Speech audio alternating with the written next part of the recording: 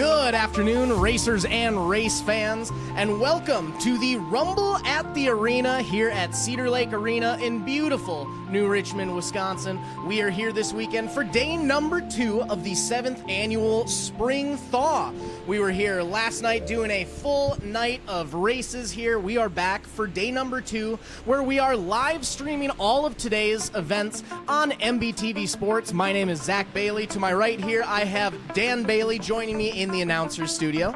Great to be a part of the program as we are enjoying some kart qualifying already on the track. Our junior wing BP entrants are getting their qualifying laps in. We've already had a group of 2 on the Cedar Lake Arena oval. And as a matter of fact, best time at this point in time is Regan Graffing, driver of the 2R, with an 11.084 second lap.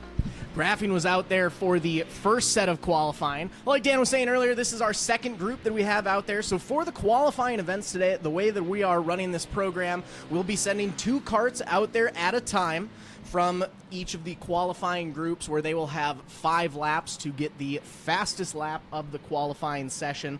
We've had 4 carts out there right now, or so far today. The 2R of Regan Graffing, as Dan was saying, currently leading this qualifying session in the junior wing BP class. 40 of Reagan Rosenboom, 57 of Archer Bachman, and the 71A of Aisley Anderson are rounding out the 4 carts that have finished qualifying so far. Right now, though, we're on to our 3rd set of qualifying for the day. We have the 11 of Jackson Godfrey out of Ironton, Minnesota, along with the 10 of Bentley Kramer hitting the track for their qualifying sessions today. Now we have those 2 carts out there, nice and evenly spaced, getting our qualifying all set and ready to go for our junior wing class. Jackson Godfrey putting a couple laps in on his 3rd lap right now, climbing up through the results here, currently sitting 3rd in our fastest qualifying for this group. White flag is out for the 11 of Godfrey. 1 more lap to go to set his fastest qualifying time. Godfrey currently sitting 3rd. Kramer also out there in the 10, sitting 4th right now. Looks like they are going to take the 3rd and 4th qualifying spots for the junior wing class. So we've got 6 carts into our junior wing BP qualifying session out of a scheduled 19 who will be hitting the Cedar Lake Arena oval. Our next duo includes the Friday fast qualifier in this class, Bentley Jalapy from Wheeler, Wisconsin, piloting the number 99. Also on the track will be the 2024 of Wilmar, Minnesota's Ashton Martin. So we will obviously be keen to see what sort of lap times Wheeler, Wisconsin's Bentley Jalapy is able to turn in on the Saturday portion of the 7th Annual Spring Thaw, coming off fast qualifying honors yesterday. Currently, as Zach had mentioned earlier, Regan Graffing, our fast qualifier, Regan Rosenboom, 2nd fast qualifier. Each of these duos will get 5 laps on the qualifying clock. You can see the standings at the top of the MBTVsports.com live stream.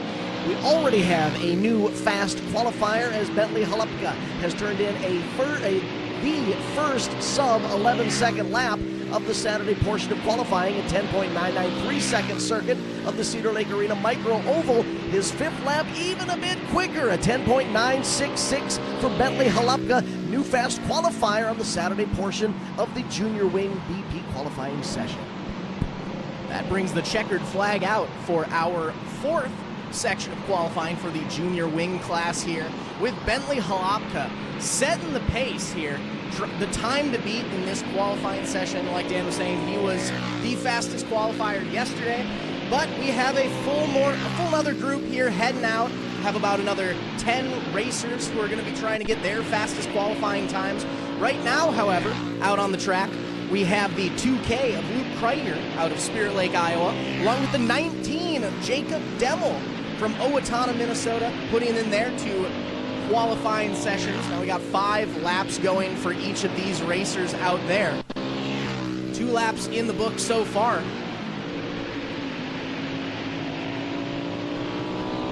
As a reminder, we are live streaming today's events for free online at mbtvsports.com on the MBTV Sports YouTube, Facebook, and Twitter/X pages as well. So for all of those who are here, didn't have their family a chance to come out and join them today, feel free to send them those links so that they can check out all the racing action here at Cedar Lake Arena. Finishing up qualifying session number 5 for the day, Jacob Demmel going to take that third qualifying spot with an 11.097 fastest lap for him. And the 2K of Krieger going to finish 8th so far as it currently sits. One of the things that we are noticing during this first session of qualifying is that momentum is playing key for fast laps. We're finding the further they get into their 5-lap run, the quicker our qualifying laps have become. So far, all of our fast laps for the drivers who have hit the track thus far have been their 5th lap, except for a couple of exceptions, and even those exceptions were late in their run, 4th and 3rd lap. We are into our 6th duo of qualifiers. Dominic Weber out of Drexel, Wisconsin, piloting the number 26, and the 32 of Osceola, Wisconsin's Regan Finnegan. Again, our fast qualifier, Bentley Jalapy, and one of the karts on the track right now, Dominic Weber, second quickest thus far, so we will keep he was second quickest yesterday during qualifying, I apologize, but he has made me a correct speaker because he just moved into the top spot in today's qualifying with a 10.888 second circuit of the Cedar Lake Arena Micro Oval. So Dominic Weber, new fast time for the Saturday portion of the Junior Wing BP qualifying session. Checkered flags out for both Dominic and Regan. Finnegan qualifying in the top 10 thus far at 7th with an 11.292 second circuit. Qualifying session 6 brought to a close. Coming on to qualifying session number 7. We have the 22E of Ethan Martineau from South Range, Wisconsin, along with Fond du Lac, Wisconsin's Caden Schmitz piloting the 19C machine, hitting the track for their qualifying sessions. Now, we had a couple swaps at the top of the qualifying timing scoring in that last qualifying session. Let's see how things are going to come in qualifying session number 7 today. Martineau, Schmitz, putting up their fastest laps right now. Both of these racers were in the top 10 yesterday. We'll see what they'll be able to do today during qualifying. Yesterday, Martineau took the 7th spot. Schmitz took the 10th. And currently, Schmitz is holding on to that 7th place spot with still a couple laps left to go. Martineau making his way up into the top 10 as well. White flag is out. One more lap to go to set their fastest times. Coming out of 4. Checkered flag is out for the 22E of Martineau. Going to finish 9th overall so far in our standings. Schmitz going to stay at 7th so far. We still have 3 qualifying sessions left, however, to shake things up a little bit. Junior Wing BP qualifying on the Cedar Lake Arena Oval. Our 8th duo of qualifiers rolls out onto the speedway now. Trempealeau, Wisconsin's Alan Byrne piloting the 8, and the number 14 of Randolph, Minnesota's Archer Hoffbeck. You can see the split screen on the MBTV live feed. We have one qualifier on the left screen, one qualifier on the right screen. Each of our karts separated by about a half lap during our qualifying sessions. Byrne in the 8, Hoffbeck in the 14. Byrne headed down into turns 3 and 4. Hoffbeck down in turns 1 and 2 as they get a couple of laps into their qualifying run.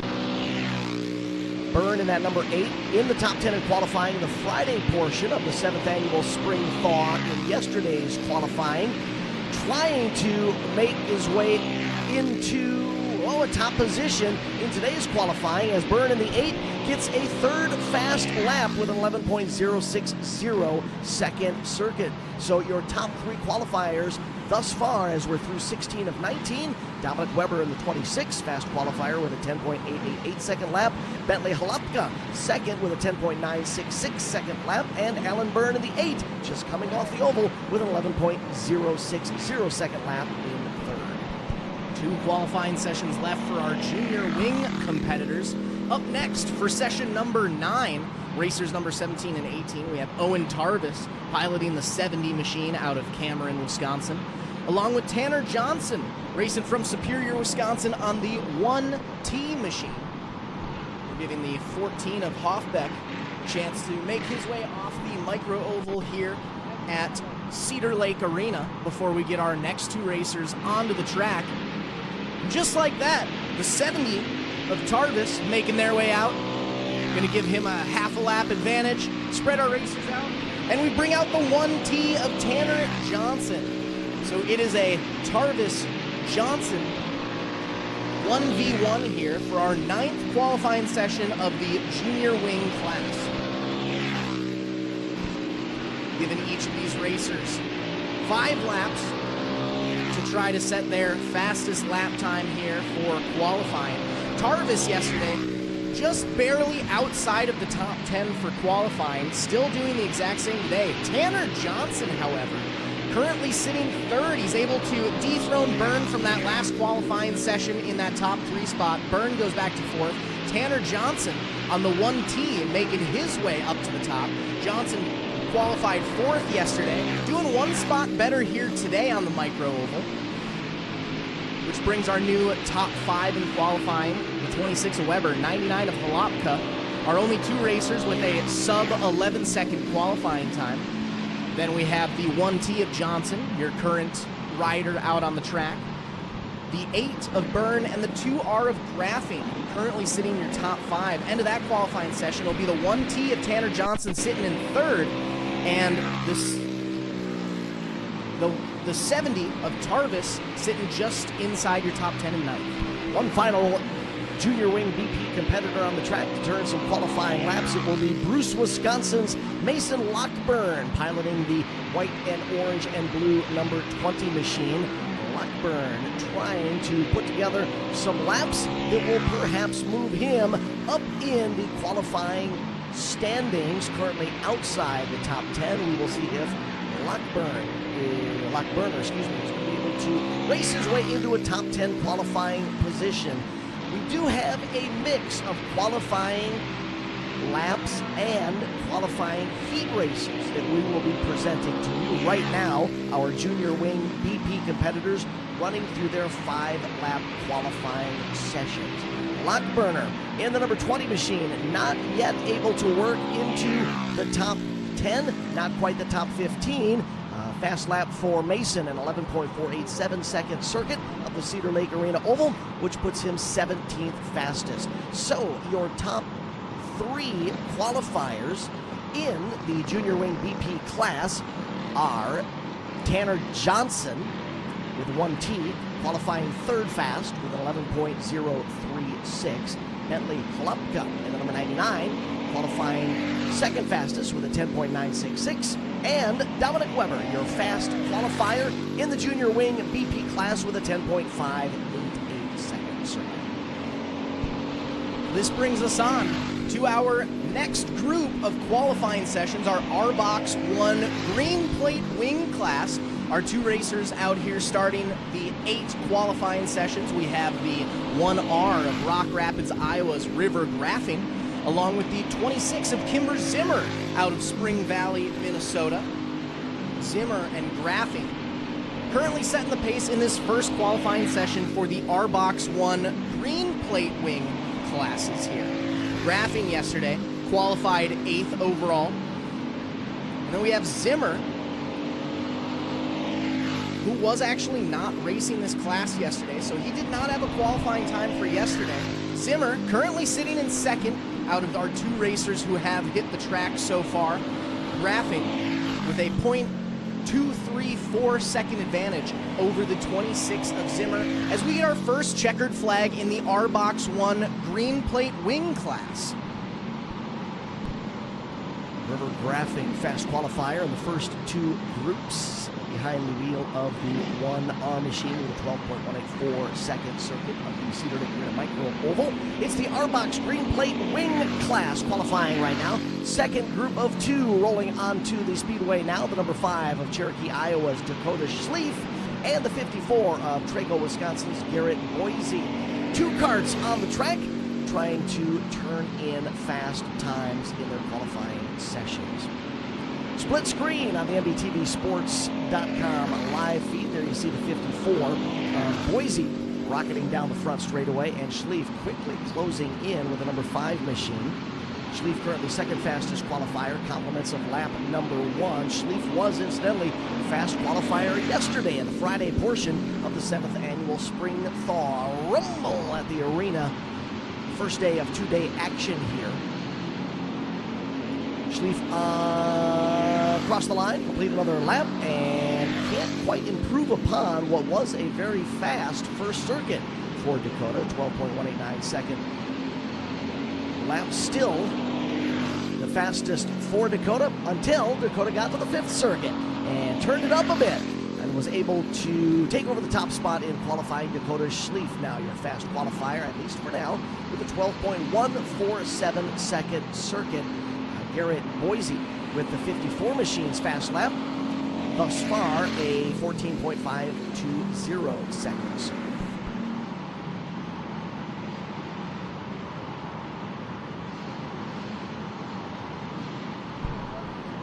Qualifying session number 3 about to hit the track here. We have the 14 of Raleigh Rosenboom out of Rock Rapids, Iowa, side by side with the 16 of Colfax, Wisconsin's Oakley Booth.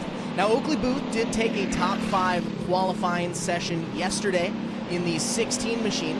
Gonna see if they might be able to do that again today. We're gonna get our first couple laps here into the session for both Rosenboom and Booth respectively. We've had 4 racers out there so far for our R-Box 1 green plate wing class racers. And so far, Schlief, Graffing, Zimmer, Booth, Rosenboom, and Boise is the running order so far. Booth and Rosenboom, your current racers out on their qualifying session, sitting in 4th and 5th, respectively. The 16 of Booth, slowly but surely reeling in the 14 of Rosenboom. Going to see how this affects their qualifying time. 16 of Booth looking to the outside, ducks down to the inside, able to make the pass by. This gives the 16 of Booth a chance to move further up.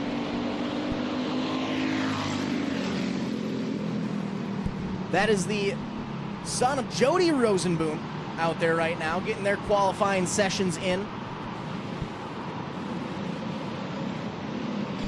Group number 3 of the R-Box green plate qualifying session in the books, and we get ready for group number 4. This is session 2 qualifying R-Box green plate. In this 4th group, we'll have Nathan Gunderson from Chetek, Wisconsin, piloting the number 30 machine, and behind the wheel of the 2H Rock Rapids, Iowa's Oliver Holmes.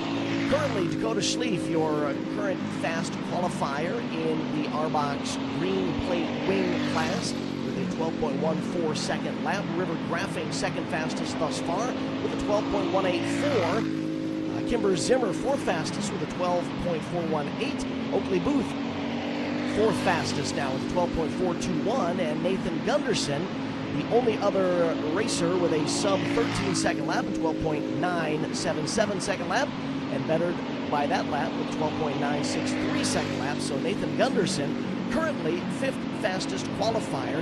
Gunderson making the haul up over from Chetek, Wisconsin for day number 2 of the 7th Annual Spring Thaw. This is second qualifying session for our R-Box 1 green plate wing competitors. Schlief, Graffing, Zimmer, Booth, and Holmes, your top 5 in qualifying. Oliver Holm on the track right now, able to sneak past Nathan Gunderson in qualifying and move up to 5th. That puts Gunderson back to 6th. Oliver Holmes, 5th fastest qualifier thus far with a 12.654 second lap. On to qualifying session number 5. And the cart to watch this time by is going to be our first racer hitting the track today, the 29F of Toretto Flynn out of Superior, Wisconsin. Yesterday's fastest qualifier in the R-Box 1 green plate wing class. Along with them, the 22 of Menominee, Wisconsin's Dirks LeBlond also hitting the track as well.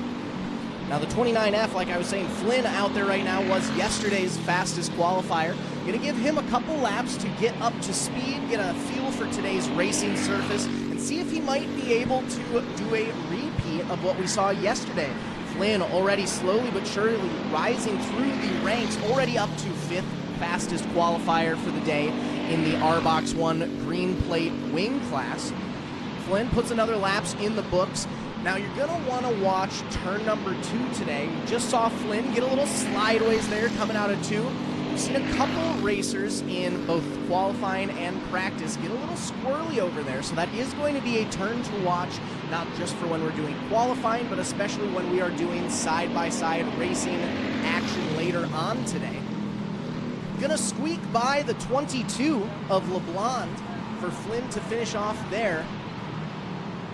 Qualifying session, Flynn able to move up to 3rd place overall, not able to secure that top spot like yesterday, but still sitting in a top 3 position. Our top 3 riders so far, the 5 of Dakota Schlief with a 12.147 second lap time, the 1R of River Graphing in 2nd, just 0.037 seconds behind that, and the 29F of Toretto Flynn rounding out your top 3 of qualifying so far. Group number 6 for the second round of qualifying in our R-Box green plate wing class will include Thatcher Nelson from Chippewa Falls, Wisconsin, with the number 85, and Wheeler, Wisconsin's Harper Halupka piloting the number 23 machine. Both karts on the track right now and headed towards the start-finish line to complete another lap is the 85 of Thatcher Nelson, now coming out of 4. Headed down the front straightaway is the 23 of Harper Halupka. Halupka already racing into the top 10 in qualifying with the 23 machine. Harper laid down a 13.076 second lap on the opening circuit. Second lap a bit quicker, 12.512. So already into the sub 13 second ranks and also flirting with a top 5 run, currently 6th in the rankings. Nelson with the 85 machine trying to find a comfortable line around the Cedar Lake Arena micro oval. You can see that the 85 of Nelson is perhaps a bit, the 23 of Halupka is perhaps a bit quicker than is Nelson.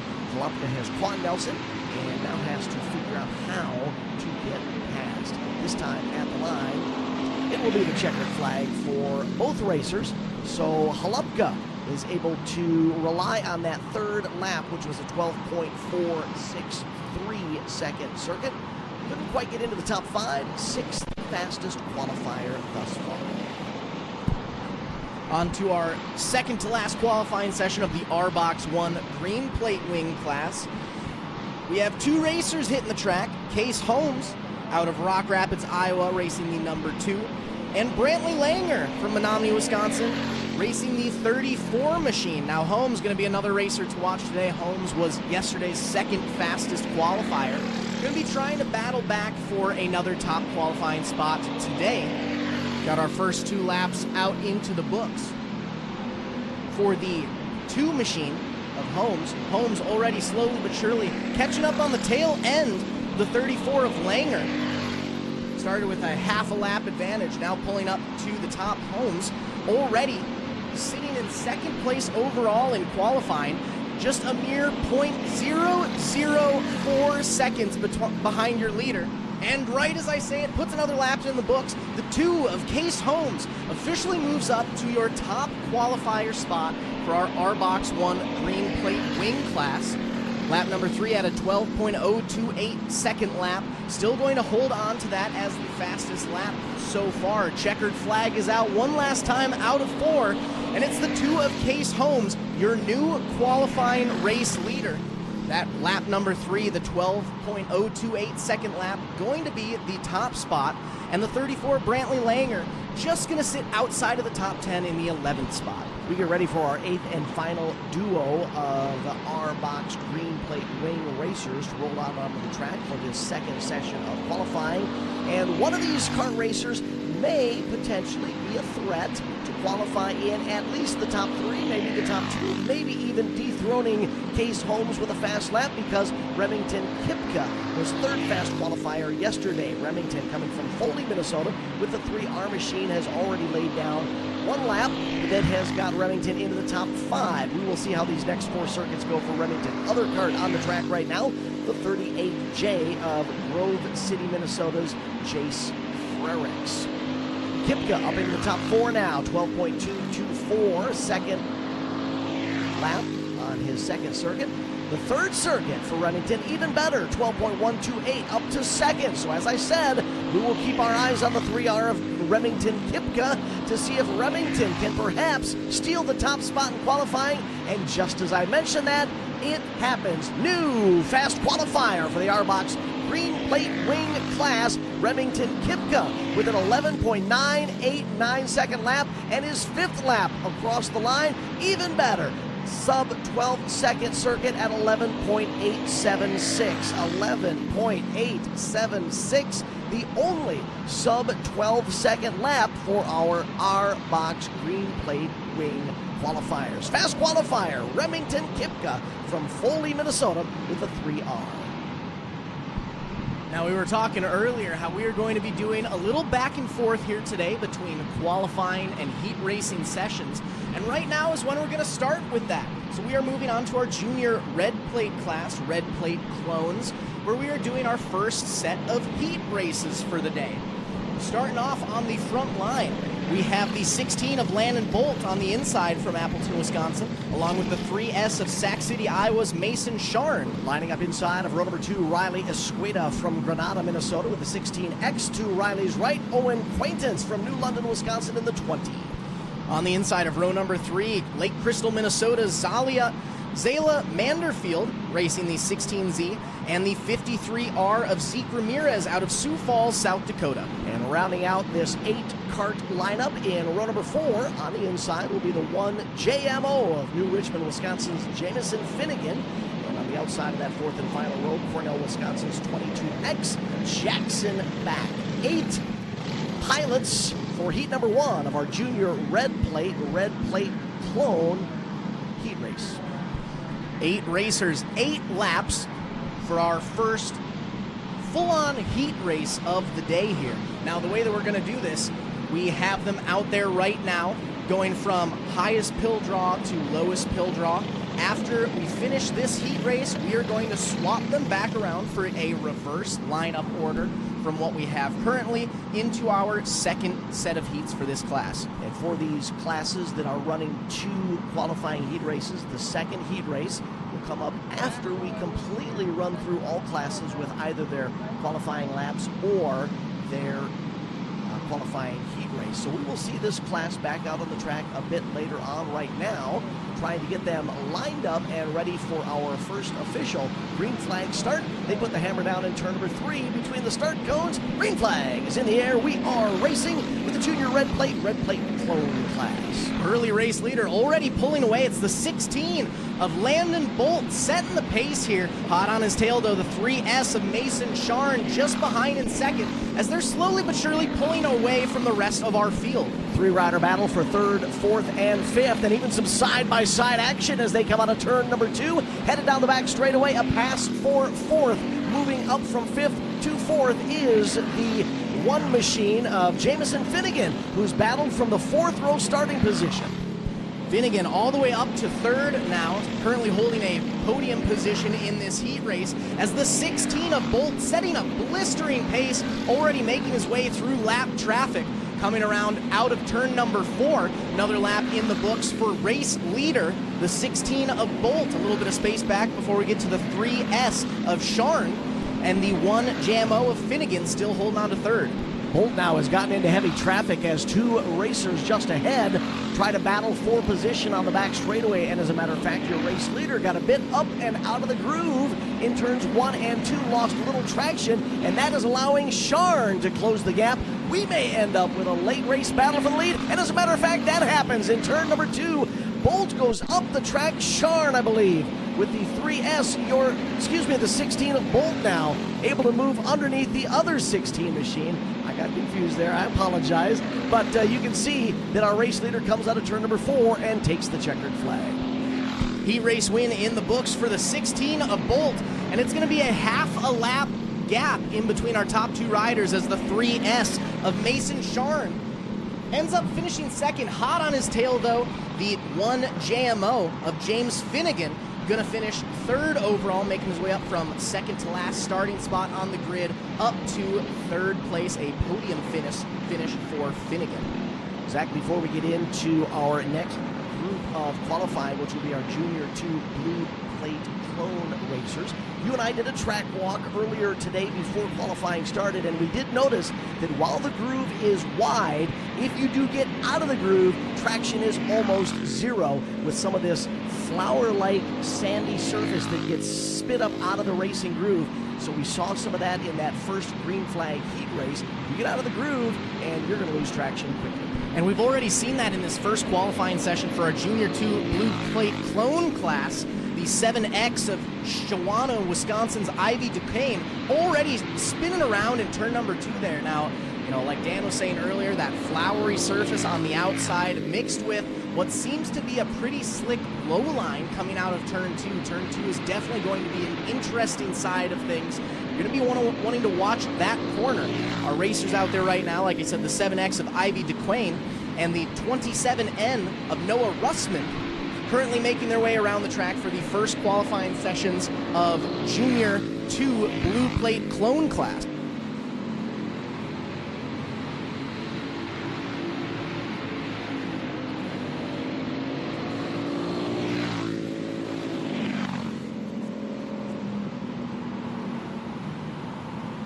Checkered flag in the books for our first qualifying group for the Junior 2 Blue Plate Clone class. The 27N of Noah Russman going to be your early group, your early session leader. The 7X of Ivy Duquesne sitting in second. Group number 2 of 2 rolling out onto the track now. Gavin Underdahl out of Northfield, Minnesota with a 17, and Drew Alton from Menominee, Wisconsin with the 100. We complete the opening circuit for this duo, and Underdahl quickly establishes the scenario that Gavin is going to try, laying down some fast laps. Gavin put down an 11.539 second circuit. Drew Alton, not to be outdone, outdid him by about 0.121 seconds, and is our new second fast qualifier with an 11.390 second circuit. Caution is out.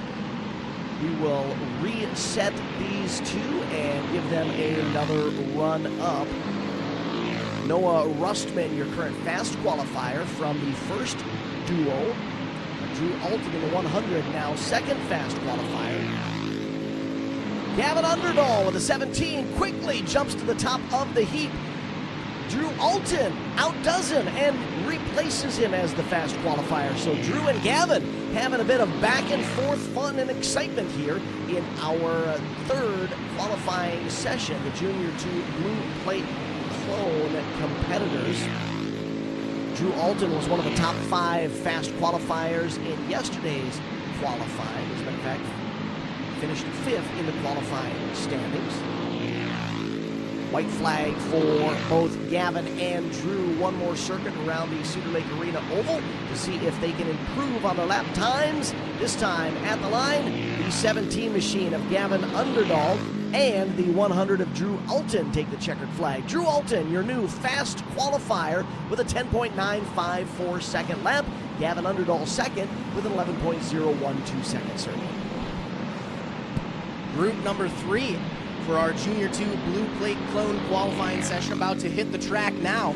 We have the 81 of Jaden Anderson racing out of Clear Lake, Minnesota, along with the 3 of Carter Brown from Elko Newmarket, Minnesota. Now Brown is going to be the cart to watch in this class because he was yesterday's fastest qualifier for the Junior 2 Blue Plate Clone class. The 3 machine of Carter Brown putting a lap in the books, already up to third fastest qualifier so far. And right as I say it, Brown makes their way up to the top qualifying spot so far for our Junior 2 Blue Plate Clone session. Now I know we are only 3 of 7 groups in so far, but Brown already setting a blistering pace. Just a mere 0.005 seconds ahead of the 100 of Drew Alton, your previous top qualifier before this group. Checkered flag is out though, one last time coming out of turn number 4. The 81 of Jaden Anderson Going to be sitting in 4th place for the qualifying so far. The 3 of Carter Brown, his fastest lap, is going to be that final lap, setting the pace to beat of 10.769 seconds. Fourth group of 2 rolling out onto the Cedar Lake Arena Oval now for Junior 2 Blue Plate Clone qualifying. This duo includes Evan Rutherford out of Roberts, Wisconsin in the 51, and yesterday's second fast qualifier, Caden Burkholz from Mason City, Iowa, coming up from the southwest of us with the 101.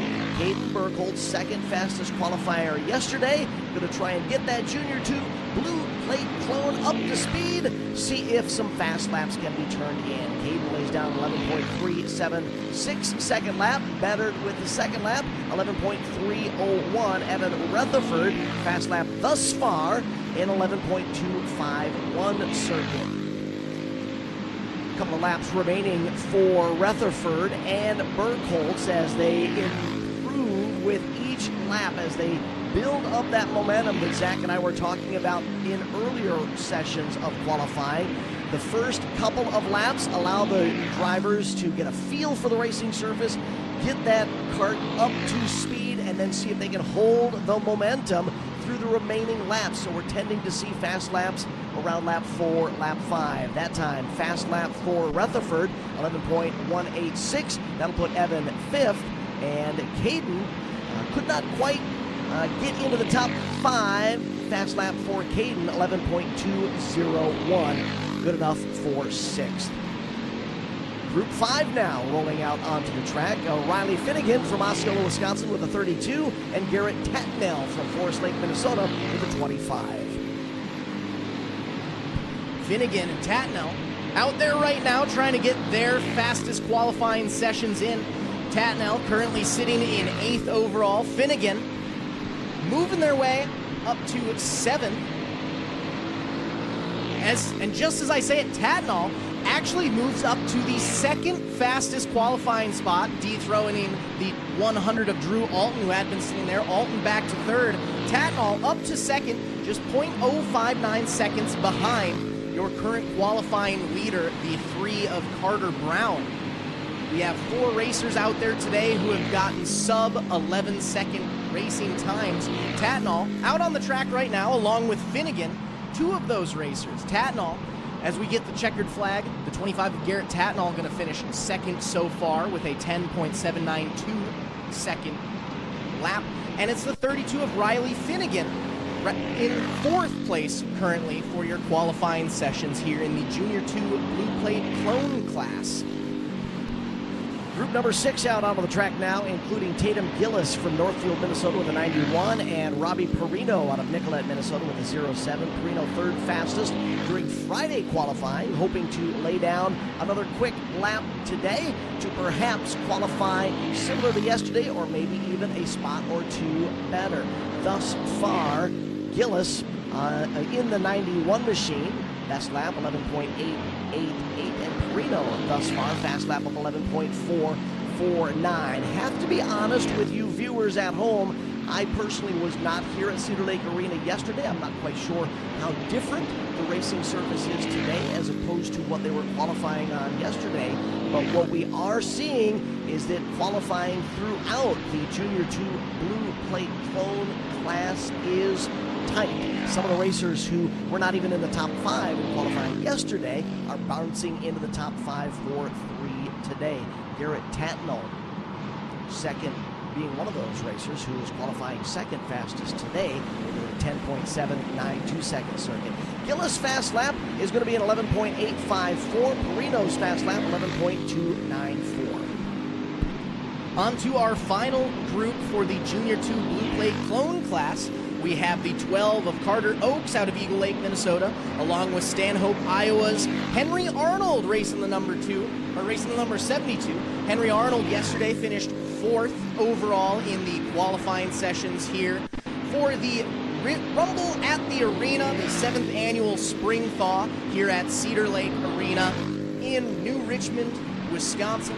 For those of you who have just recently joined on to the live streaming show here on MBTVsports.com, we are doing a little bit of back and forth between qualifying sessions and heat race sessions We've gotten 2 different classes of qualifying through, 1 heat race. We're on to our 3rd class of qualifying sessions. Right now we have the Junior 2 Blue Plate Clone class out there currently. The 12 of Carter Oaks sitting in 12th right now. But we have the 72 of Henry Arnold. Yesterday finished 4th in qualifying. Right now Arnold is sitting in 3rd at the checkered flag.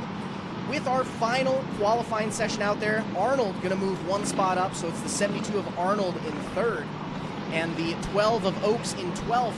Bringing this qualifying session to an end, our top 5, it's going to be the 3 of Carter Brown, the 25 of Garrett Tatnell, the 72 of Henry Arnold, the 100 of Drew Alton,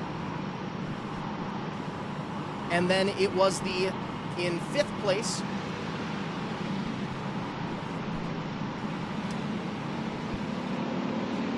up next for qualifying, though, onto our Junior 1 Green Plate Clone class. In group number 1, we have the 42 of Easton Quaintance and the T19 of Tori Hedrick from Clintonville, Wisconsin, coming out for their first qualifying group in the Junior 1 Green Plate Clone class. Quaintance and Hedrick on the Cedar Lake Arena Oval for their qualifying session in the Junior 1 Green Plate Clone class, as Zach Bailey was just mentioning. Easton Quaintance currently fast qualifier with 11.4. Changed just as I was mentioning it. 11.231 second circuit. Shows you how quick a lap is here. Tori Hedrick with 11.587 fast lap. Both fast laps for both racers on their 3rd circuit. Quaintance was 3rd fastest in yesterday's qualifying, hoping to improve on that with today's qualifying. Quaintance being one of the first 2 out on the track, currently enjoying a seat at the top of the standings. Hedrick right behind. Hedrick has completed lap number 5. Fast lap for Hedrick will be an 11.438 second circuit.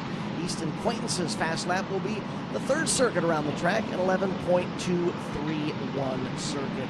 So Easton Quaintance, your current fast qualifier, 11.231. Group number 2 for our Junior 1 Green Plate Clone qualifying session includes Emmett Gonzalez from Chautauqua, Wisconsin with the 85X, and Macy Pogler from Cherokee, Iowa with the number 9. Gonzalez and Pogler on the MBTVsports.com split screen. Welcome to Cedar Lake Arena. We are inside. This morning it was a bit chilly outside. Yesterday there was a lot of rain in the area, but due to the simple fact that we enjoy a roof over our heads, racing went ahead as planned yesterday, and it does so as well today. Quaintance and Hedrick still your top 2 qualifiers. Gonzalez and Pogler trying to string together some fast circuits around the 6th mile, 7th mile Cedar Lake Arena Oval. Gonzalez 3rd fastest with an 11.461 second lap, and Pogler going to have to settle for 4th fastest thus far with 11.760 second circuit. On to qualifying group number 3 of our Junior 1 Green Plate Clone class. Yesterday's fastest qualifier, Kaylor Ekstrom, racing the 3 out of Fairmont, Minnesota, going to be one of the karts to watch today, along with the 32 of Stanhope, Iowa's Hayden Arnold. Now the number 3, like I was saying, was yesterday's fastest qualifier. We're going to see if Ekstrom is able to bring it back again today. First lap in the books for Ekstrom, currently sitting in 5th.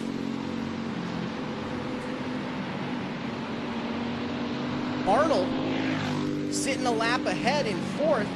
Right as I say it, Ekstrom now slowly but surely starting to get a feel for the track, getting up to pace. Ekstrom now moves up to your 2nd to top qualifying racer of this session.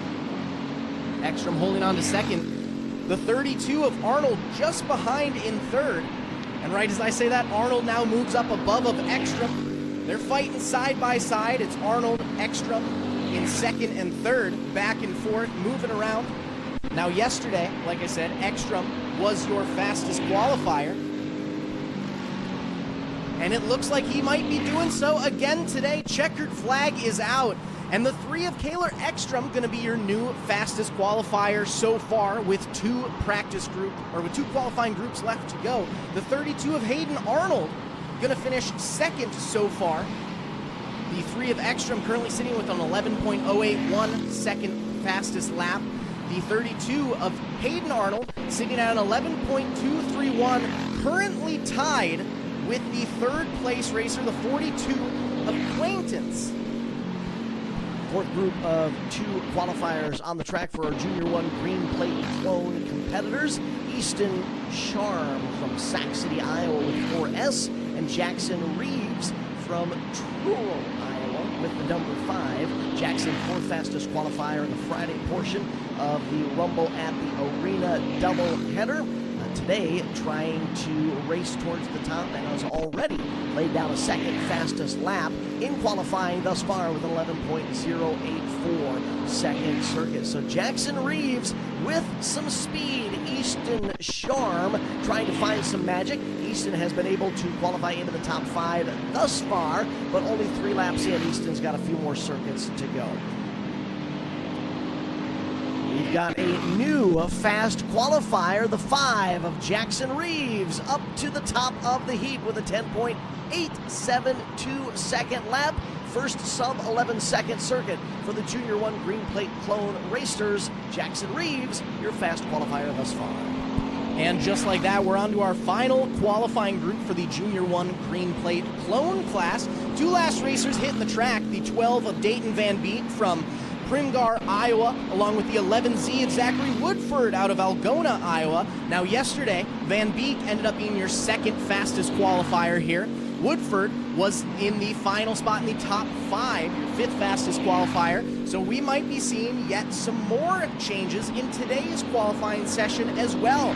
It currently sits the 5 of Reeves, the 3 of Ekstrom, 32 of Arnold, 42 of Quaintance, and then the 12 of Van Beek making his way up. Van Beek was sitting in 5th, now up to your 2nd fastest qualifier of today, similar to what we saw yesterday. Van Beek putting another lap in the books here. 11.053 is his current fastest lap for today's qualifying session. Woodford moving up as well. Woodford now up to the 4th overall spot. Checkered flag is out. Dayton Van Beek gonna finish 2nd overall in qualifying. Woodford holding on to that 4th place position. So as it sits for the Junior 1 Green Plate Clone class, our qualifying session looks to be the 5 of Jackson Reeves, your fastest qualifier with a 10.872 fastest lap, our only sub-11 fastest lap out there, along with the 2 of Van Beek, or the 12 of Van Beek, sitting in 2nd place overall. Next session of qualifying going to be a huge group. Our adult Clone 375s, 25 registered entrants in this group for the Saturday portion of the 7th Annual Spring Thaw Rumble at the Arena. First 2 karts on the track, Johnny Hansen from New Brighton, Minnesota with a 13 machine, and Trevor Resch from Green Bay, Wisconsin with the 23. 2 karts on the track for our first group of qualifying in the adult Clone 375 class. Hansen currently top of the heap with a 10.793 second lap. Bettered that time across the line with a 10.721 second lap. Trevor Resch keeping pace, 10.741 second fastest thus far. Hansen 5th time across the line, 10.590. 10.590 fast qualifier thus far is Johnny Hansen with a 13 machine, a 10.590 second lap. Trevor Resch, 10.741. On to qualifying group number 2 for our adult Clone 375 class. We have the 41 of Stevie Smith from Des Moines, Iowa, alongside the 6 of Declan Whitney from Ham Lake, Minnesota. Whitney yesterday was the top 5 racer in the qualifying sessions for adult Clone 375. Gonna see if we might be able to get another top 5 out of him yet again today. Smith and Whitney duking it out. It's still the 13 of Hansen and the 23 of Roche in your top 2 spots. Smith and Whitney sitting in 3rd and 4th respectively, trying to battle up to take those top 2 spots away from our previous racers in the first qualifying group. White flag is out for group number 2 of the Adult Clone 375 qualifying session. One more lap to go. One final time out of turn 4. Checkered flag is going to be flying for the 41 of Stevie Smith. Smith going to hold on to 3rd place overall in our qualifying session so far. Whitney holding on to that 4th place position. Group number 3 of 13 groups in our Adult Clone 375 class rolling out onto the track. This duo includes Davin Hauk from Rice Lake, Wisconsin with a 22, and Kyle Manderfeld from Mankato, Minnesota with a 119X. Manderfeld, 3rd fastest qualifier in the Friday portion of the Rumble at the Arena. And Manderfeld on lap number 1 lays down a 10.925 second lap. Davin Hauk with an 11.291 second lap. Hauk on the back straightaway.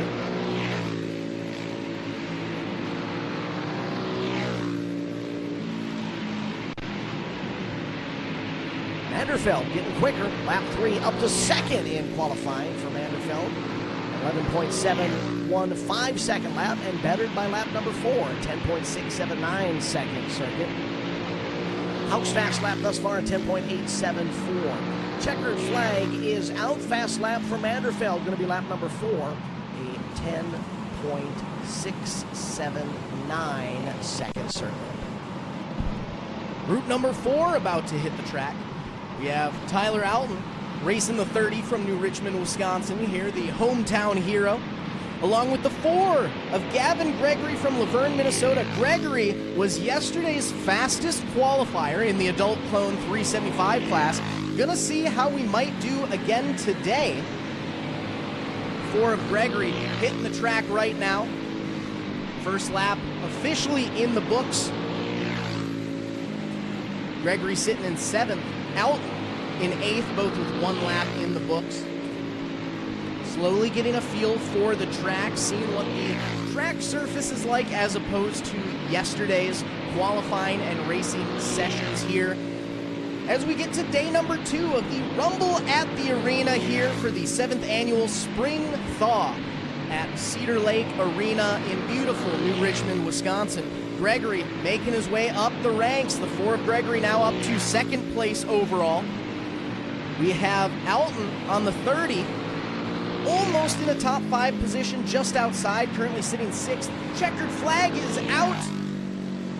And Gregory is going to finish in 2nd place overall so far. We're not even halfway through our qualifying sessions here, just about a third of the way through here for the Adult Clone 375 class. Group number 5 will have Max Geller from Cherokee, Iowa with the number 9, and Reese Whitney from Ham Lake, Minnesota, piloting the number 5. Fast qualifier thus far in the Adult Clone 375 class is Johnny Hansen with number 13. Johnny's 5th lap was a 10.590 second lap.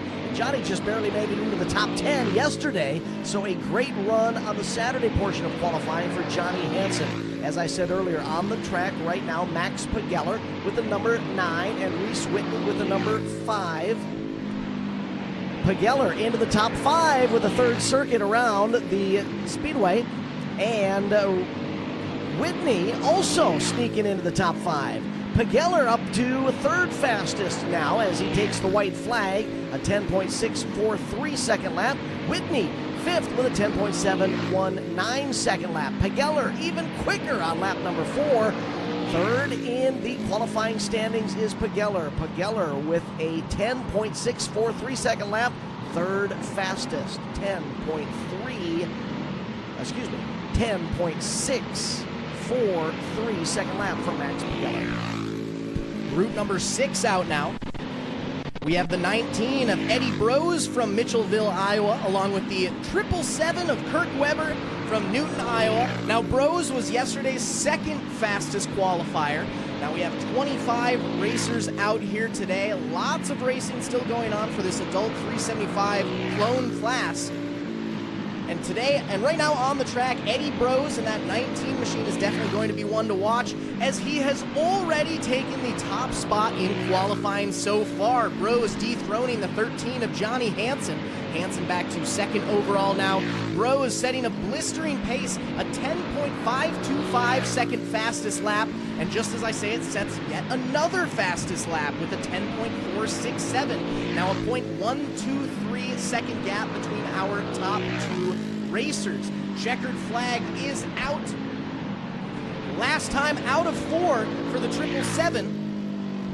Kirk Webber going to finish 8th overall so far, as we are now halfway through our qualifying sessions for the adult clone 375 class. Your top 3 as it sits: the 19 of Eddie Brose, fresh off his race with a 10.467, the 13 of Hansen, and the 4 of Gavin Gregory. Group number 7 of 2 rolling out onto the track. 2 karts on the track, including a racer from our 5th represented state. We've seen racers from Minnesota, Wisconsin, Iowa, South Dakota, and on the track right now is Fulton, Missouri's Mason Hudson with a 00.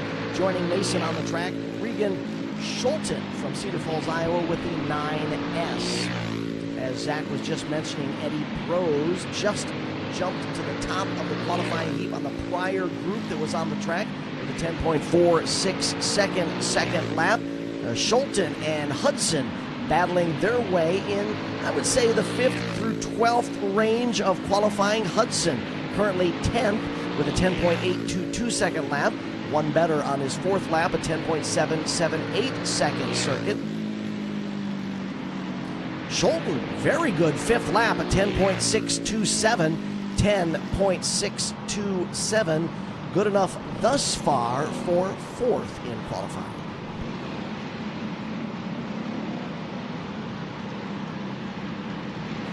Up next, qualifying group number 8. We have the 96 of Jake Robb out of Nicollet, Minnesota, alongside Connor Germain racing the 05, about to hit their track for their qualifying sessions. The 05 of Germain yesterday qualified 23rd, so hoping to get a little higher up in the ranks today. The 96 machine of Jake Robb qualified 16th yesterday.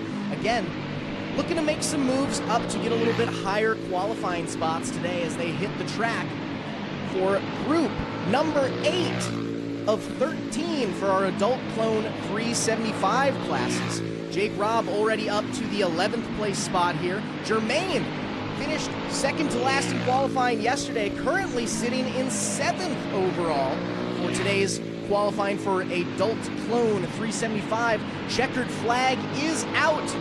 The 96 machine of Robb going to put in his lap along with the 05 of Germain. Germain going to finish 3rd overall so far in qualifying. Like I said, from 23rd yesterday all the way up to 3rd so far now. And it will be the 96 of Jake Robb just outside the top 10 in 11. 25 racers in our adult clone 375 class in their qualifying session. They're breaking them up into groups of 2 on the track now. Our 9th group of 2, including Devin Dorn from Abrams, Wisconsin with the 22D, and Jackson Clark out of Alexandria, Minnesota, piloting the number 1 machine. Clark and Dorn trying to race their way into the top 10 perhaps in qualifying, currently just outside the top 10 as they lay down laps on their opening circuits. Dorn up to 16th, and Clark trying to get into the top 15. Laps have been improving later in the 5-lap session. Jackson Clark was actually 4th fastest qualifier yesterday, not quite finding the magic on the Saturday portion of qualifying. Ooh, we got a cart up in the wall coming out of turn number 4. The checkered is out. I believe that is the 22 of Devin Dorn. They get Devin pulled away from the barrier there. Jackson Clark's fast lap going to be a 10.867 second circuit. And Dorn's fast lap is going to be a little bit further down, a 10.874 second. Group number 10 hitting the track now. Maverick Delvaux from Green Bay, Wisconsin, racing the 08M machine. And on the 44, we have Riley Rutherford out of Roberts, Wisconsin. A little Wisconsin double header here. Right now, Rutherford and Delvaux sitting in 19th and 20th, respectively. Again, just first lap out there, getting a feel for the racing surface, making sure they are all set and ready to go for the races later on today. White flag is out, one more lap to go for our racers in group number 10 of qualifying here for the Rumble at the Arena, 7th Annual Spring Thaw here at Cedar Lake Arena. 44 of Rutherford now moving up to 11th place overall, trying to get into that top 10. Delvaux on the 08M setting a nice pace there, able to make it into a top 5 position. Delvaux taking 5th place, just 0.002 seconds behind Gregory, sitting in 4th. Group 11 of 13 on the track right now for qualifying, including La Crosse, Wisconsin's Corey Wolf piloting the A&W Snacks number 16 machine, and Rick Resch out of Medford, Wisconsin with a 5:21.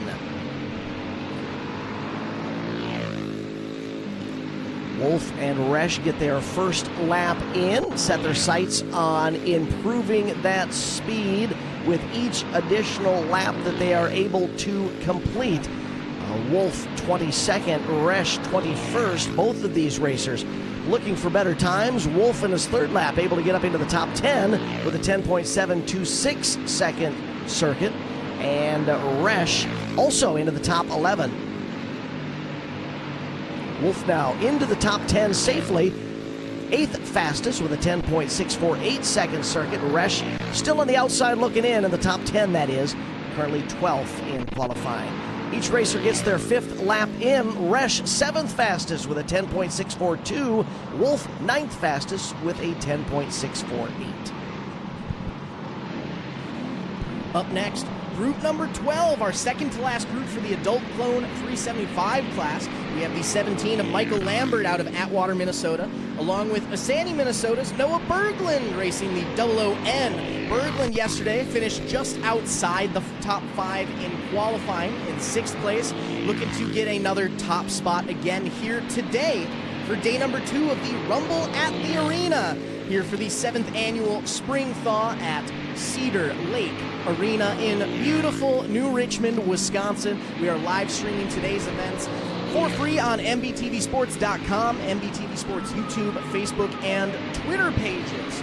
For group number 12 out there, Lambert and Berglund setting their paces for their laps. Berglund just now able to make it into the top 10 with a 10.662 second lap.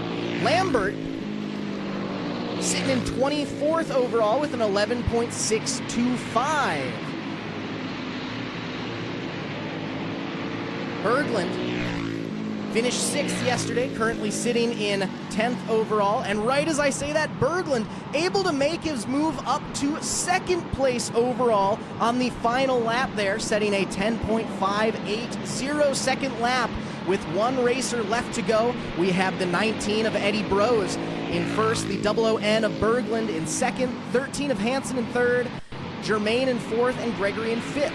Final qualifier on the track is going to be Logan Webb out of Dalton City, Illinois, our 6th state represented thus far through 6 qualifying sessions. Logan piloting the number 98 machine. 25 qualifiers in our adult clone 375 class. Logan Webb currently 24th. Logan qualified 22nd yesterday, hoping to piece together a couple of trips around the micro oval to perhaps improve upon that qualifying run from the Friday portion of the Rumble at the River, the 7th Annual Spring Thaw. Our adult clone 375 class, one of our best, if not the best, most well-represented classes. With 25 racers, Webb is going to jump up to 17th fast qualifier with a 10.793.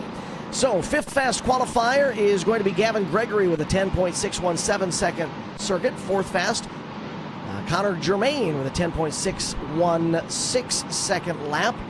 Third fast will be Johnny Hansen with a 10.590. Second fast will be Noah Berglund with a 10.581 second circuit. And Eddie Brose will be fast qualifier, compliments of the 10.467 second lap in the adult clone 375 class.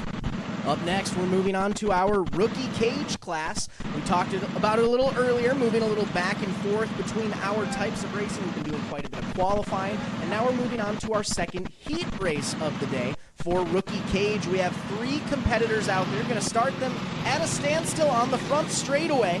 These youngsters out here still getting a feel for the racing tactics, the way things move, so we will start them off from a stop. 3 racers out there. On the inside of row number 1, the 22 of Theo LeBlond out of Menominee, Wisconsin, side by side with the 16B of Spicer, Minnesota's Benjamin Flickinger. Breyer Whitaker rounds out the 3 racer field. Breyer out of Weyerhaeuser, Wisconsin, piloting the 37JR. And that's the order they're running in right now. Theo, your current race leader in the 22, Benjamin running second with the 16B, and Breyer running third in the 37JR. They have had one change, I believe. We've had a change at the front. Is it Benjamin now up to the top spot? Yeah, looks to be Flickinger now taking over the lead spot, coming out of turn 4, putting another lap in the books here in that top position. The 22 of LeBlanc taking that deep inside line on the front straightaway. Evenly spaced our top 3 riders. These youngsters, as Zach had mentioned, kind of learning their craft, honing their craft as they get behind the wheel of a caged rookie kart. And to put things into perspective, our prior qualifying session, the adult clone fast qualifier, was Eddie Brose with a 10.467 second lap. Our fastest lap in this heat race, 22.766 seconds for Benjamin Flickinger. Now, to put into perspective how young some of these racers are, so one of the rules for the rookie cage class, you have to be 5 or 6 years old. So when we say youngsters, we mean youngsters. So we got some young kids out here really just getting their foot in the door of racing. And just like that, learning the racing rules, we've got a nice little battle for position as the 37JR able to move up to second place overall, taking over that spot from the 22 of LeBlanc. LeBlanc now back to third. The 37JR of Whitaker up to second, and it's still the 16B of Flickinger leading the race. Flickinger heading down into turn number 3 and is going to begin the process of closing in on the double deuce of Theo LeBlanc. LeBlanc now entering 1 as Flickinger exits turn number 4. And all 3 of our competitors on the backside of the Cedar Lake Arena oval. The 37JR of Whitaker finally comes out of turn number 4, just as the 22 of LeBlanc, heads into turn number 3, and the 16 of Flickinger is scooting down the back straightaway. Now Whitaker was able to make that pass for second place, and in just 2 laps has already gained half a lap advantage over the 22 of LeBlanc, trying to set his pace for the 16B of Flickinger. Not quite sure Whitaker will be able to make the move on this last lap here. Nice little battle there between our first and third place competitors. The 16B of Flickinger looks to the outside. Checkered flag is out. It's going to be Flickinger taking the win here today in heat race number 1 of our rookie cage class. 37JR, Whitaker in second. And it's the 22 of LeBlanc rounding out your top 3. We'll have another qualifying heat race up next, our adult sportsman 206 class. Starting lineup will have Lewis Wohlers from Welch, Minnesota on the pole with the number 25 machine alongside of Lewis on the outside of the front row. The 31 of Medford, Wisconsin's Mike Latch. Row number 2 has Josh Foister from Chippewa Falls on the inside with the 76. Drew Alton out of Menominee, Wisconsin on the outside with the 100. And rounding out the 5 kart field will be Connor Germain with the 05. 5 karts, 10 laps. Qualifying heat race for adult sportsman 206 racers. And we're going to make sure our racers are all set and ready in their starting lineup in turn number 1 seems to be all good to go, so we're going to let them loose here on the track, get them back in their lineup, start order to make sure that we can get things green flag racing. And just like that, flagman Jason Cooper going to throw the green flag. Early race leader battle up at the front of the field, the 100, I believe, of Alton, your new race leader. Top 3 nose to tail as they come out of turn number 4, head down the front straightaway. The 100 machine of Drew Alton was leaning on the competitor in turn number 2. Oh, we've got a cart out against the tires on the back straightaway at the exit of turn number 2, just as the top trio was racing towards them. So a tense moment on the back straightaway at the exit of turn number 2 as we get a cart up into the tire and concrete barrier. You can see a track worker trying to assist the racer out of the tires, and we will need a moment or 3 for a little cleanup there at the exit of turn number 2. This will give Zach and myself an opportunity to talk a little bit about what we learned on our track walk earlier today. And Zach, you had mentioned it, that turns 1 and 2 has a little, what racers like to call character to it. If you're in the low line, there are a little bit of rumbles and dips that the racers either have to decide whether they're going to race through it or around it, and that not only can determine how quick they might make it through 1 or 2, but also how their competitors are going to have to respond to which decision they might make on how they want to get through turns 1 and 2. Exactly. And like I've been saying, with it being in turn 2, that's where we've been seeing a lot of the action today so far. Just like this previous little spill there, our racers are going to have to be keeping an eye out as they come out of turn 2 onto that fast back straightaway there. The 76 machine of Fuster was the one who got up into the tires earlier. Fuster's going to go to the back as we get them relined up here for a restart momentarily. Looks like we are going to be doing a complete restart with Fuster at the back. The 100 of Alton had been leading. However, now Alton is going to reline up on that second row. Give the racers the 1 to go signal this time by with Latch on the outside of that front row. You can see that Alton is getting itchy. Wants to get up there and challenge for the lead once this green flag flies. Restart zone in turn number 3, and they pick up the pace, head into 3 and 4, and already the 100 of Alton leaning all over the 31 of Latch in turn number 4. Alton up to second, setting his sights on the leader as they head down the back straightaway. Single file, 1, 2, 3 on the backstretch. Alton looking down low through turns 3 and 4. Nothing going to give there. Takes it to the outside. Still not working. Alton trying just about everything he can to take over that lead spot he had momentarily before that restart. Out front alone, though, right now, your early race leader still setting a blistering pace there. Alton trying to get by, but now don't count out the 31 of Latch. Latch now looking to the inside of Alton, trying to make moves up to that second place spot. All 3 riders going low, coming out of turn number 2. Jermaine, your current race leader on the 05 machine. Well, trouble again in turn number 2. Caution flies as we've got a cart up against the tire barrier. Backed it in, coming out of turn number 2. And that brings up another scenario that, Zach, you and I talked about earlier. The groove has some really good traction, some good tack there. If you're looking at the racing surface, if you're not a kart racer, you can see the groove. It's the darker black portion of the racetrack. But if you even tiptoe just an inch or 2 outside of that groove, it can be quite slick. And I think that's what's catching these racers down there in turn 2. Exactly. They have those little rumble strips, we'll call them, coming out of 2. And so you'll see these racers trying to go to the outside of that. However, the rumble strips are right where that tacky groove is. So right as they get, even just a couple inches outside of that, they get into that almost flour-like substance that's sitting on the outside of the track. And, that's why I keep saying turn 2 is going to be the turn to watch, because that's where we'll be seeing more of the action going on. And not only does turn 2 have the character, as the racers refer to it, being with the rough zones right in the groove and the slippery zones right outside of the groove, it's a bit of a funnel as well. You have a wide turn 1, and you really compress it down to maybe a width of a cart, maybe 2 at most. So it is a bit of a funnel in turn number 2. Bring them back up to speed. Green flag is out. The 05 of Connor Germain, your race leader. The 100 of Drew Alton right behind. And then the 25 of Lewis Wohler, the 31 machine of Mike Latch holding on to the number 3 spot. Our top 3 racers pulling away from the rest of the field. Single file, just 1 cart length in between first, second, and third.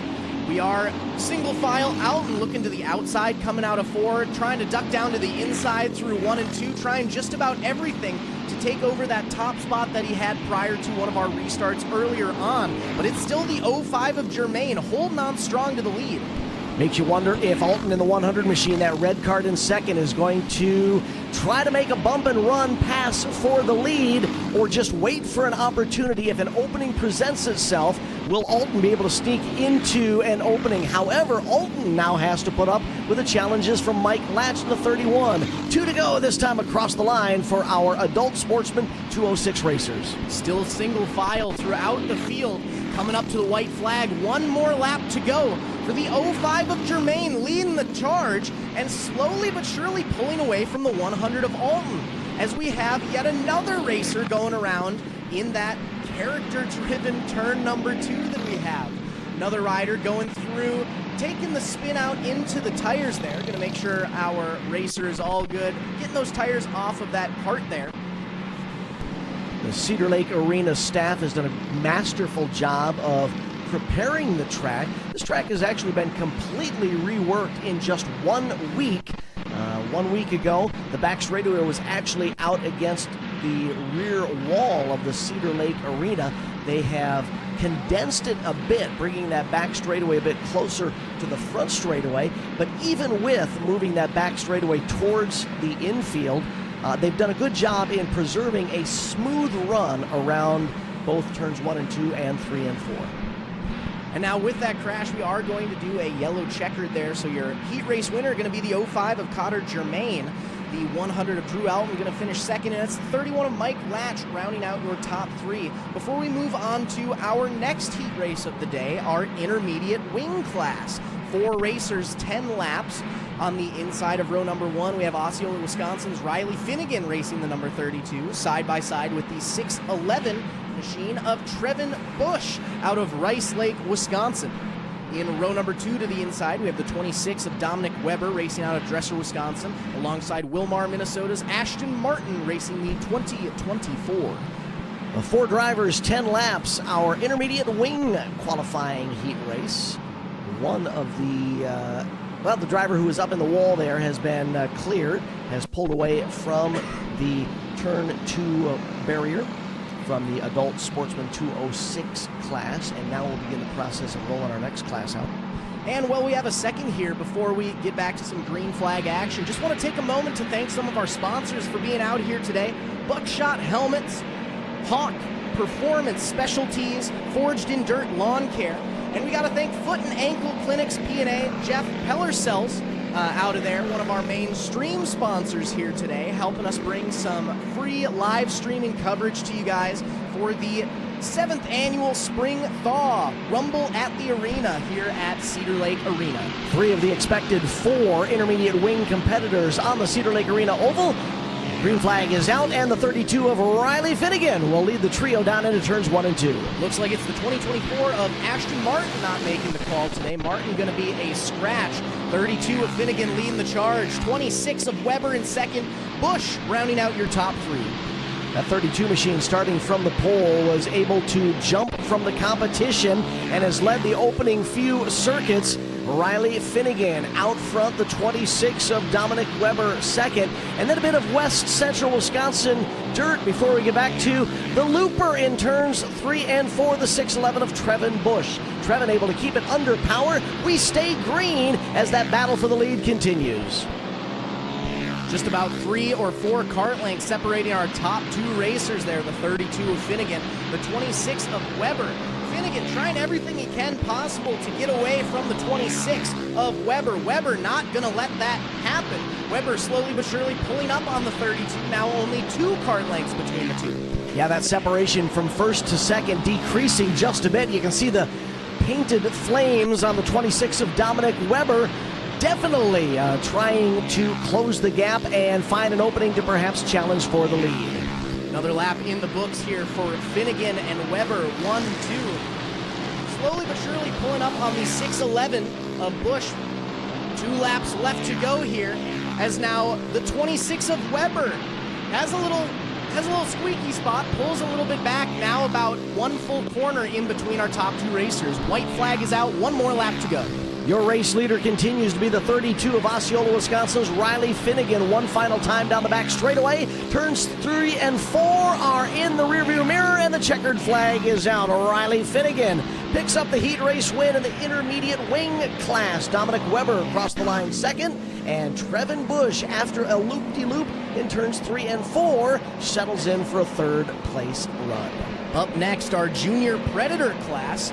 3 racers in heat race number 1 of Junior Predator. On the inside of row number 1, we have the 6 of Lucas Jeske out of Osceola, Wisconsin, side by side with the 2A of Birchwood, Wisconsin's Audrey Traceth. And rounding out your 3-cart field, we have the 91 of Austin Lockburner from Bruce, Wisconsin, sitting in that 3rd place spot. Zach, one of the great things about the Cedar Lake Arena karting kart racing program is that there is a class and a division for everybody. It doesn't matter if you're an adult. We've already seen the adult classes qualifying. It doesn't matter if you're a youngster. We saw 5 and 6-year-olds on the track earlier. Junior Predator, one of those kind of intermediate classes that kind of bridges the gap from young to old, and maybe a new racer to experienced competitor. Exactly. Love getting to see it. Everything from the future of our sport to the tried and trues that we've known and loved for quite some time here. Junior Predator racers out on the track, all lined up and ready to go. I believe we might be getting the green flag this time by. Green light is out, and we are Junior Predator racing. Single file coming out of turn 4.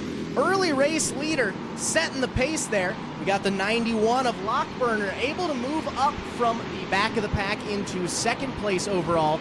But your early race leader setting the pace, I believe that's the 2A of Traceth, if I'm seeing things correctly. The 6 of Lucas Jeske out of Osceola, Wisconsin, holding on to the race lead as they cross the line. Single file, nose to tail, 3 racers in the Junior Predator class battling for any opening they can find. Jeske, Lockburner, Traceth, 1, 2, 3. 91 of Lockburner looking down to the inside, coming out of 4, nothing quite going there. Traceth on the 2A looking to the outside of Lockburner. Everyone trying to make moves for position here, but we are still single file, just 1 cart length in between all our racers. We see differing attempts at finding an opening, especially as they come out of turn number 4. You'll see some drivers letting the cart drift just a bit to the outside lane of the front row, and we'll see some racers trying to tighten up that turn 4 exit to develop an inside run, if you will, to perhaps challenge for position. That's exactly what we see there as they come out of turn number 4. The 91 of Austin Lockburner trying to take a peek to the inside, but of course, Zach, you know, as a racer, once you tighten up that exit, you're also giving up a little grip, and that's allowing Jeske to continue to hold on to the lead. Exactly. And the same thing goes on the other end as well. You know, as the 91 of Lockburner tries to duck down low with 2 laps left to go, that gives a chance for Traceth on the 2A to try to look to the outside. So it's an ever-going battle of trying to move up 1 spot without letting the rider behind you make a move on you as well. White flag is in the air. 1 more lap to go for the blue 6 of Lucas Jeske. Your race leader has actually pulled away from what's become a 2-driver battle for 2nd and 3rd. Just as I mentioned them, though, they separate just a bit. Checkered flag is out. Finishing order will be Jeske, Lockburner, and Traceth in the Junior Predator qualifying heat race. Up next, race number 11, our open 4-cycle 375-pound heat race. We have 10 racers for 10 laps in this heat race. Inside of row number 1 sees the 30 of Tyler Alton out of New Richmond, Wisconsin, along with Blake Johnson piloting the 69 from Kirkhoven, Minnesota. Lining up inside of row number 2, Tom Gillis out of Northfield, Minnesota with a 19. To Gillis's right, Tyler Wortman from Wilmar, Minnesota with a 29. Inside row number 3, the 52 of Medford, Wisconsin's Rick Roosh, alongside the 555 of Matt Butchek from Hudson, Wisconsin. Starting inside of row number 4, we'll have Matt Jewison out of Blooming Prairie, Minnesota with a 5J. On the outside of that row, the number 4 of Luverne, Minnesota's Gavin Gregory. And in our 5th and final row, looking to the inside, we have the 17 of Michael Lambert out of Atwater, Minnesota, side by side with the 17G of Gavin Underdahl from Northfield, Minnesota. So we've got a 17-17 back row start here for our open 4-cycle class. 10 carts, 10 laps. Of the expected 10, we've got 9 of them out on the racetrack right now. One of them holding up a bit in turn number 1. You can see on the MBTV sports.com live stream. We are awaiting the arrival, I believe, of one competitor. We have 9 of the 10 on the track. Bringing a starter out to turn number 1 to try and refire that machine. And from this angle, I can't quite see the number, so I'm not quite sure which cart that is.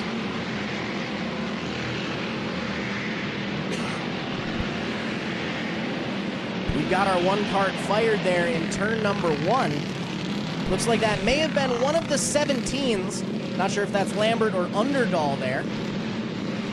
17 is all fired and ready to go.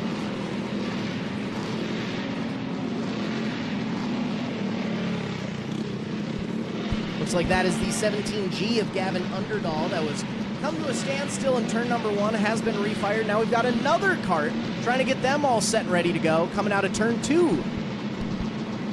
So if you come from the world of sprint car racing or stock car racing, you've seen bump starts. Looked like they were trying to do a pull start there, but they were actually just trying to get them a little bit further down the back straightaway so that a pit crew member with the remote starter could fire that engine up. And I believe we've got everybody fired up and ready to go. That was the 29 of Tyler Wortman. Wortman has refired. And we will try to turn them loose. Open 4-cycle, 375-pound class. About ready to come up to speed for a 10-lap qualifying heat race. On the pole, Tyler Alton. Outside pole, Blake Johnson. Green flag is in the air. We are racing. Side-by-side battle going into turn 1 and 2. Early race leader setting the pace as we've got trouble coming out of turn 2. Again, that slick spot is the 19 of Gillis. He's able to get going back around again, so we are not going to go to a caution. But we do have a new race leader, the 4 machine of Gregory, from the second to last row, now up to the lead.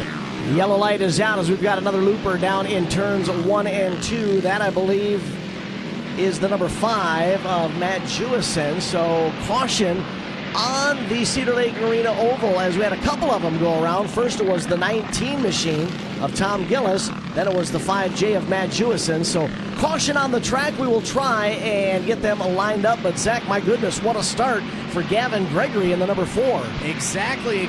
A nice rocket shot.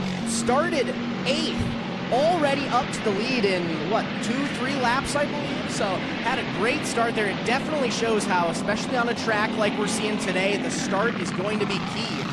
Race lineup, we have the 4 of Gregory in the lead, the 52 of Roosh currently sitting in second. Behind them, the 29 machine of Wortman, the 17 of Lambert, and the 555 of Lechek rounding out your top 5. Just outside the top 5 looking in is the 17 of Underdahl. Remember, Underdahl had some issues getting that cart fired before the initial green flag. Underdahl will be the 6th and final racer starting, I believe, on the outside of the 3rd row. Behind Underdahl, the 69 of Blake Johnson, then the 19 machine of Gillis, and the 5 of Matt Jewison, rounding out the 9 carts on the restart. And my misstatement, not going to be a side-by-side restart, single file restart for our open 4-cylinder 375-pound class. Green flag is out, and we are racing. Gregory with the early race lead, absolutely rocketing on that back stretch, pulling away from your second place racer, the 52 machine of Rouge. Rouge trying to hold on, but Gregory looking really solid on that backstretch. Gavin Gregory laying down quick laps and trying to distance himself from the 52 of Rush. He's holding on to the number 2 spot. Then a bit further back, we have our third place cart, and then the entire length of the back straightaway back to a multi-cart battle for fourth on back. One of our racers pulling off in turn 2, able to get off without bringing the caution around. I believe that was the 17 machine of Lambert pulling off there. Out front alone, though, it's still Gregory, and Gregory leading the charge here. Right behind him, the 52 machine of Rouge still holding on to second as we start getting into the back of the field. Lapped traffic. Gregory works underneath the 5J of Matt Jewison, puts Jewison a lap down and brings along with him the 52 of Rick Rush. Both the top two able to quickly get around the inside of the number 5 machine. This time at the start-finish line, 2 to go for your race leader, Gavin Gregory. Through 1 and 2, the lap traffic definitely starting to play a part in this. Able to sneak below the 555 of Lechek. White flag is out. 1 more lap to go for our race leaders. It's Gregory and the 52 of Rouge. 1 and 2 in through 3 and 4. Checkered flag is out. Gavin Gregory gonna take the W here in the open 4-cycle heat race. It's gonna be the 52 machine of Rick Rouge finishing second place overall, and then it's the 29 of Wortman rounding out your top 3. Fast laps there from that class, as 9 of the expected 10 able to get out of the Cedar Lake Arena Oval for the open 4-cycle 375-pound class. Great racing action. Now we will turn our attention to a 3-cart battle in the Jalapy class. We'll have Andrew Whitaker from Weyerhaeuser, Wisconsin, piloting the 37, and Brad Traceth from Birchwood, Wisconsin in the 2A. Those are the 2 carts on the front row. And the lone racer in the second row, we have the 13 of Bruce, Wisconsin's Nick Moulter, rounding out your 3-car field. Green flag is out. The 37 of Whitaker going to be your early race leader, as we're able to see the 13 of Moulter battle up to second place. Nose to tail battle for second and third, as Melter was able to sneak underneath the 2A of Traceth. Traceth all over the rear end of the 13 of Melter. And as a matter of fact, Melter goes around in turn number 2. And we will stay green, stay green, stay green. And finally the caution flies. We'll slow him down and regroup as Melter is able to pull the 13 off the back straightaway wall at the exit of turn number 2. We may only have 3 carts out there, but we're already seeing some nice battling action, nose to tail racing. Now the 13, Moulter going around, was holding on to that battle for second and third. The early race leader, though, the 37 of Whitaker out of Weyerhaeuser, Wisconsin, setting the pace here as we get to the restart going. And, you know, inside the helmet, Whitaker is thinking, fine, you two have at it for second and third. You two battling each other allows me to focus only on my laps and not any competition, and perhaps strengthen and stretch the lead. That's what happens on this restart. Whitaker out front by a multi-cart length advantage over that bump and run 2-cart battle for second and third. Bumping and banging on the backstretch. Tracing all over the back end of Moulter, trying to get by, going down to the inside. Bumping to the inside, Traceth trying to make a muscle move to the inside. Traceth now up to second, Moulter back to third. Half a straightaway separation from your race leader, Andrew Whitaker, in the number 37, back to the now second place cart of Brad Traceth. That's the black machine who's moved up to the number 2 position, about the same distance back to the yellow number 13 of Nick Melter. Now only 1 lap after that pass, and Traceth already able to gain quite a bit of ground on the 37 of Whitaker. Not sure we'll be able to see them mount a challenge here, but it is showing promising, already gaining, probably 3-4 cart lengths on the 37 of Whitaker. Halfway through our Jalapy qualifying heat race, which is 10 laps in length, the number 37 of Andrew Whitaker, your race leader, the 2A of Traceth, trying to take a bite out of that separation from first to second, is hungry for a little more, and we will see if he's going to be able to close the gap before we get to our white and checker. 2 laps left to go as we come out of turn number 4. Get the 2 lap to go sign. This gives Couple seconds for the 2A of Traceth, the chance to try to mountain challenge. Not quite sure it's going to be able to happen this time around. White flag is out. One last lap to go for Andrew Whitaker on the 37. Final trip around the 7th mile Cedar Lake Arena Oval as Andrew Whitaker is eyeing up a heat race win. Checkered flag is in the air. Whitaker with a W. Traceth crossed the line in second, and it'll be Nick Melter rounding out the finishing order in third. Now we've had a few heat races in between, and now we're going to be going back to the qualifying side of things. So as opposed to doing a full race back and forth, now we're going back to the two-racer battle as we go into our Pro Junior Wing BP class. 18 racers, which makes 9 qualifying groups here. Our first group out there, we have the 19 of Jacob Demmel out of Owatonna, Minnesota, alongside the 32 of Reagan Finnegan from Osceola, Wisconsin. 2 racers, 5 laps to try to get the fastest qualifying time in the Pro Junior Wing BP class. Right now, Jacob Demmel setting the pace with an 11.201 second lap. Finnegan right behind in second place overall. Demmel able to get a sub-11 second lap now through on his second lap through. Another lap in the books here. Keeps getting quicker and quicker. First lap was his fastest, second then became fastest, third became fastest. Let's see what this fourth lap is able to do. Yet again, keeps building up the pace here, even better and better each time by. Checkered flag is flying one last time out of turn number 4. Jacob Demmel going to be your early qualifying leader with a 10.671 second lap. The 32 of Reagan Finnegan going to be in second place overall.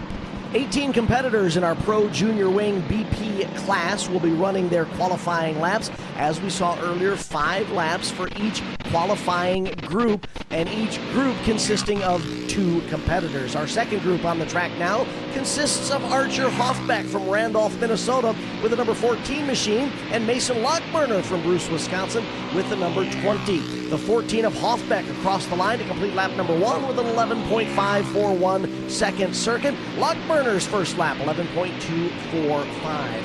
Nice Johnson Motors and Ford split screen on the MBTV Sports.com live stream, showing the 14 of Hoffbeck on the left and the 20 of Lockburner on the right. Hoffbeck up to second in qualifying with his second lap. Archer has an 11.084 second circuit. The 14 of Hoffbeck currently second fastest. Lockburner still 4th fastest in qualifying, 11.219. Checkered flag is out for the 14 of Hoffbeck. That'll be Hoffbeck's final trip around the Cedar Lake Arena Oval. Hoffbeck second fastest qualifier, 11.057 seconds. Group number 3 about to hit the track. We have Archer Bachman racing the 57 out of Luck, Wisconsin, alongside the 26 of Dominic Weber from Dresser, Wisconsin. Weber was yesterday's fastest qualifier on the 26 machine. Going to see if he might be able to do the same yet again today on day number 2 of the 7th Annual Spring Thaw here for the Rumble at the Arena at Cedar Lake Arena. First lap in the books. The 26 of Weber already up to 3rd fastest qualifier. Now, I know we've only had 6 qualifiers out there so far. The 57 looping it coming out of turn 4. Bachman going to put another lap in the books here. 2 laps left to go in this qualifying session. Another lap in the books for the 26 of Weber, moving from 3rd up to 2nd place now. Just 0.117 seconds behind your current qualifying leader, the 19 of Jacob Demmel. Sets an even better pace there in the 4th lap, still in second by only 0.008 seconds. Checkered flag is out. Will he be able to take that top spot? Does not look to be the case. Demmel still your qualifying leader after 6 racers out there. The 26 of Dominic Weber going to hold on to second, the 14 of Hoffbeck in third. And we had the 57 of Bachman finishing this round in 6th. 8 1,000ths of a second separating your top 2 qualifiers. Jacob Demmel with a fast lap of 10.671. Dominic Weber with a fast lap of 10.679. Fourth group of 2 on the track right now, consisting of yesterday's 7th fastest qualifier, Tanner Johnson from Superior, Wisconsin with a 1T, and Caden Schmitz from Fond du Lac, Wisconsin with a 19C. The 1T of Johnson comes out of turn number 4, lays down a lap, which will put him 5th fastest thus far. All ones up on the screen, 11.111 second lap for Tanner Johnson. Schmitz just outside the top 5. Schmitz fast lap thus far, 11.293 seconds. Johnson, third lap, a bit quicker than the second lap. Fourth lap, a bit quicker still. Third fastest now with a 10.845 second lap. Schmitz with a 19C, 11.149 fast lap. Checkered flag is out for Johnson. Not going to be able to race into the top 2, at least for now. Johnson's fast lap is a 10.845 second lap. Schmitz, much better. 5th lap there with an 11.046, up to 4th fastest in qualifying. Schmitz was 15th fastest yesterday, so a great improvement from Friday to Saturday performance for Fond du Lac, Wisconsin's Caden Schmitz with a 19C. Group number 5 out next. We have the 10 of Bentley Kramer from Herman, Minnesota, along with Ironton, Minnesota's Jackson Godfrey piloting the 11 machine.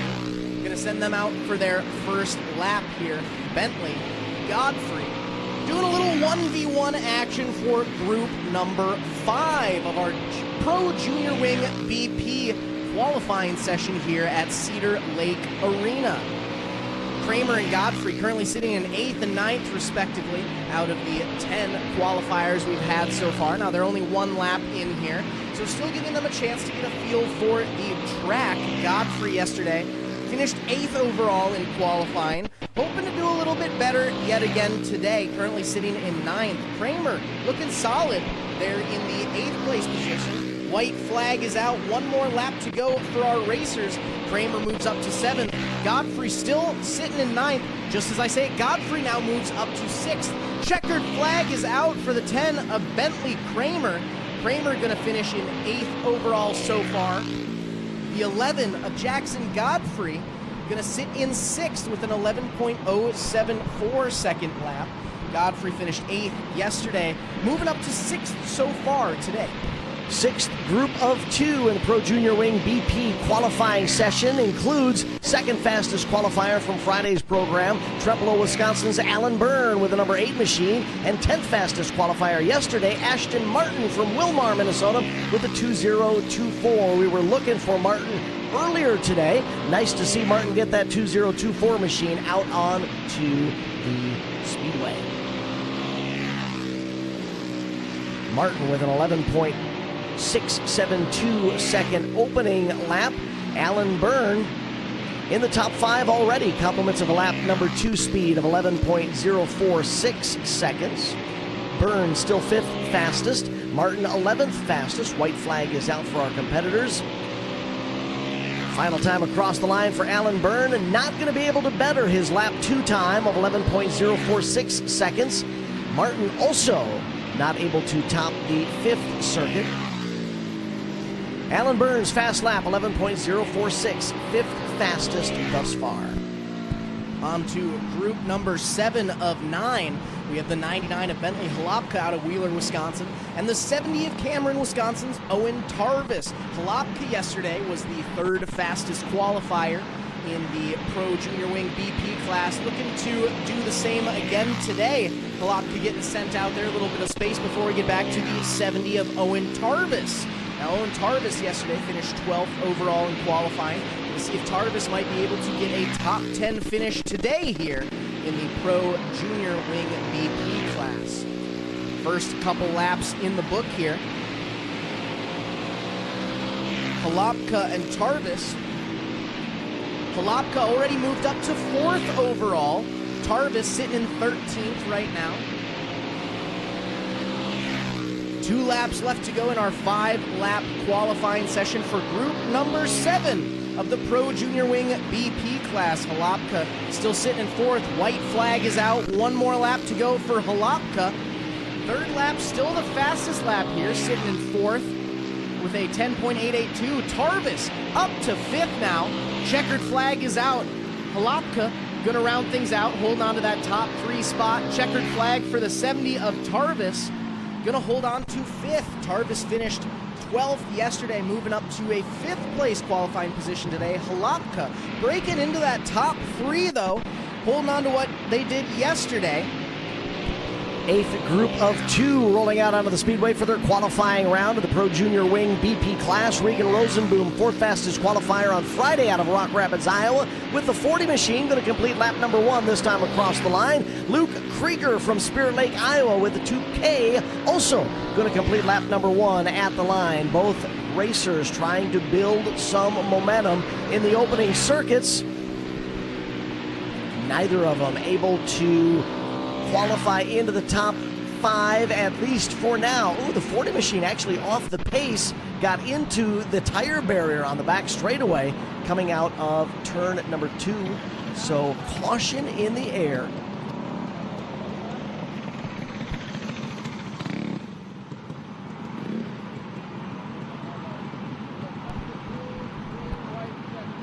Going to be a quick tire cleanup on the back straightaway before we bring them up to speed. It will be a green-white checker finish to their qualifying runs for Regan Rosenboom in the 40 machine and Luke Krieger in the 2K. Rosenboom was able to lay down an 11.185 second fast lap. That was the second circuit around the Cedar Lake Arena Oval, and Krieger's fast lap, also that second circuit, an 11.303. So, Zach, what they're going to lose here is that momentum-building run. We've seen fast laps regularly coming around lap 4 and 5. They've lost those first 2 laps. You don't want to say lost because they still have the time there, but they don't have 1, 2, 3 laps to build up that momentum to hopefully lay down a fast lap on that 4th or 5th circuit. Exactly. And this is going to be especially rough for the 40 of Rosenboom.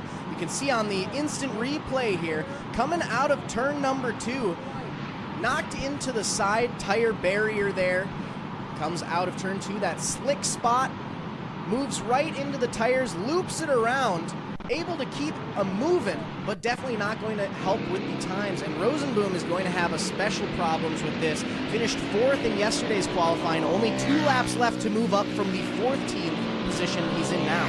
2K of Luke Krieger takes the green. The 40 of Rosenboom also takes the green. This time across the line, they will get, I believe, 2 more circuits. And next time by, they'll get the white flag.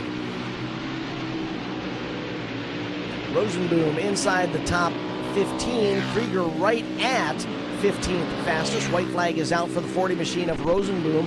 1 more lap to go for Rosenboom, who sneaks into the top 5. What a run. Checkered flag is out for the deuce now of Krieger. Krieger, 11.175. 5th lap was the fastest, but not quick enough to get out of the top 15.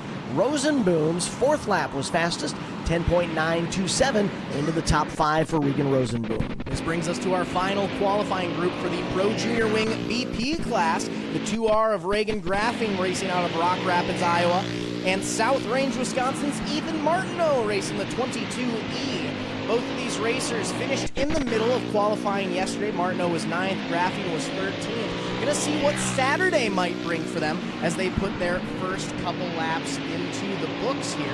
22E of Martineau moving up the ranks. Currently sitting in 17th right now. Graphing on the 2R moves up to 11th. So a little bit better than where he was sitting yesterday.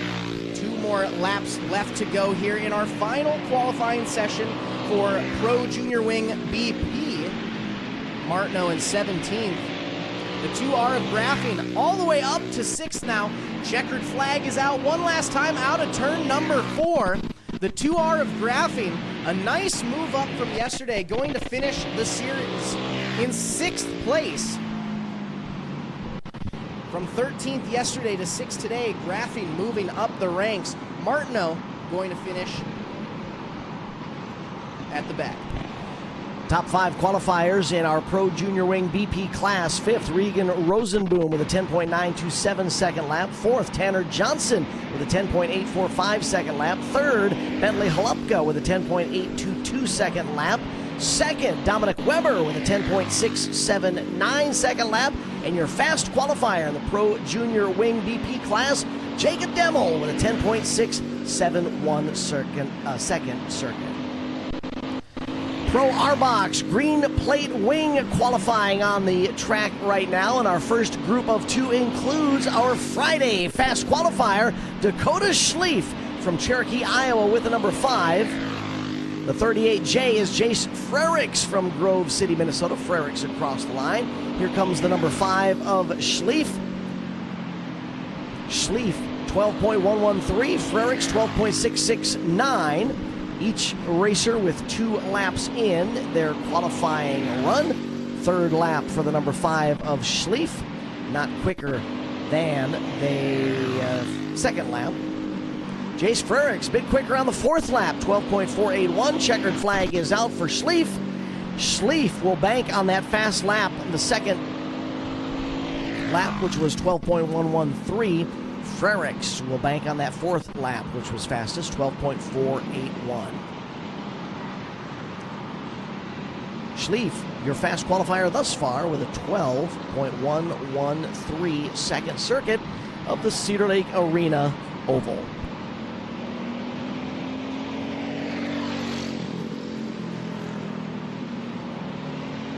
Group 2 rolling out onto the track now. Second qualifying group hitting the track right now. We have the 2H of Oliver Holmes out of Rock Rapids, Iowa, alongside the 85 Chippewa Falls, Wisconsin's Thatcher Nelson, making their way up for their qualifying session. Nelson currently sitting 3rd overall, just 1.23 seconds behind the 38J of Frericks. And just as I say it, Holmes able to move up to that 3rd place position with a 13.04 second lap. 2 laps left to go for our 2nd qualifying group for the Pro R-Box 1 Green Plate Wing class. Nelson put another lap in the books, still holding on to that 4th place position. It is Holmes, Nelson, 3 and 4 as it currently sits. Holmes slowly but surely pulling up on the 38J of Frericks. Not quite sure with 1 lap left to go if he's able to take over that 2nd place qualifying spot. Checkered flag is out, and he is going to hold on to that 3rd place position so far with a 12.518 second lap in that final lap there. Nelson also going to have the fastest lap in his 5th lap, going to be a 12.744 second lap. Group 3 of 8, each group consisting of 2 karts. Group 3 has 6th fastest qualifier from Friday, Harper Halupka from Wheeler, Wisconsin with a 23, and 7th fastest qualifier from Friday's qualifying session, Colfax, Wisconsin's Oakley Booth with a number 16. The 23 of Halupka crosses the line to complete lap number 1, lays down a 13.007 second lap. Booth, first lap, 13.246. Pro R-Box 1 Green Plate Wing class is on the track. 2nd lap for Halupka. Rockets him up to 2nd in the qualifying standings, 12.447 second lap. Get a bit quicker on the 3rd lap, 12.295, 12.295 fast lap for Harper Halupka thus far. Oakley Booth, 12.722. 12.722 3rd lap for Booth in the 16. Booth across the line. Checkered flag is out for the 23 of Harper Halupka. 3rd lap going to be the best for Harper, 12.295. 12.295 second lap, good enough for 3rd. Halupka, 2nd fastest thus far, 12.295. Oakley Booth up to 3rd with a 12.432. 5th lap fastest for Oakley Booth, 12.432. Group number 4 up next. The 26 of Kimber Zimmer out of Spring Valley, Minnesota, making their way onto the track alongside the 3R of Remington Kipka from Foley, Minnesota. Kipka was yesterday's 3rd fastest qualifier. Right as I say it, Kipka going around in that turn number 2, little slick spot down at the bottom there. Going to try to race their way back up to a top qualifying spot that we saw Remington in yesterday. So far, Remington sitting in 8th overall down at the bottom. Next to them, Kimber Zimmer on the 26 machine, sitting in 7th. And right as I say it, Remington Kipka, your new fastest qualifier, got a little slick in turn 2, was able to turn around and pull the fastest qualifying lap. White flag is out. One more lap to go for Kipka and Zimmer. One last time. Out of turn 4, the 26 machine of Zimmer going to move up to a 4th place overall qualifying finish. Checkered flag is out for the 3R of Remington Kipka. Kipka gonna hold on to that top qualifying spot with a best lap in lap number 2 of 11.881 seconds, now 0.232 seconds ahead of Schlief, your previous qualifying leader. So now we've set a high water mark, sub 12-second lap by Remington Kipka. Let's see if any of our remaining 8 racers can top that. Group number 5, Case Holmes from Rock Rapids, Iowa with the number 2, and Nathan Gunderson from Chautauqua, Wisconsin with the number 30. They are on the clock. Holmes 5th fastest qualifier yesterday. Gunderson 8th fastest qualifier yesterday. Holmes 12.518 second first lap. 12.032 second lap for Case Holmes, as Holmes is up into the top 2 now, second fastest. Nathan Gunderson, 12.692 second lap, inside the top 10. Case Holmes crossed the line, 4th lap a bit quicker, 12.015, hasn't quite been able to break that 12-second barrier. Now the 30 of Gunderson. 12.544. Checkered flag is out for Holmes. There we go. Case Holmes under the 12-second mark, 11.931, 11.931. Second fastest qualifier, Nathan Gunderson with a 12.544. 4th lap, good for 9th. Group 6 about to hit the track. Garrett Boise out of Traego, Wisconsin, racing number 54. And on the 34 out of Menominee, Wisconsin, we have Brantley Langer. 54 of Boise hitting the track. A little bit of space before we get back to the 34 of Langer. It's Boise, Langer, 1-2. Both racers finishing outside the top half of qualifying yesterday. Going to see how they might be able to fare here today on the Saturday surfaces of the Cedar Lake Arena here at the 7th Annual Spring Thaw Rumble at the Arena. The 34 machine of Langer putting another lap in the books. Langer currently sitting in 12th place overall. The 54 of Boise just ahead in 11th place.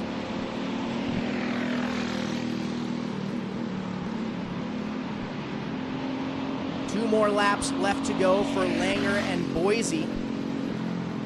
Langer on the 34, Boise on the 54.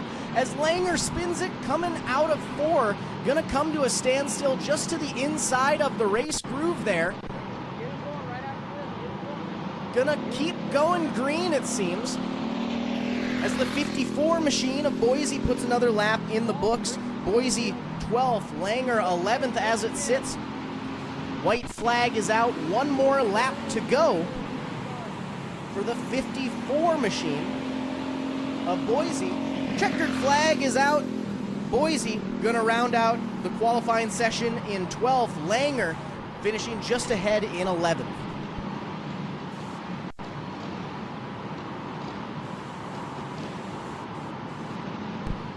Group 7 of 8 will consist of Toretto Flynn out of Superior, Wisconsin with a 29F, and Dirks LeBlond from Menominee, Wisconsin with a 22. Toretto Flynn, second fastest qualifier in the Friday qualifying session in our Pro R-Box 1 green plate wing class. Let's see if Toretto Flynn can dethrone Remington Kipka, who has had a stranglehold on the top qualifying position.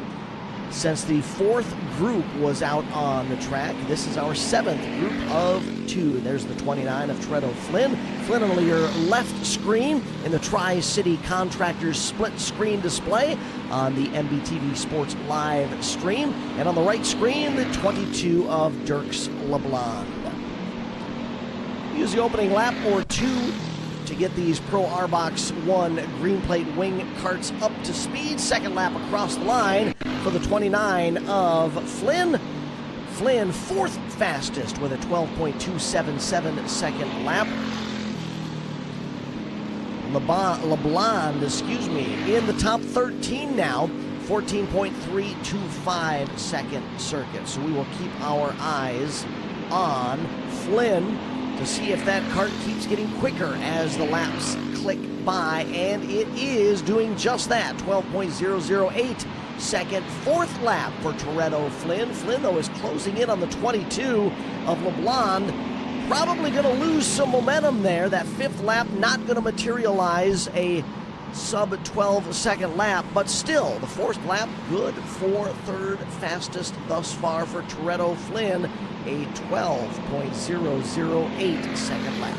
Now, one thing cool about that Toretto Flynn run there, even though finished second yesterday and has to settle for a third place qualifying today, he is still getting faster. His fastest lap today was a 12.008 second lap. Yesterday, his fastest in qualifying was a 12.827. So almost a second faster, even though moving back a spot in the qualifying. As we move into our final qualifying session for the Pro R-Box 1 green plate wing class, we have the 14 of Raleigh Rosenboom out of Rock Rapids, Iowa, along with the 1R of River Graphing, also out of Rock Rapids, Iowa. Graphing was yesterday's fourth fastest qualifier. Gonna see if we might be able to get a top couple positions here for Graphing yet again today. Already so far, Graphing moving up the ranks to 11th. Rosenboom currently sitting in 13th overall. So we've got 11th and 13th out there. Graphing now up to the 5th place spot, just one behind where he finished yesterday. 2 laps left to go for the 14 of Rosenboom. Coming up to the white flag, Graphing in 5th, Rosenboom in 13th. White flag is out. One more lap to go for our final qualifying session for the Pro R-Box 1 green plate wing class. Graphing sitting in 5th with a 12.24 second lap. 0.134 seconds behind 4th place. Will we be able to move up to equal yesterday's? Not quite gonna do it. River Graphing gonna have to settle for a 5th place overall. Our top 5 today looking for the 3R of Remington Kipka, the 2 of Case Holmes, 29F of Toretto Flynn, 5 of Dakota Schleif, and the 1R of River Graphing. Rounding out your top 5 for qualifying of Pro R-Box 1 green plate wing. This brings us to race 15, our next heat race of the portion, Adult Predator Backyard Racers.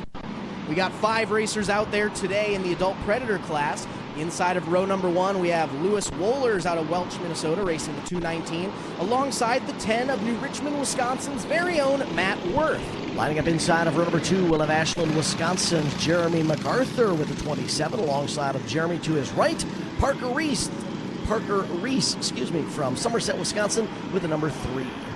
And rounding out your 5-cart field, we have the 3S machine of Jameson Schur from Balsam Lake, Wisconsin.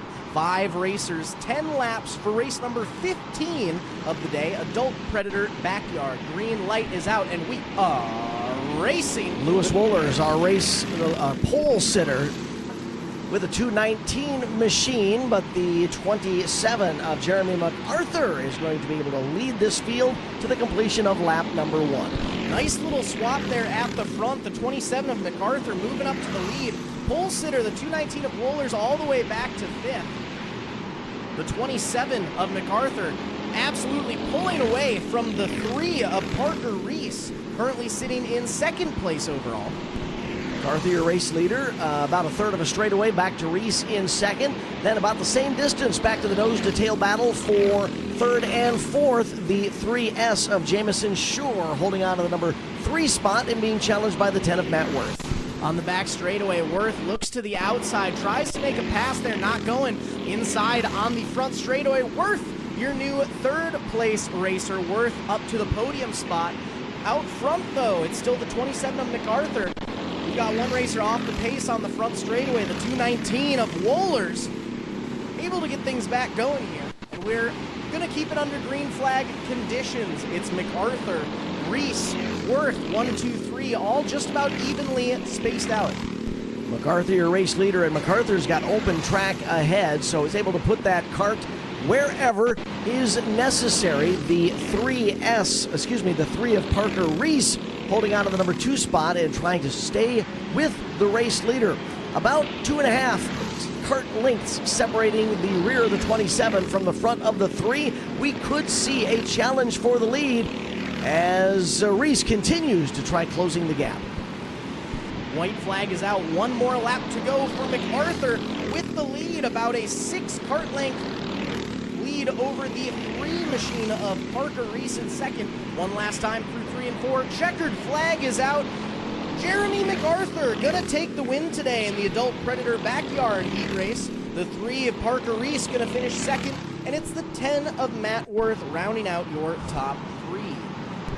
So now we'll transition back into a 5-lap qualifying session for our Pro Junior 2 Blue Plate Clone class. We have 13 entrants, so we'll have 6 groups of 2 and 1 final group alone. In our first qualifying group of 2, we'll have Robbie Perino from Nicollet, Minnesota with a 07, and Caden Burkholz from Mason City, Iowa, piloting the 101, the 07 of Perino first out onto the track.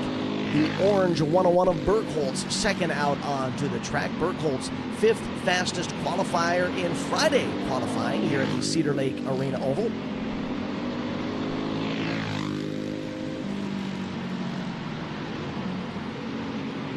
Opening lap for Burkholz, an 11.491 second lap. Opening lap for Perino, a 12.090 second lap. Burkholz fastest qualifier thus far. Perino second fastest thus far. 3 laps in for Perino. 3 laps in for Burkholz. Burkholz 11.307. Burkholz getting quicker. Actually, both carts getting quicker with each additional lap that they complete. Perino down to 11.746. Burkholz down to 11.219. Every time Perino turns in a quicker lap, Burkholz follows him with a yet faster lap. 5th lap in, Caden Burkholz, 11.217 fast lap. Robbie Perino, 11.746 second fast lap. Group number 2 about to hit the track for your Pro Junior 2 Blue Plate Clone class. We have the 51 of Evan Rutherford out of Roberts, Wisconsin, side by side with yesterday's fastest qualifier, the 3 of Carter Brown out of Elko, Newmarket, Minnesota. So the 3 machine is definitely going to be the one to keep the eye on today, see how he might qualify as opposed to yesterday's race in action. And just like that, Brown has already set the top qualifying pace just 1 lap in. Our first sub-11 second race of this class today with a 10.846. Rutherford also. Now Rutherford currently sitting in second place overall. I know we are only on our second group of 7 today, but yesterday Rutherford qualified 9th out of 13. Sitting in the second place spot right now is already looking pretty good for the 51 of Evan Rutherford. Carter Brown setting pace after pace. Checkered flag is out one last time on the front straightaway. For the 51 of Rutherford, going to set an 11.031 second lap to secure that second place spot so far. Brown, it's going to be the 4th lap that was fastest for him with a 10.783 second lap.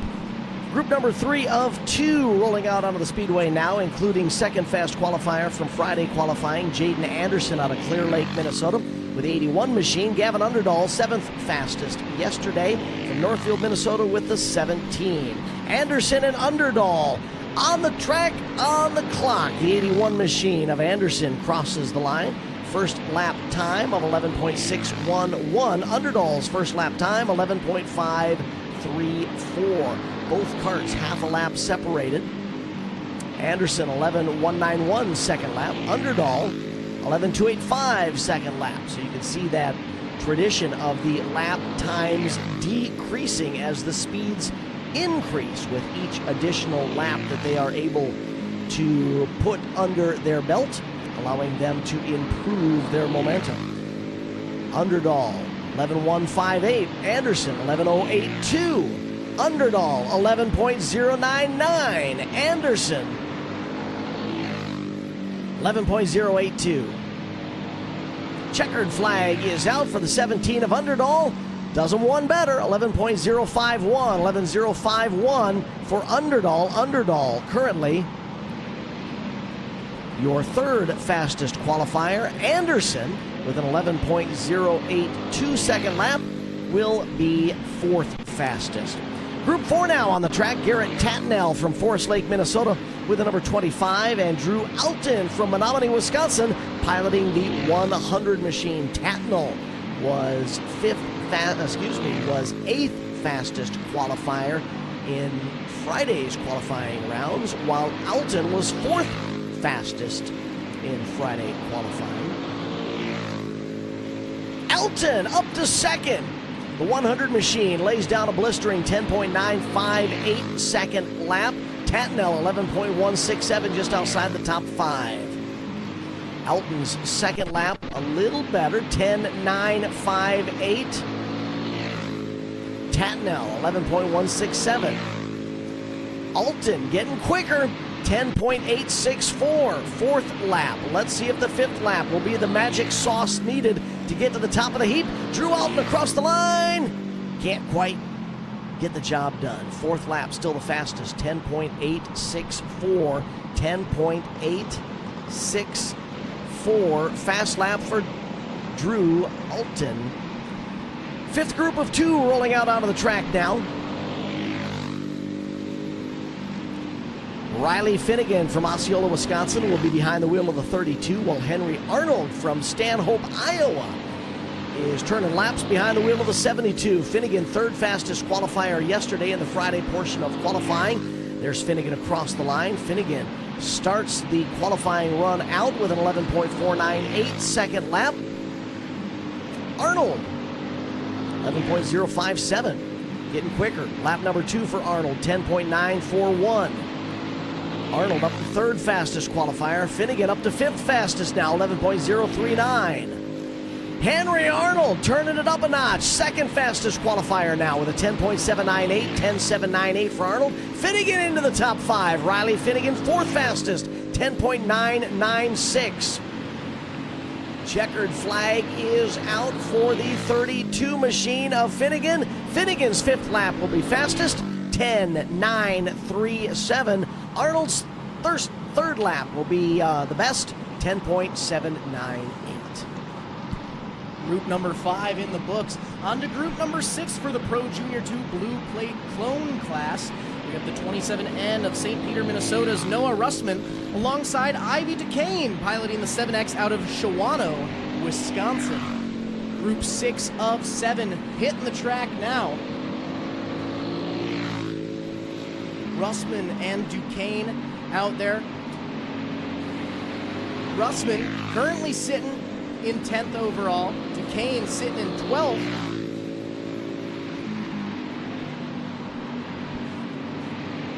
Another lap in the books for the 7X of Duquesne out of Shawano, Wisconsin. Duquesne holding on to 12th right now. Russman now up to 9th. Russman finished 11th overall in qualifying yesterday, so going into 9th so far, already a move up for the 27N machine, who, right as I said it, now all the way up to 5th place overall with an 11.015 second lap for lap number 4. Russman just 0.078 seconds behind Riley Finnegan in the 4th place spot. Just like that, it'll be Duquesne finishing 11th. Russman moving from 11th up to 5th for the second to last qualifying group of the Pro Junior 2 Blue Plate Clone class.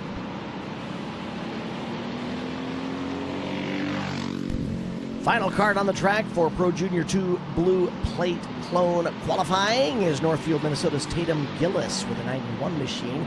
Tatum comes out of turn number 4 to complete lap number 1. That bright green skittle-colored machine picking up some speed as Tatum gets 1 lap in. Tatum with a 12.603 second lap to start. Tatum hoping to improve with each additional lap. Lap number 2 is faster, 11.876, 11.876 second lap. Third lap for Gillis will be even better, 11.658, 11.658 for Tatum Gillis. This is what a driver wants to see, each additional lap improving upon the prior circuit. Fourth lap, one better, 11.454, 11.454 fourth lap for Tatum Gillis. Lap number 5 across the line will not quite make it happen. 11th fastest in the group, Tatum Gillis with an 11.454 second lap. Here's your top 5 qualifiers in the Pro Junior 2 Blue Plate Clone class. Noah Rustman, 5th fastest, 11.015 second lap. Riley Finnegan, 4th fastest with a 10.937 second lap. Drew Alton, 3rd fastest with a 10.864 second lap. Henry Arnold, 2nd fastest with a 10.798 second lap. But your fast qualifier is Carter Brown behind the wheel of the number 3, 10.783 second circuit around the Cedar Lake Arena Oval. Pro Junior 1 Green Plate Clone qualifying on the track now. First group of 2 includes 3rd fastest qualifier from Friday's qualifying session. Jackson Reeves from Truro, Iowa with the number 5. Easton Sharn from Sac City, Iowa, also on the track with the 4S. Reeves, second lap, fastest thus far.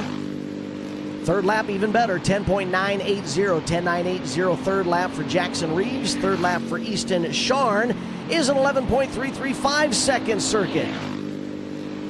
Reeves still your fast qualifier, 10.98, 10.98. Easton Sharn, 11.335 fast lap. Checkered flag is out for Reeves. That 5th lap is a beauty, 10.963, 10.963 fast lap for Jackson Reeves, your current fast qualifier. Route number 2 hitting the track. We have the 12 of Dayton Van Beek out of Primgar, Iowa, your 2nd fastest qualifier for yesterday, alongside the 85X of Chautauqua, Wisconsin's Emmett Gonzalez. Van Beek and Gonzalez about to hit the track for their qualifying group here. Group number 2. Van Beek qualified 2nd yesterday.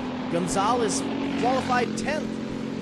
Both racers trying to improve upon their qualifying sessions from yesterday. Already Van Beek currently sitting in 3rd place overall in the qualifying sessions.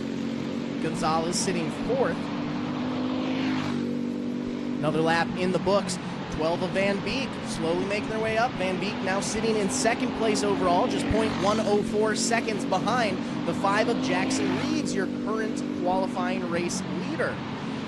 And just like that, 1/1000th of a second separating our top 2 riders so far for this class. And as I say it, Van Beek moves up to your top qualifying spot. Now I know we do still have 3 qualifying sessions to go after this. Checkered flag is out just as the 12 of Van Beek was looking to put in their fastest lap of the day.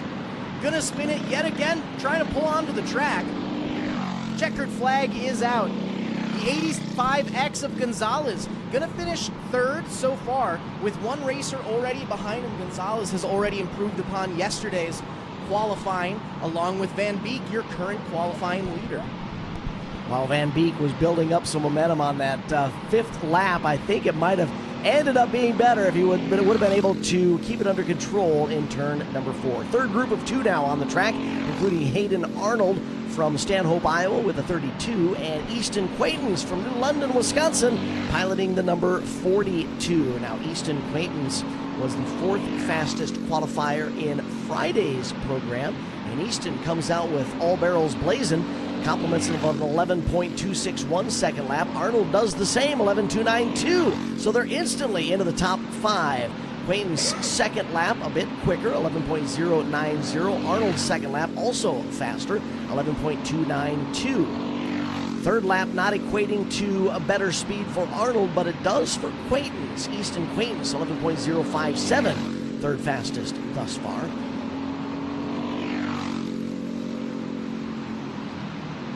This time at the line, checkered flag will be out in our Pro Junior 1 green plate clone qualifying. Easton Quainton's third fastest with 11.032, 11.032. Hayden Arnold, 11.292 fast lap.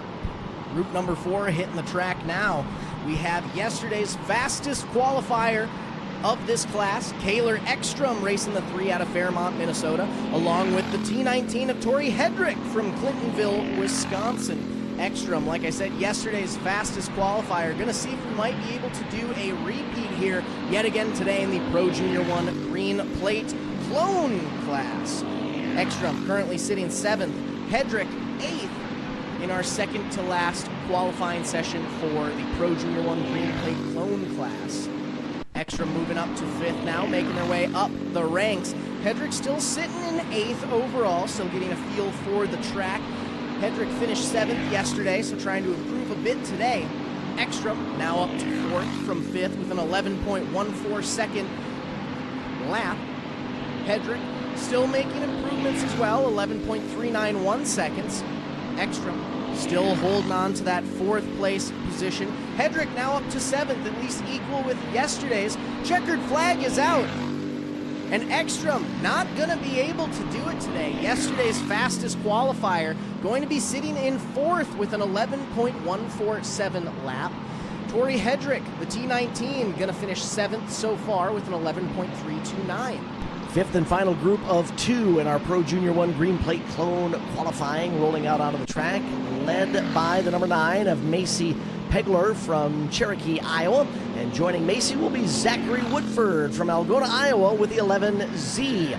Woodford, 5th fastest qualifier in Friday's qualifying session. Mason Pegler's first lap, 11.902, 11.902. Woodford's first lap, 11.752. So you can see a little better speed for Woodford's opening lap. Pegler's second lap better than the first, 11.763. 11.763. Woodford's second lap better as well, 11.396. 11.396.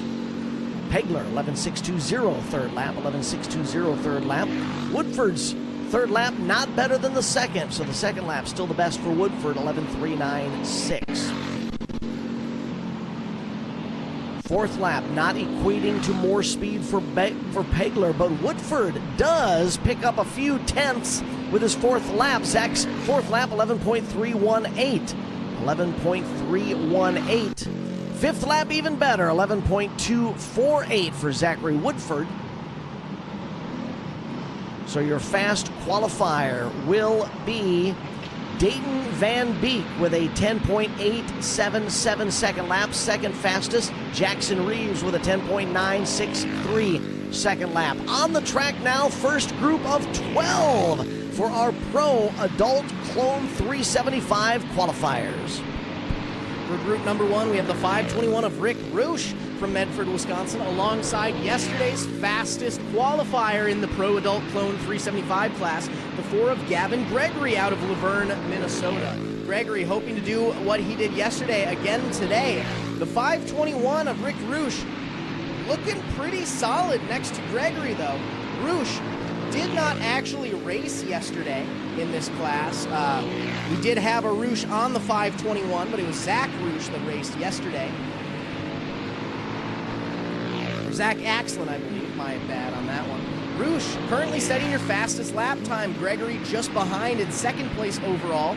0.048 second gap in between our top 2 riders in this first of 12 groups for our Pro Adult Clone 375 class.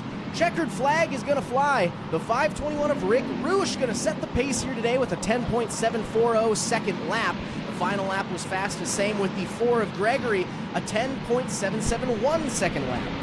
Second group for our Pro Adult Clone 375 qualifying on the track now. 2 carts include Jake Robb from Nicollet, Minnesota with a 96, and Mason Hudson, 10th fastest qualifier Friday, out of Fulton, Missouri with a 00 machine. Rob's opening lap at 11.033. Hudson's opening lap at 10.930. 10.930 opening lap. Second lap faster for Rob, 10.994. Second lap also faster for Hudson, 10.790. Rob better on the third lap, 10.814. 10.814. Third lap for Mason Hudson. Good enough for fast qualifier thus far, 10.739. 10.739. Rob, though, to the top now, 10.688. 10.688. Jake Robb, your new fast qualifier with 4 karts in. Checkered flag is out for Mason Hudson, and the checkered flag is out for Rob as well. Jake Robb, your new fast qualifier with a 10.688 second lap. Mason Hudson, second fastest qualifier thus far with a 10.739. I know we're only two qualifying groups in.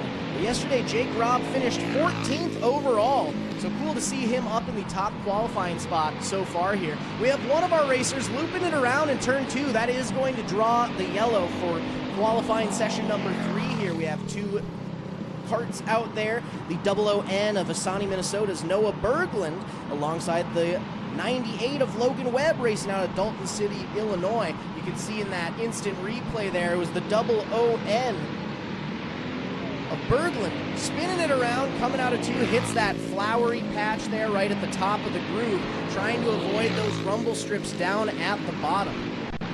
Moving back to green flag action here for group number 3 of qualifying. The 00 of Mason Hudson in second, 521 of Rick Roosh in third, but it's the 96 of Jake Robb currently sitting up at the top. For this current qualifying group, however, Berglund on the 00N sitting in 5th.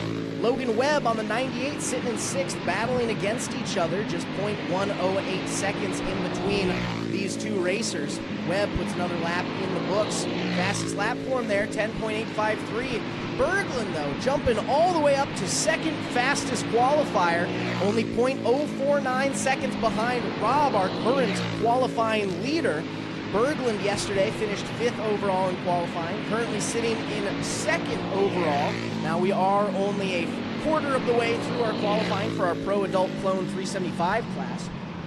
But at the checkers, Berglund is going to finish 2nd so far. Webb currently sitting 6th overall. Group number 4 of 2. There'll be 12 groups, as Zach had mentioned, in this 4th group of 2. Taylor Alton from New Richmond, Wisconsin with the 30 machine, and Riley Rutherford from Roberts, Wisconsin with the 44. Opening laps as they cross the line, the 30 machine of Alton lays down an 11.200 second lap. And Rutherford's opening lap, 11.083. Alton back to the line to complete lap number 2. 10.903, 10.903. Rutherford's second lap. We'll boost him all the way up to third. Riley's third fastest thus far with a 10.729 second lap, 10.729. Alton, 10.848, 10.848. Rutherford to the top of the heap. Riley Rutherford, fast qualifier, compliments of lap number 3, 10.677. Alton up to 4th now. Rutherford, one better. Checkered flag is in the air. Riley Rutherford's third lap will be magic. A 10.677 second lap. 10.677 second lap for Riley Rutherford. And Taylor Alton, 4th fastest thus far with a 10.726. Qualifying group number 5 hitting the track now. The 22D of Devin Dorn from Abrams, Wisconsin, alongside the 41 of Des Moines, Iowa's Stevie Smith. Smith and Dorn seeing how their qualifying might go here as we hit just about the end of the first third of our qualifying for Pro Adult Clone 375. Dorn on the 22D. Wasn't here yesterday, so really just starting to get a feel for the track now. Already up to 9th in qualifying. Stevie Smith on the 41, currently sitting in 10th, just behind. And right as I say it, Put another lap in the books there for both of them. About 0.055 second gap in between Dorn and Smith, battling for 9th and 10th overall. Smith finished 16th in qualifying yesterday, right toward the middle, a little back from the middle. Checkered flag is out for the 22 machine. Dorn, fastest lap going to be that final lap with a 10.902 second lap. Stevie Smith, same thing, fastest lap is that 5th lap there, 0.118 seconds behind Dorn. Group number 6 of 12 next onto the track, a 2-kart lineup for this 6th group, including Max Pogler from Cherokee, Iowa with a number 9, and Eddie Brose from Mitchellville, Iowa with a 19. A couple of corn-fed boys coming up to Wisconsin to battle as part of the 7th Annual Spring Thaw Rumble at the Arena, day number 2. Brose was second fastest yesterday. It'll be interesting to see how his Saturday qualifying goes. Pegler just outside the top 10 in qualifying yesterday. Hold the phone. Hold the phone. We've got a new fast qualifier. Eddie Brose with a 10.501 second lap. What a blistering statement from Brose, as Brose is your new fast qualifier. Pogler also jumping up into the top 5 with a 10.692 second 4th lap. 5th lap for Brose. Let's see what he does. Lays down a slightly slower lap. Pogler up to 2nd. Wow, these two on fire. Brose, your fast qualifier, with a 10.489 second lap. Max Pogler, 2nd fastest, with a 10.666 second circuit around the Cedar Lake Arena Oval. That was group number 6. On to group number 7. We have Jackson Clark piloting the number 1 out of Alexandria, Minnesota, alongside Green Bay, Wisconsin's 23 of Trevor Roosh. Got a nice little border battle going on here. Minnesota versus Wisconsin. Going to see which team comes out on top here. First lap officially in the books. The one of Clark sitting in 13th with an 11.115. Right as I say that, moves up to 11th with a 10.885. Trevor Roosh on the 23, currently sitting in 14th overall. So we have Clark in 11th, Roosh in 14th. Roosh putting another solid lap in there at an 11.055, just 0.035 seconds behind 13th. Clark setting a nice lap that time by 10.699 seconds, just 0.011 seconds behind the fourth place qualifier, the 96 of Jake Robb. Checkered flag is out. Jackson Clark gonna finish 5th so far overall in qualifying, just behind the 96 of Jake Robb. And then it'll be right behind them, Trevor Roosh on the 23, gonna finish 11th overall so far.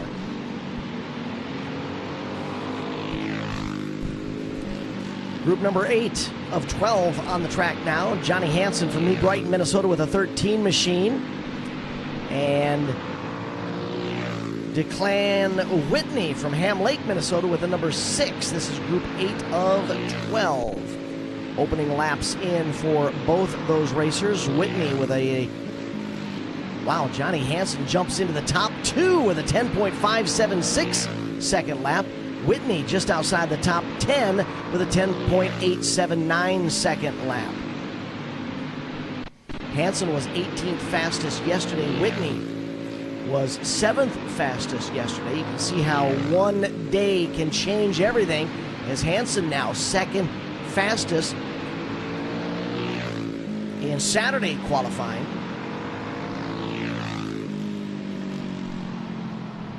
Checkered is out. Hansen's fast lap going to be a 10.576 second run. Up next, we got group number 9 of 12. About 3/4 of the way through here. Kirk Weber from Newton, Iowa, racing the 777 machine alongside Connor Germain on the 05. Now, these two racers finished 6th and 7th, respectively, in qualifying yesterday. So toward the top here, going to see what we might be able to see from them here on the second day of the 7th Annual Spring Thaw here at Cedar Lake Arena. Weber in the 777, moving to 15th right now. Germain on the 05, currently sitting in 13th. Right as I say that, Weber now moves up just ahead of Germain, 0.003 second gap in between the two. And now a rocket lap there by Germain. Connor Germain on the 05 all the way up to 4th place overall. Now moving up to 3rd, able to make a move past Max Pogler, who was sitting in that final podium spot. Germain now up to 3rd, 0.069 seconds behind Hansen in 2nd. Fastest lap for Germain going to be that 4th lap with a 10.645 second lap. The 05 of Connor Germain currently sitting in 4th place overall. And Kirk Weber on the 777 machine going to finish 14th overall so far. Qualifying group number 10 consists of Corey Wolf from La Crosse, Wisconsin with the number 16, and Kyle Manderfeld from Mankato, Minnesota with a 119X.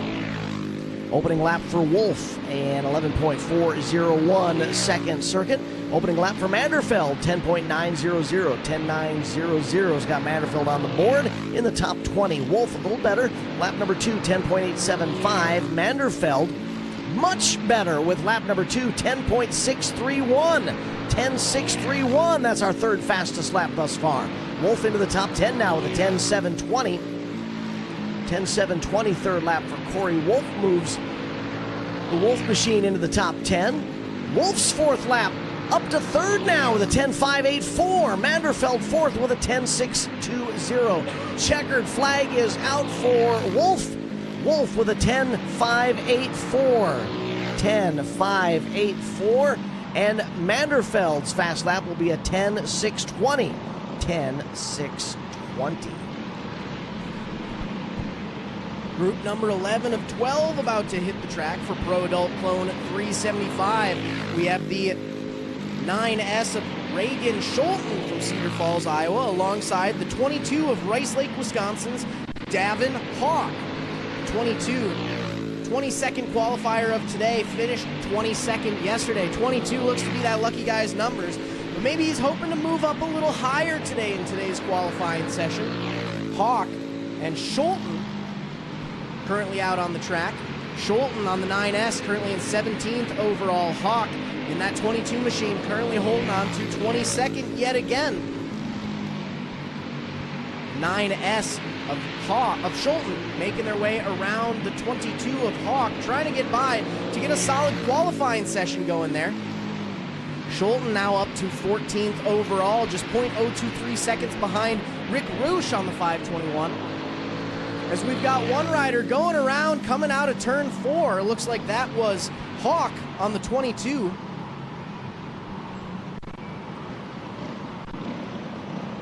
We're going to take a quick look here at, see what happened to the 22 of Hawk, I believe. Was able to slide into that opening spot there, bumping and banging. Scholten trying to get by.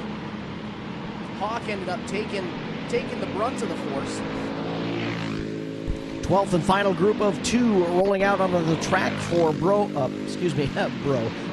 Adult Clone 375 qualifying. Reese Whitney from Ham Lake, Minnesota with the number 5, and Maverick Delaveau from Green Bay, Wisconsin with the 08M. We will get into second qualifying heat races for those classes who are running heats today.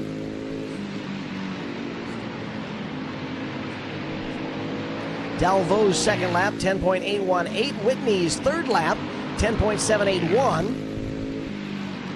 Moving them up into the top 15. Whitney up to 8th now with a 10.682 second lap. Delvaux up to 12th now with a 10.715 second lap. Checkered flag is out. Whitney's 4th lap going to be the fastest, 10.682. Delvaux able to rocket into the top 5 with a 10.641. 10, 6, 4, 1. Fifth fastest beats Connor Germain in the top 5 by 4/1000th of a second. Here are your top qualifiers in the Pro Adult Clone 375 class. Fifth fastest qualifier, Maverick Delvaux with a 10.641 second lap. Fourth fastest qualifier, Kyle Manderfeld with a 10.620 second lap. Third fastest qualifier, Corey Wolf with a 10.584 second lap. Second fastest qualifier, Johnny Hansen with a 10.576 second lap. But your fast qualifier in the Pro Adult Clone 375 class, Eddie Bros from Mitchville, Iowa, with the number 19, laid down a fast lap of 10.489 seconds. That brings our qualifying to a close here, but we do have 2 heat races left to go for our first half of the action here today. For the 7th Annual Spring Thaw, part of Rumble at the Arena here at Cedar Lake Arena. We got our rookie cage class out there for their second heat race of the day. We're going to do an inverse of our starting line for the first heat race here. So for this group, starting out on the pole, inside of row number 1, we have the 37JR of Briar Whitaker out of Weyerhaeuser, Wisconsin, side by side with heat race winner, the 16B of Benjamin Flickinger from Spicer, Minnesota.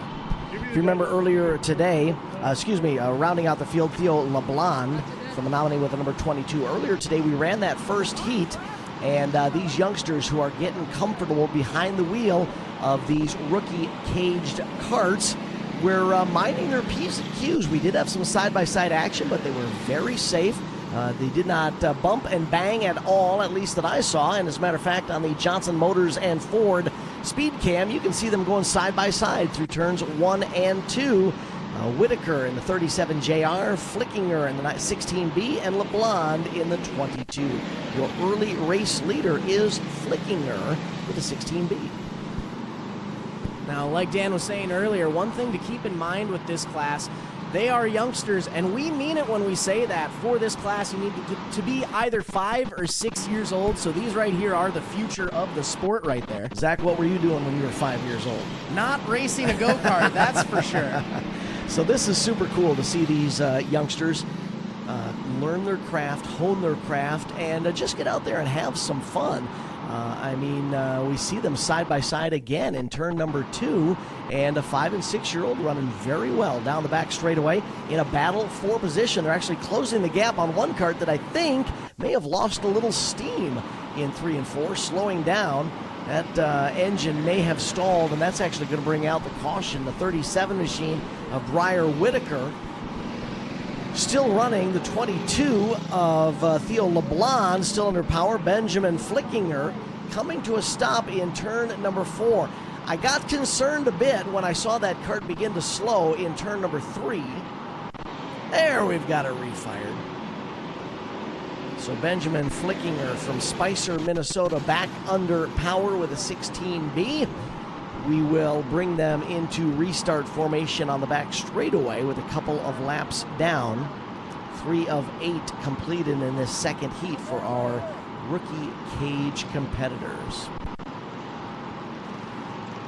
We're going to get our karts all lined up here and ready to go. Before we send them back to some green flag action, we'll be starting them once again on the front line here, just in front of the flag stand ran by flagman Jason Cooper there.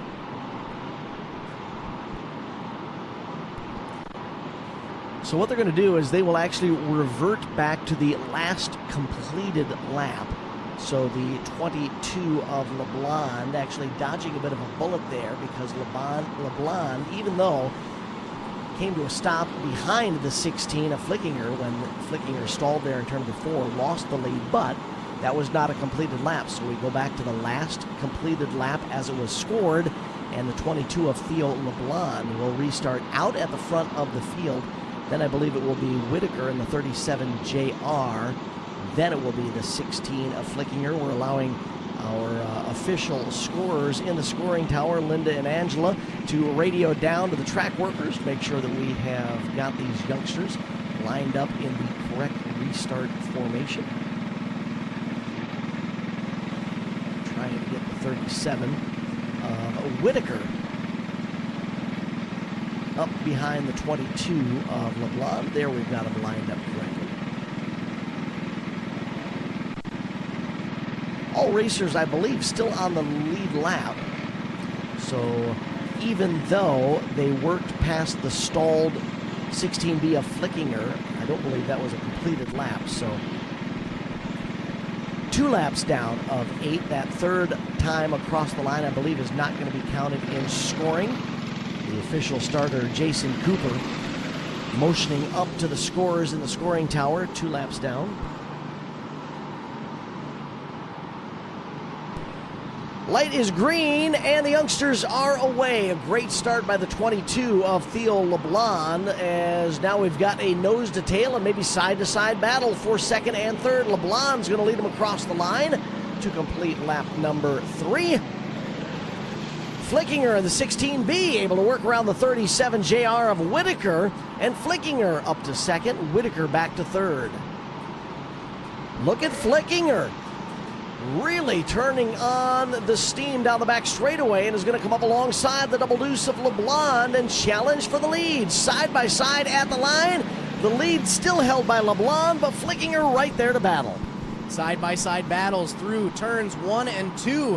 Flickinger on the outside looking to make the move, able to secure it on the backstretch. New race leader Flickinger up to the lead. LeBlanc back to second, but LeBlanc might have some company behind him. The 37 JR of Whitaker all over his back end. Not able to do so through turns 3 and 4. Whitaker now back to a full-on third place spot, but we've got even spacing throughout our top 3 competitors.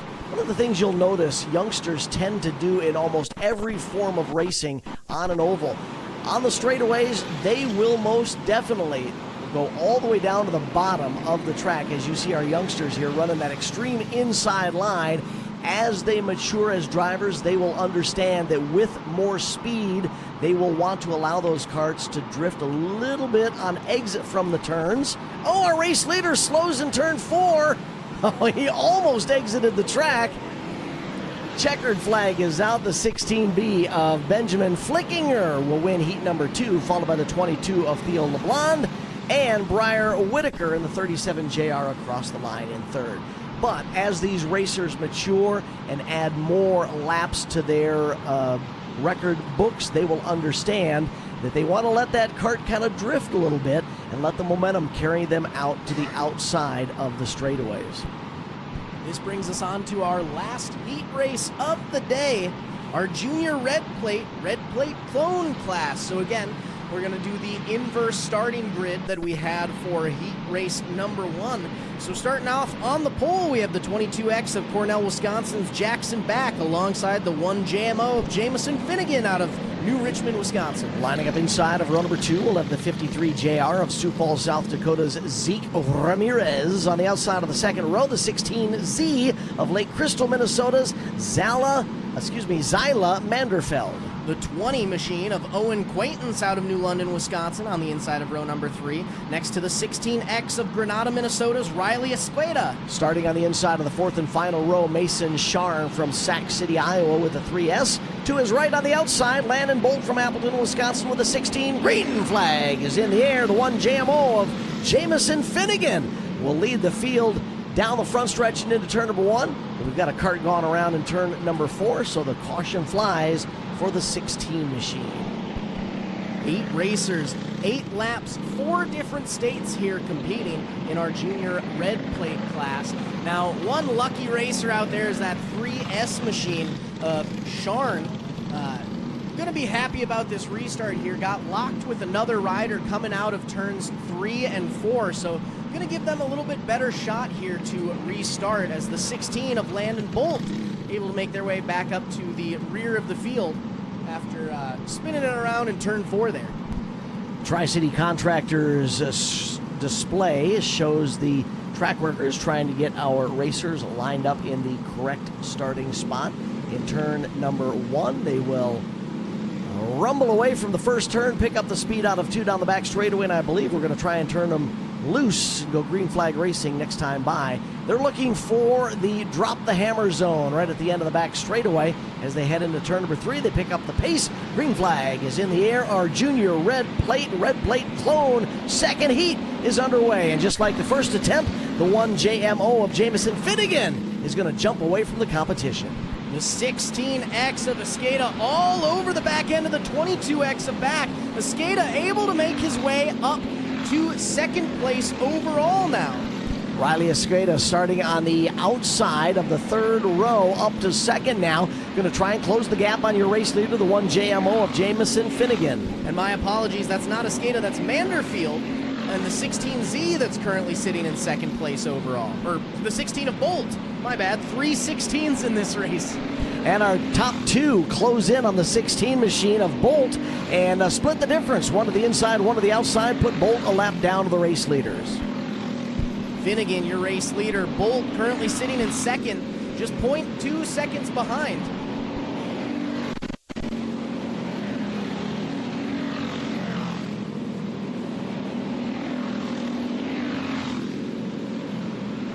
Finnegan, Bolt, Sharn, 1, 2, 3. As we're 5 of 8 laps around, one of our riders going around, another going into an avoidance spin, bumping and banging through 3 and 4. Bolt, the only one able to move their way through the pack there and avoid any cautions.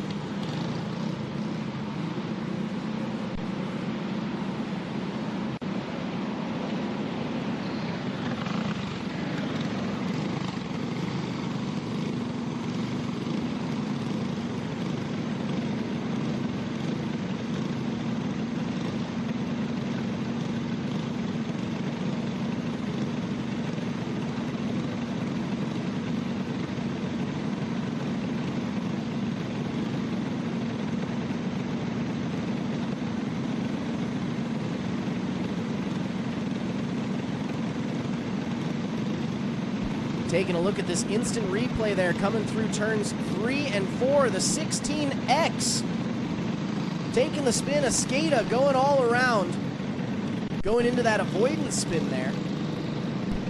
Great shot by the Wittstock Builders replay as we saw that spin start early in turn number 4, and then the rest of the field closing the gap on the 16X of Riley Escada.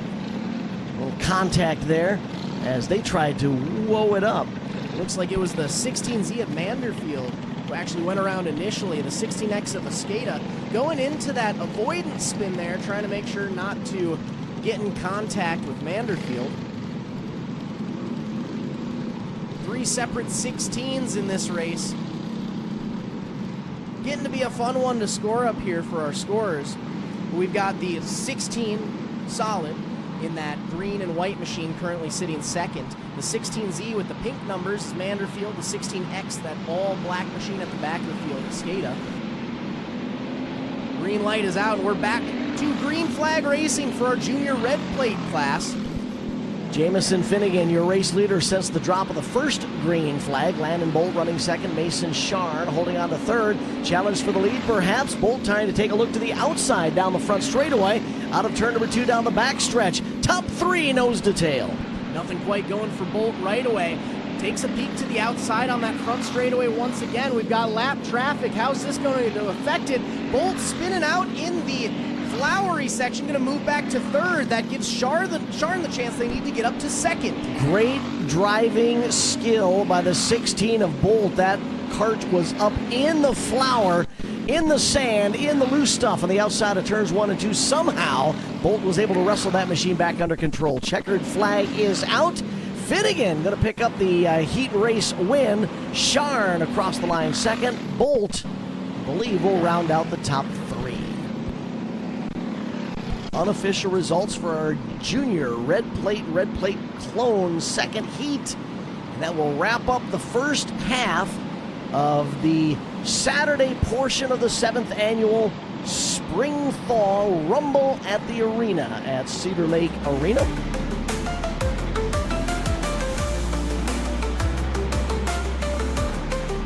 And like Dan was saying, that brings a close to our heat races for the day here. We're going to take a quick intermission, just make sure the track is all set and ready to go. We will be back to green flag action here at 3:40 to get into our feature races for the day for the 7th Annual Spring Thaw as part of the Rumble at the Arena races here at Cedar Lake Arena. In the meantime, let's hear a quick word from our sponsors. You've got to ship it from anywhere to anywhere. QualityFreightRate.com. The LTL Freight Logistics Specialist for your small business. QualityFreightRate.com. We simplify shipping, eliminate those surprise charges, and negotiate the best rates from most LTL qualified carriers. QualityFreightRate.com. Special residential and liftgate rates available for automotive and ag implements. QualityFreightRate.com. Use the promo code ICE and get 10% off your first shipment. Startup is so easy. Get a quote and ship today. Quality Freight Rate.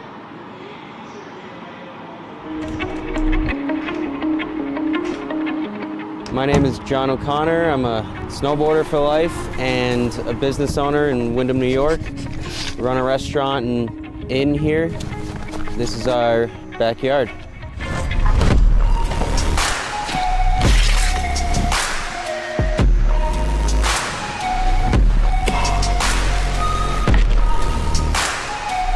Having a backyard park is really special because being able to snowboard at home and not have to get in the car, go to a resort, wait in the line, is your own creative space to do whatever you want, however you want. You're in your element. You're right at home, and it's a really good feeling when you can tune into the space around you with you and your friends and just make something special of it. The Tow Pro has helped my vision come to life with where I would like to take the backyard setup, and without it, it wouldn't be the same. It's the most easy to use, compact, portable, reliable rope tow that you can buy. It's the best thing that I own as far as what gives me happiness in life. Without it, it's not the same when you're hiking. To be able to keep riding and feel like you're snowboarding, that's what it's all about. And the Tow Pro has made that happen.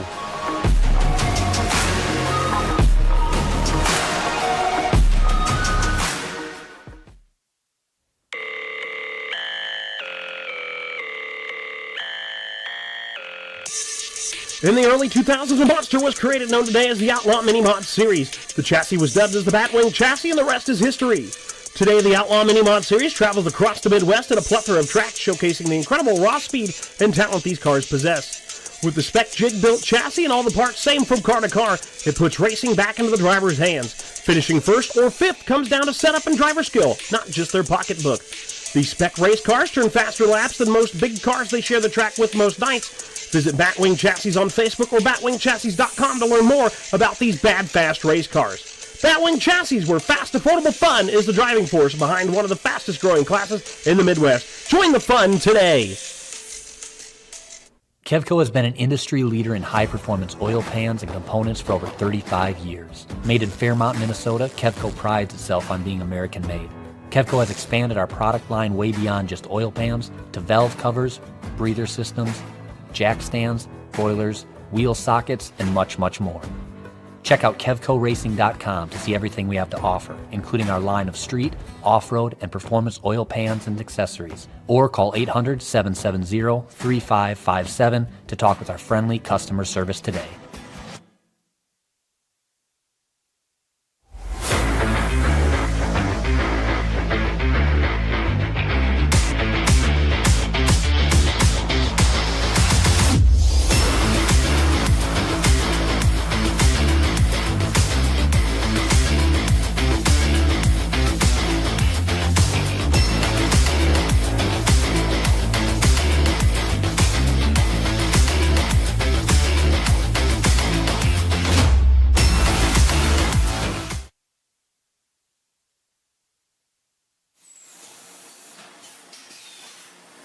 My two passions in life is racing and selling good high-end meat.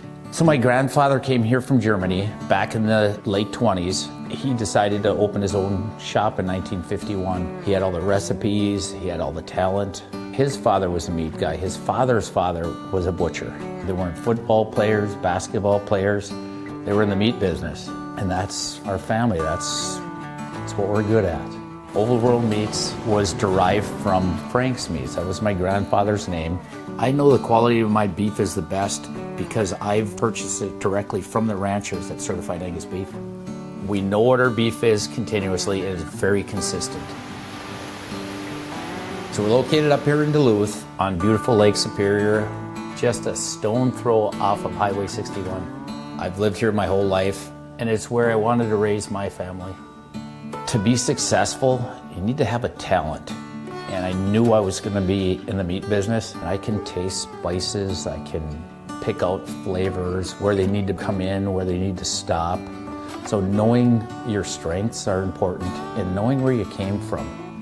We have a hot snack stick that's got actually 8 different spices of heat in that, and it layers the flavors in the heat. That's what makes the difference with our product.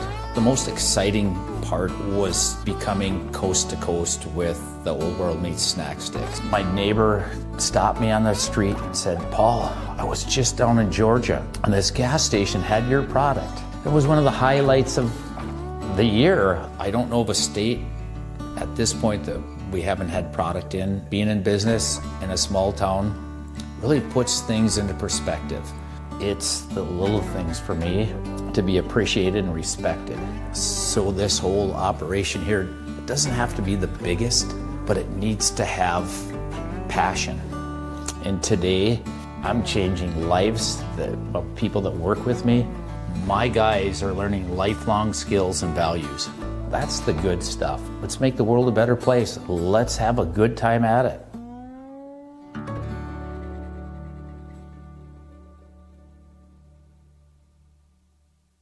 When you've got to ship it from anywhere to anywhere, QualityFreightRate.com. the LTL Freight Logistics Specialist for your small business. QualityFreightRate.com. We simplify shipping, eliminate those surprise charges, and negotiate the best rates from most LTL qualified carriers. QualityFreightRate.com. Special residential and liftgate rates available for automotive and ag implements. QualityFreightRate.com. Use the promo code ICE and get 10% off your first shipment. Startup is so easy. Get a quote and ship today. QualityFreightRate.com.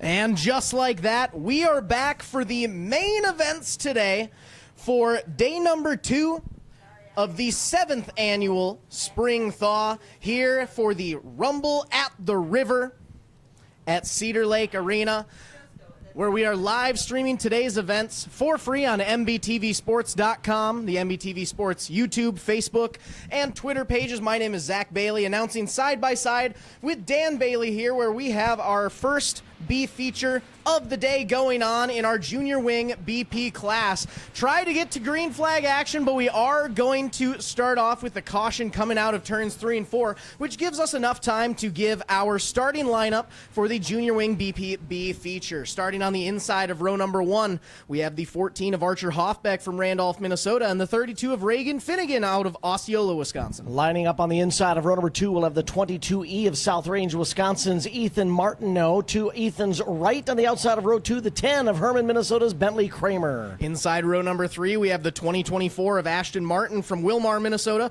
alongside the 2K of Spirit Lake, Iowa's Luke Krieger. Lining up inside of row number 4, Bruce, Wisconsin's Mason Lockburner behind the wheel of the 20, and on the outside of row number 4, the 57 of Luck, Wisconsin's Archer Bachman. And rounding out our 9 kart feature from the B feature, we have Aisley Anderson out of Sauk Center, Minnesota, racing the 71A. 9 racers in our B feature for the junior wing BP class. Our top 2 racers from this class will be transferring through to the main events here to our A feature, which will directly follow the B main here. So we're starting things off. Had a little rough start there with some yellow flag action to begin things. So we're just getting our carts relined up here before we get back to green flag action momentarily. Looks like we have the 2K machine of Luke Krieger up in turn 3. Might be having some issues with that cart, so we're checking on him super quick. Krieger rolling forward out of turn 3. Needed a little bump there to go. And Krieger is all back and ready to go. We're going to get Krieger relined up there to the outside of row number 3. Our carts look to be all lined up and ready to go in turn number 1. And we should be sending them back to green flag action this time by. Through turn 3, green flag is flying, and we are feature racing.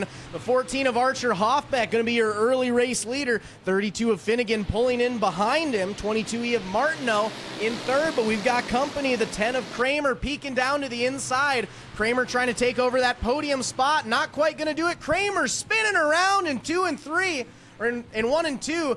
Quite a few carts going into avoidance spin. The 20... The 71 machine, I believe, going all around. Not quite seeing the yellow flag there. Going up and around into those spun carts.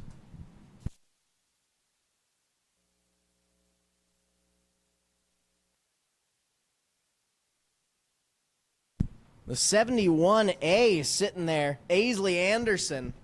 Checking up on Aisley. Let's take a look at this replay here. The 10 goes around. Quite a few carts going into an avoidance spin there. Once again, up through turn 1, the 10 spins around, hooks the 2024.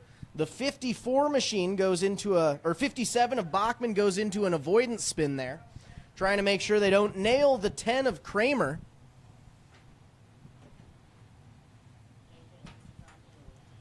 Kramer just gets a little too low. Spins around.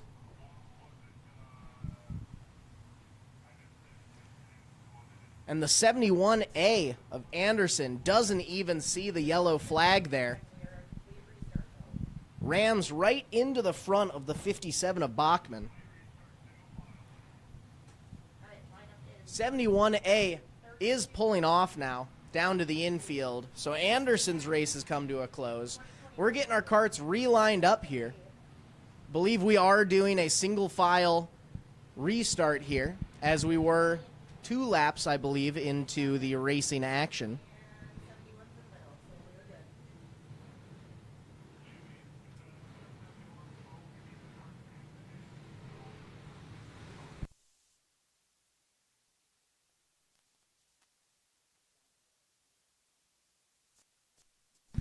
Single file restart back to green flag racing action. Hoffbeck going to set the pace for you. The 32 of Finnegan in that final transfer spot. Now we're going to want to watch that battle for second and third.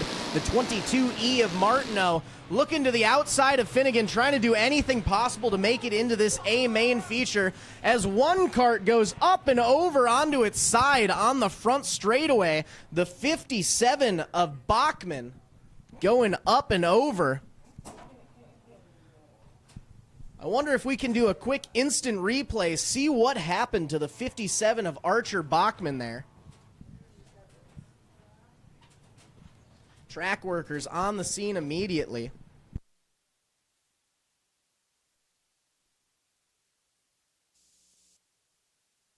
Taking a look at this replay.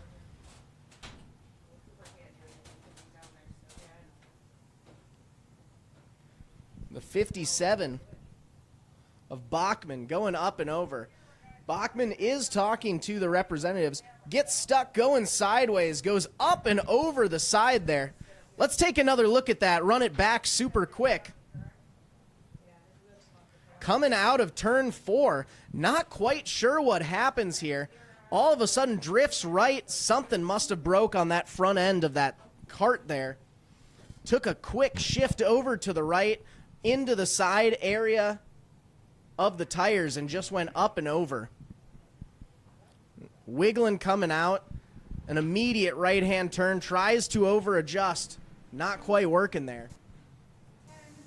The 57 is off the track, but was talking to track officials, so that's always good to see. Getting our carts relined up now. It's the 14 of Hoffbeck, 32 of Finnegan, the 22E of Martineau,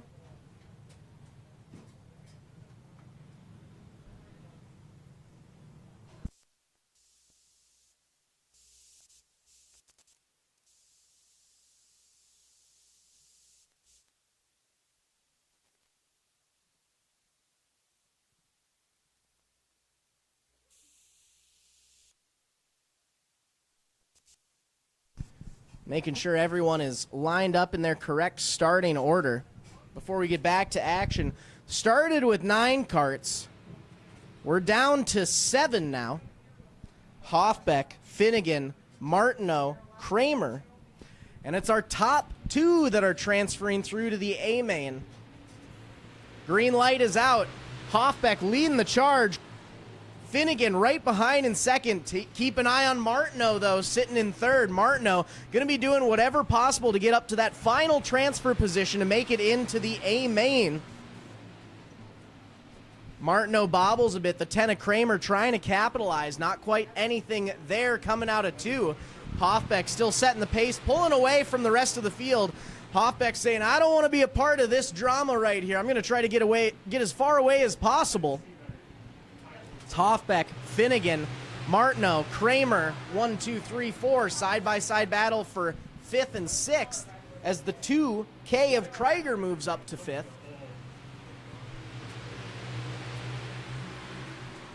The 32 of Finnegan now taking sole possession of that second and final transfer spot there. A little bit of space before we get back to the 22E of Martineau.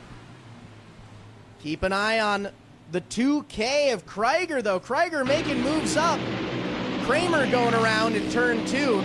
Not going to draw the caution, so we will stay under green flag conditions. Hoffbeck pulling away from the rest of the field. It's Hoffbeck, Finnegan, 1, 2, and about 4 cart lengths back to Martineau.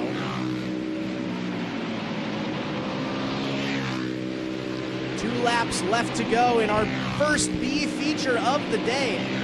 Hoffbeck and Finnegan, your top 2 racers, the 2 that will be transferring through to the A main. White flag is out, one last lap for the 14 of Archer Hoffbeck out of Randolph, Minnesota. Through 3 and 4, checkered flag is flying. Hoffbeck going to be your B feature winner. Final transfer spot's going to go to the 32 of Reagan Finnegan from Osceola, Wisconsin.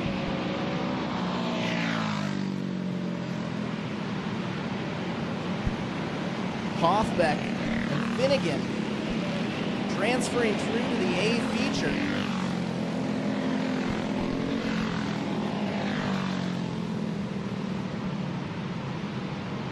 Which gives us time to read our starting lineup here for our first A feature of the day, Junior Wing BP. Starting off on the inside of row number 1 out of Dresser, Wisconsin, we have the 26 of Dominic Weber, your fastest qualifier from earlier today.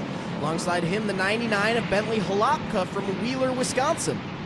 Lining up inside of row number 2, we'll have the 1T of Superior, Wisconsin's Tanner Johnson. To Tanner's right will be Trempealeau, Wisconsin's Alan Byrne with the number 8. Byrne on the outside of row 2. Inside row number 3 from Rock Rapids, Iowa, we have the 2R of Reagan Graffing side by side with Jacob Demmel racing the 19 out of Owatonna, Minnesota. Scheduled to start inside of row number 4, we will have Rock Rapids, Iowa's Regan Rosenboom with the number 40 machine alongside of Rosenboom. Starting on the outside of row number 4, the 11 of Ironton, Minnesota's Jackson Godfrey.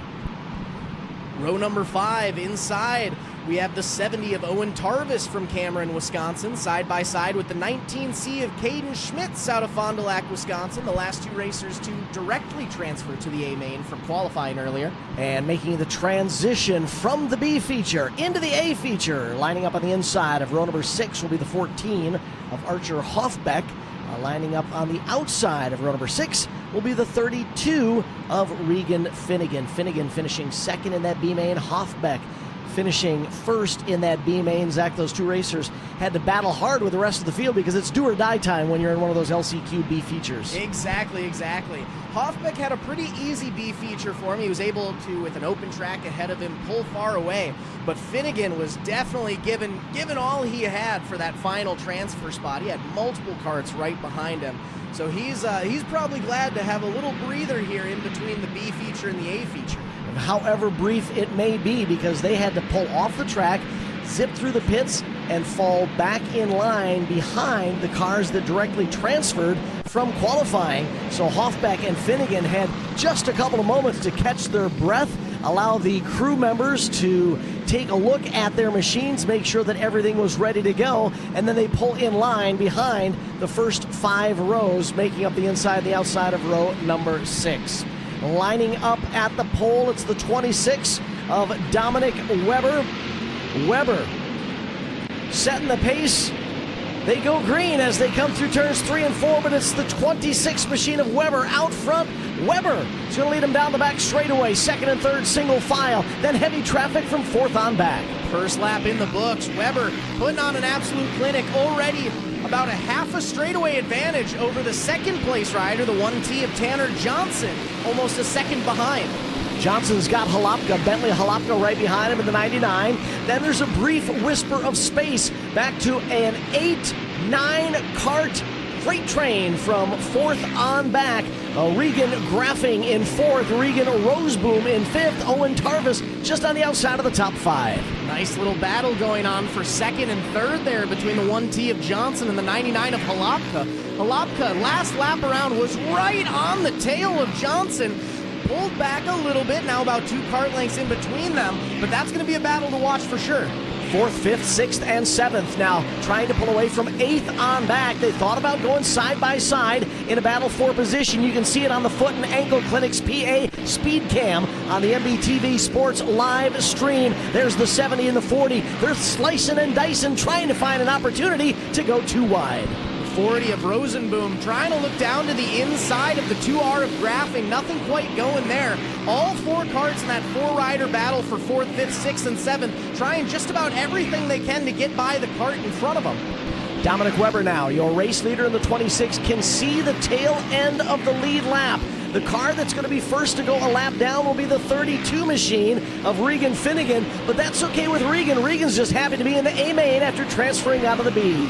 Now with a full straightaway advantage on the 1T of Johnson, Dominic Weber going to start working his way through lap traffic here, but we've got a full freight train going on at the back of the field. 32 of Finnegan getting a little sideways, all good right there. 5 laps left to go in this first A main of the day, but we'll see if this lap traffic starts to play any parts in either the lead position or that battle for second and third raging through turns 3 and 4. Yeah, nose to tail, the number 1T of Tanner Johnson and the 99 of Bentley Jalapy. They're closing in on the 32 machine of Finnegan, and they're going to have to pick and choose. Are they going to try and pass low? Are they going to step to the outside? Whichever way they go, I'm sure the other will try the opposite. Now right here, this little freight train going on. Finnegan holding up our second and third place riders. Jalapy, just what he needed, ducks down to the inside of Johnson. Johnson closes the door. White flag is out. 1 more lap to go. You can see that battle for second and third on the Forged in Dirt Lawn Care Battle Cam. Meanwhile, checkered flag is out for Dominic Weber. The battle for second comes down to the line. Tanner Johnson will hold on for the number 2 spot. Just barely. That lap traffic was getting in the way there. Was able to hold on though. Top 5 racers. Weber going to take your win on the 26. Johnson in the 1T finishing second. Just slightly behind, we have the 99 of Jalapy, the 40 of Rosenboom, and the 5 of Tarvis. Going to round out your top 5. I got to tell you, some great battles all the way through the field. We did focus quite a bit on first, second, and third, but 4th, 5th, 6th, and 7th was in play. 8th on back was nose to tail. It was anybody's ball game. Great racing in the Junior Wing BPA feature. Up next, our next B feature non-qualifier of the day, R-Box 1 Green Plate Wing. For our non-qualifier here, now we're not going to have any racers transferring through to the A feature, but we still want to give these racers a chance to hit the track one last time. 6 racers will be coming out here today. Starting off on the inside of row number 1, we have the 30 of Nathan Gunderson from Chautauqua, Wisconsin, alongside the 14 of Raleigh Rosenboom from Rock Rapids, Iowa. Inside row number 2, we have the 34 of Brantley Langer from Menominee, Wisconsin, and the 85 of Thatcher Nelson, side by side from Chippewa Falls, Wisconsin. Lining up inside of row number 3, we'll have the 22 of Menominee, Wisconsin's Dirks LeBlond with a 22, and rounding out this 6-cart field for the R-Box 1 Green Plate Wing non-qualifier event, Garrett Boise from Trago, Wisconsin with a 54. 6 cars, 10 laps for bragging rights in the non-qualifier main. Through the back stretch, green flag is out, and we are not going to take this as a start. Almost thought so.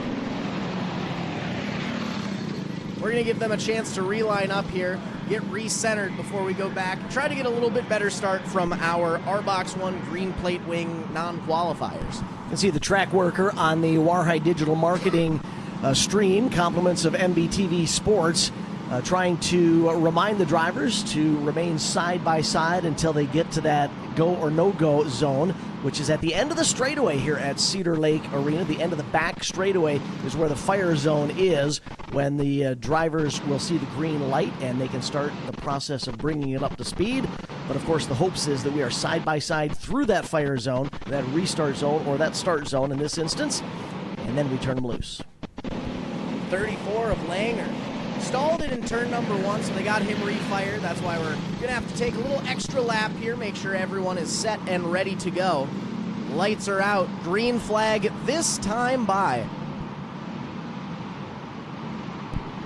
6-cart tight formation as they exit turn number 2 and head down the back straightaway. They are in the start zone. Green flag is in the air. Our non-qualifier main for the R-Box 1 Green Plate Racers is underway, and the 30 of Nathan Gunderson pulls away with the early lead.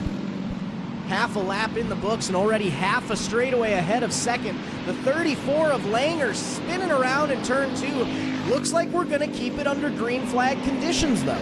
Gunderson pulls away with the early race lead. The 14 of Rosenboom holding on to second, right behind Rosenboom. I believe that's the 22. Indeed it is. Dirks LeBlond. LeBlond, who started in the final row, was able to sneak up into the third place spot. We will see if LeBlond will be able to stay with Rosenboom in that 2-cart battle for second and third.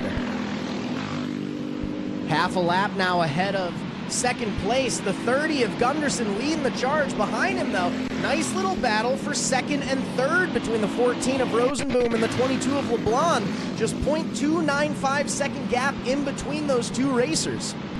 Gunderson starting to work through racers at the tail end of the field. Those of you enjoying the stream on MBTVsports.com, loving the split screen display. Focus on the leader on the left. The Big Guys Barbecue Battle Cam on the right, showing the 14 and the 22 duking it out for second and third. Another lap in the books for the 30 of Gunderson, who is now coming up on the tail end of second and third, about to try to make a move to lap our second and third place riders coming out of turn 4. Layover flag being displayed to the 14 of Rosenboom and the 22 of LeBlond. The race leader is going to try and figure out a way underneath the 22 of LeBlond. Makes that happen down the back straightaway and into turn number 3. Coming out onto the front straight, looks to the outside of the 14 of Rosenboom. Not going to work there, tries to duck down low. Rosenboom thinks he's still battling the 22 of LeBlond, so he's putting all his work out there for the leader. Boy, Gunderson is probably thinking, I wish my qualifying were a bit stronger, because you can see how quick Gunderson is in this non-qualifier event. Better run earlier today in qualifying might have put him in the A feature rather than the non-qualifiers event. Exactly. Well, we did have the 34 of Langer spinning it in turn 4. Coming up to the checkered flag, I believe we might possibly still go green-white checkered. We're not quite sure if we're calling the race as is. The 14 of Rosenboom spinning it around, coming out of turn 2 onto the backstretch.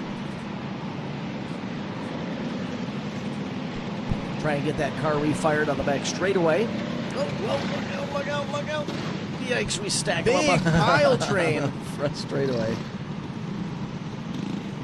There we got the 14 squared away on the back stretch.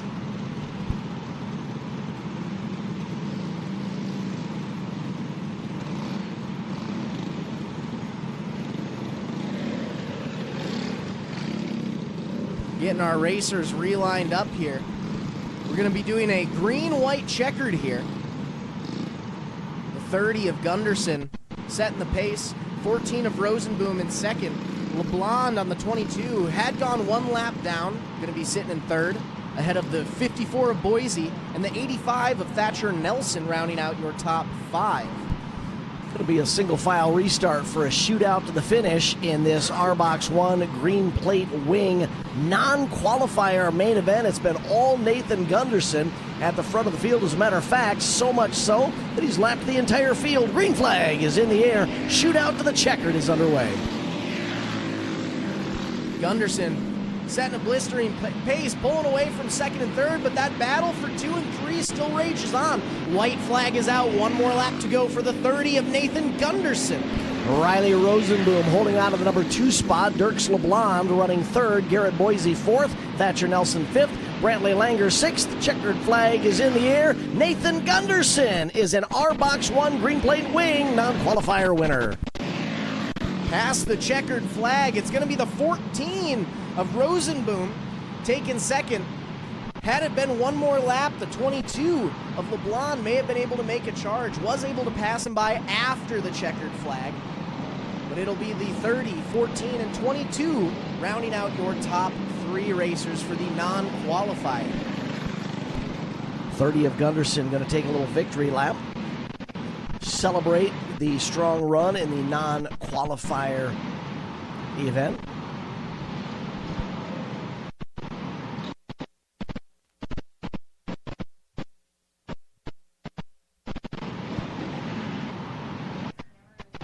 As we get our non-qualifier racers off the track, we'll start getting things ready for the A feature here for R-Box 1 green plate wing. Starting off on the inside of row number 1, Remington Kipka racing the 3R out of Foley, Minnesota with the pole. Side by side with the 2 of Case Holmes from Rock Rapids, Iowa. Lining up inside of row number 2 will be the 5 of Cherokee, Iowa's Dakota Schlief. On the outside of row 2, the 1R of Rock Rapids, Iowa's River Graffing. Inside row number 3, we have the 29F of Toretto Flynn from Superior, Wisconsin, alongside Spring Valley, Minnesota's Kimber Zimmer racing the 26. Starting this R-Box 1 green plate wing feature from the inside of the 4th row will be Oakley Booth. Oakley out of Colfax, Wisconsin, piloting the number 16. On the outside of row 4, Harper Holupka from Wheeler, Wisconsin with the 23. And inside that 5th and final row, we have the 2H of Oliver Holmes from Rock Rapids, Iowa, alongside the 38J of Grove City, Minnesota's Jace Frericks. Our R-Box 1 green plate wing feature going to be 15 laps in length. Green flag is in the air. We are racing at Cedar Lake Arena, but we've stacked a couple of them up on the inside of the front straightaway. Caution will come out to set up a restart. Looks like that's the 29F of Toretto Flynn and the 2 of Case Holmes side by side. 2H, I believe, of Oliver Holmes, actually. Those 2 carts got locked coming out of turn number 4. I believe the front push bar of the 29 of Flynn kind of getting locked up on the left rear wheel of the 2 of Holmes. See if the officials are going to call a complete restart here or what the lineup will be for this attempted restart. Yes, indeed, we are bringing the 29F of Flynn back to the inside of the 3rd row, the 26 of Zimmer to the outside of the 3rd row. Complete restart, everyone gets their spot back. Just want to make sure that they're all in the correct position. Racers look to be all set and ready to go. Track workers giving them the okay to enter turns 1 and 2 before we get back to green flag action coming into turn number 3. Your pole sitter Kipka, fast qualifier earlier today with 11.876 second lap, 0.2 of a second quicker than the second fastest qualifier. We will see if that's going to equate into a strong run. Green flag is in the air. Kipka leads the field down the front stretch and into 1 and 2. Dakota Schlief making big moves already up to second place. Now it's going to be that Kipka-Schlief battle for 1 and 2 coming onto the front straightaway. Just behind the top 2, we've got a freight train of 5 battling for 3rd, 4th, 5th, 6th, and 7th. then a little bit of West Central Wisconsin clay, back to a 3-cart battle at the tail end of the field. Single file throughout the field, but nice battles raging on all throughout it. Space through our top 2 riders, but now we have a nice little battle developing there for 4th and 5th. Bringing in that rider in 3rd place, the 29F of Flynn leading the charge. Remington Kipka, your race leader, trying to stretch the advantage out over the number 5 of Dakota Schlief. Kipka, your race leader, Schlief running 2nd, an entire straightaway between the top 2 and the rest of the field. Now that last lap by, though Schlief is in 2nd, he does have a 0.1 second advantage over the 3R of Kipka. He's definitely trying to make his way up and battle for that top position. Some side-by-side action on the Big Guys Barbecue Battle Cam on the MBTV Sports live stream. That is a shootout for 4th, 5th, 6th, 7th, and 8th. 4th, 5th, 6th, 7th, and 8th. Running 4th is the 29. Halfway through this R-Box Green Plate Wing 15-lap feature. A full straightaway separating our racers in 2nd and 3rd place. Nice little 5-cart battle for 3rd on back. A little bit of space before we get back to another side-by-side battle for 8th and 9th. Well, I got to tell you, tip of the cap to Dakota Schlief, the number 5. Kipka in the 3R really rocketed away from the field, but Schlief has done a masterful job of keeping that leader at least within sight. One little hiccup from your leader, Kipka, in the 3R, and perhaps the 5 of Schlief could close the gap and challenge for the lead. And that's going to be really important as we are nearing up on the back end of our field. We're going to have to see if some lap traffic might play into this. We might even see the 5 of Dakota Schlief able to draw in the 3R of Kipka if Kipka has trouble getting by these lapped racers. Layover flag for the Deuce of Holmes, steps outside the groove and allows the top 2 to sneak away underneath. We were talking about perhaps Schlief closing the gap as they got into lap traffic. The exact opposite happened. Kipka has been able to open up an even more commanding advantage as your race leader. 3 laps left to go in this 15-lap main event for our R-Box 1 Green Plate Wing class. Kipka still your race leader, Schlief in 2nd. 2 laps remaining for Kipka. He gets the sign from official starter Jason Cooper on the flag stand. 2 more circuits of the Cedar Lake Arena Oval. We've got moves for 3rd and 4th, though. The 29F was back to 4th just for a moment. Not going to put up with that, though. White flag is out. Final trip through 1 and 2. Final trip down the back straightaway for your race leader, Remington Kipka. Kipka's going to get the win. Schlief will hold on for 2nd. Let's see that battle for 3rd and 3 and 4. Bumping and banging onto the front stretch. The 29F of Flynn gonna hold on to 3rd. The orange Deuce of Holmes tried to use the chrome horn on the 29 of Flynn. Perhaps bobble that cart and sneak away with a 3rd place finish. Didn't quite work out the way he had hoped. Flynn will finish 3rd. The Deuce of Holmes across the line 4th. Kimber Zimmer rounds out the unofficial top 5. We're gonna give our race winner, the 3R of Remington Kipka, a chance to take a view in victory lane. We'll get a couple pictures with him there. But in the meantime, I want to take a moment to thank some of our sponsors for helping us be out here.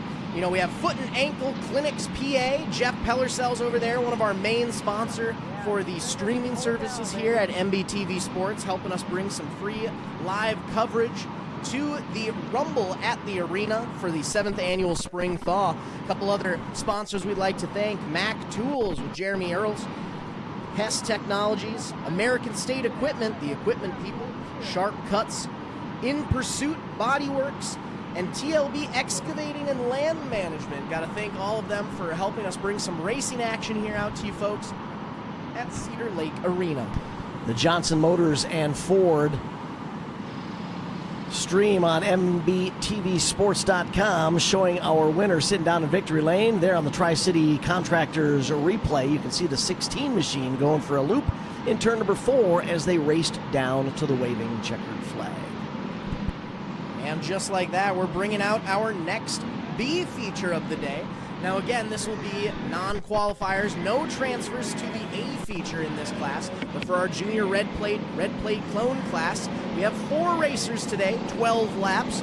Inside of row number 1 sees the 22X of Jackson Back from Cornell, Wisconsin, next to the 20 of Owen Quaintance from New London, Wisconsin. Starting inside of row number 2 will be the 16Z of Jalapy Field from Lake Crystal, Minnesota. And on the outside, the 16X of Granada, Minnesota's Riley Escueda. A nice little 16 back of the pack fight there. The 16Z of Manderfield has those pink numbers, already moving up to second place at the green flag. Manderfield now up to second. The 22X of Back holding on to your early race lead. Single file through the 4-cart field. Top 2 staying relatively close. Nose to tail separated by about 2 cart lengths. The 22 machine of Back's going to lead lap number 1, followed by the 16. 1 cart length separating our top 2 racers. Manderfield up from 3rd to 2nd, trying to put some pressure on our race leader Back, making some moves, looking to the outside on the front straightaway, ducking down to the inside through the corners, seeing what she might be able to do to make her way around. Separation from 1st to 2nd is decreasing as they close in on the 16 machine of Escueda. They're going to have to work either to the inside or to the outside as Escueda goes a lap down to the top 2. And we've definitely got a bona fide battle for the lead because the 16 of Manderfeld is all over the rear end of the 22X of Jackson Back. A little bit time back there, but Manderfield still setting a faster lap time than the 22X of Back. Manderfield looks to the inside through 3 and 4, nothing going there. Peeks to the outside, still nothing. Trying just about every move possible. Gets up and over, touches the back end of Back. That's going to set Manderfield back quite a bit, but able to hold on and keep it green flag. Got the front wheels up in the air going through turns 1 and 2, and that's all that Back needed to open up a commanding advantage. Cross flags out that time across the start-finish line. Halfway through this junior red plate clone B feature. Now in that last lap, the 16Z of Manderfield already gained half of the ground that she had lost on the 22X of Back. Already back in battling position. Back looking to the inside, Manderfield looking to the outside, once again back to a 1-2 battle. Manderfield, most definitely the fastest cart on the track right now, has reclaimed all the ground lost with that contact in 1 and 2. Takes a peek to the outside as they head down the front straightaway and into turns 1 and 2. This is where disaster almost struck a couple of laps ago that got the front end of Manderfield 16 in the air. Manderfield gets a little squirrely coming out of 2, draws a little back, already able to regain that ground on Back. Manderfield looks to the inside coming out of 2, ducks down low, nose to tail, bumping and banging through 3 and 4. White flag is out, 1 more lap to go for Manderfield to make a move. One final trip around the Cedar Lake Arena micro oval. Can the 16 of Zalia Manderfield make a move in the final turn? Through 3 and 4, the battle is on to the checkered flag.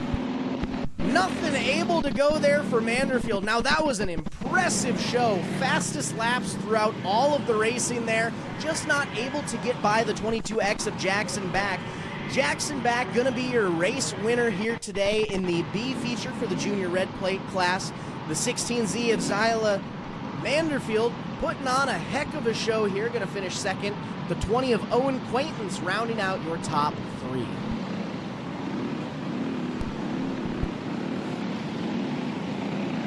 We'll give Jackson Back a chance to take some pictures in front of the victory lane board there on the back straightaway.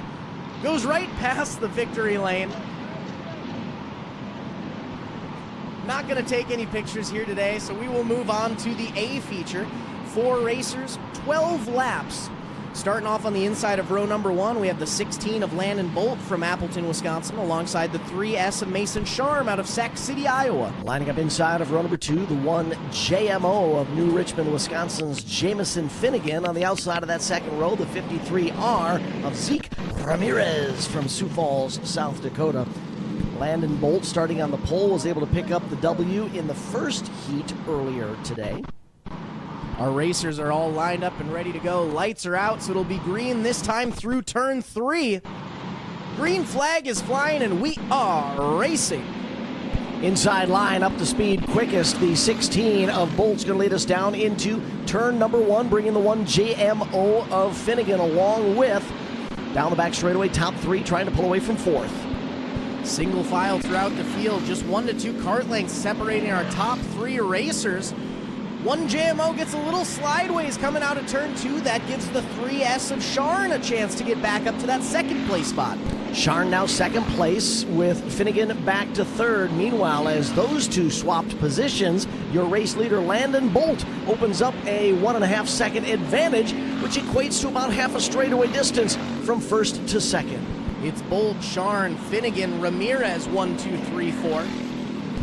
A little bit of space separating our second and third place riders. Sharn gets a little sideways there coming out of 4. Able to hold on to it though, but that gives the one JMO of Jamison Finnegan a chance to pull up, try to make a little battle there going within the next couple laps. Kept the right foot in it, never lifted, and was able to drive out of that slide coming out of turn number 4. That did allow Finnegan, however, to close in a bit. Cross flags are out for our race leader and the rest of the field as they cross the start-finish line. 6 down, 6 to go in our junior red plate clone feature. The 16 of Bolt able to get by the 53R of Ramirez. Nice and easy, but let's see how it affects this battle for second and third. Sharn currently sitting second, able to sneak down to the inside through turns 3 and 4.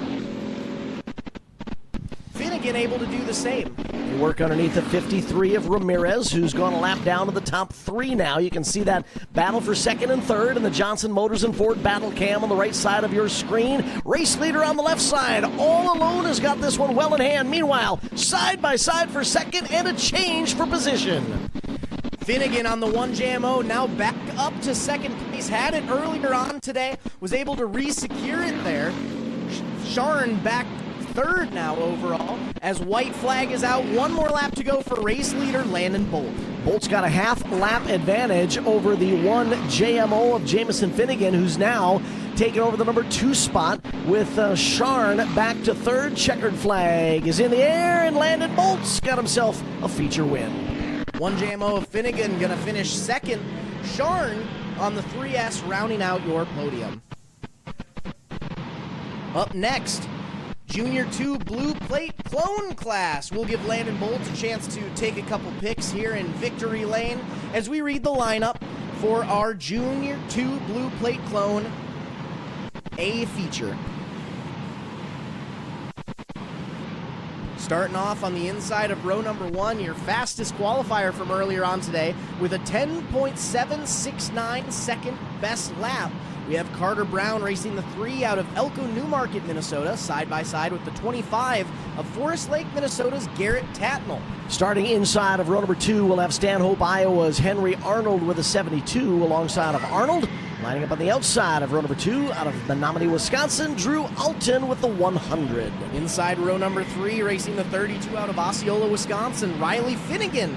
Next to the 17 of Gavin Underdahl, racing out of Northfield, Minnesota. Row number 4 has the 81 of Jaden Anderson on the inside. Anderson out of Clear Lake, Minnesota. On the outside, Evan Rutherford for Roberts, Wisconsin with a 51.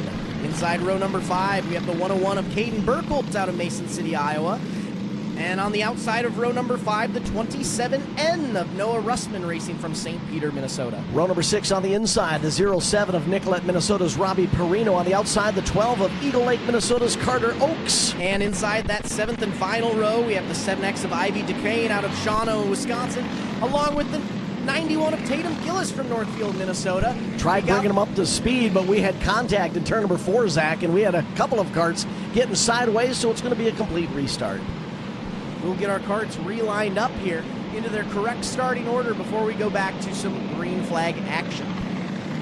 Front row again, your fast qualifier, Carter Brown on the pole with the number 3 machine. Second fast qualifier, Garrett Tatnall on the outside of the front row in the 25. Zach, it'll be interesting to see how traffic will play into the ability of some of those racers who maybe didn't get the best qualifying run and are being forced to start a little bit deeper in the field. Will they be able to use traffic to their advantage and work through the competition?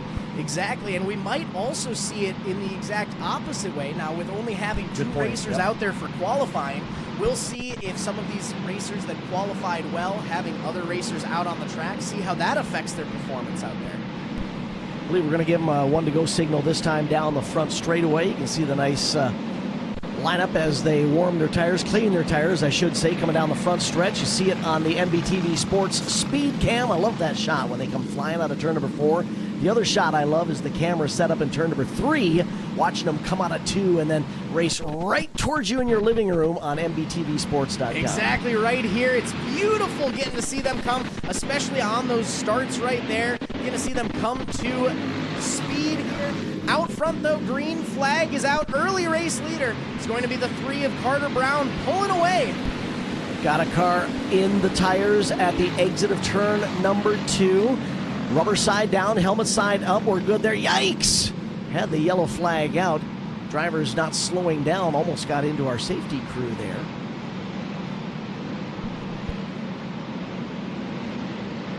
Going to keep our cart single file here while we attend to our cart there at the exit of turn number 2.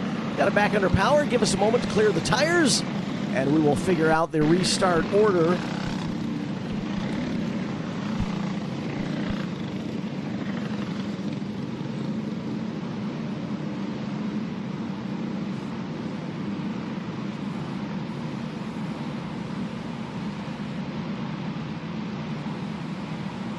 Looks like we might be going with a Delaware double file restart if I'm...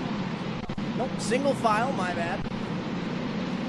Saw those front 2 racers getting side by side, wasn't quite sure, but we will be going with a single file restart here for the Junior 2 Blue Plate Clone class.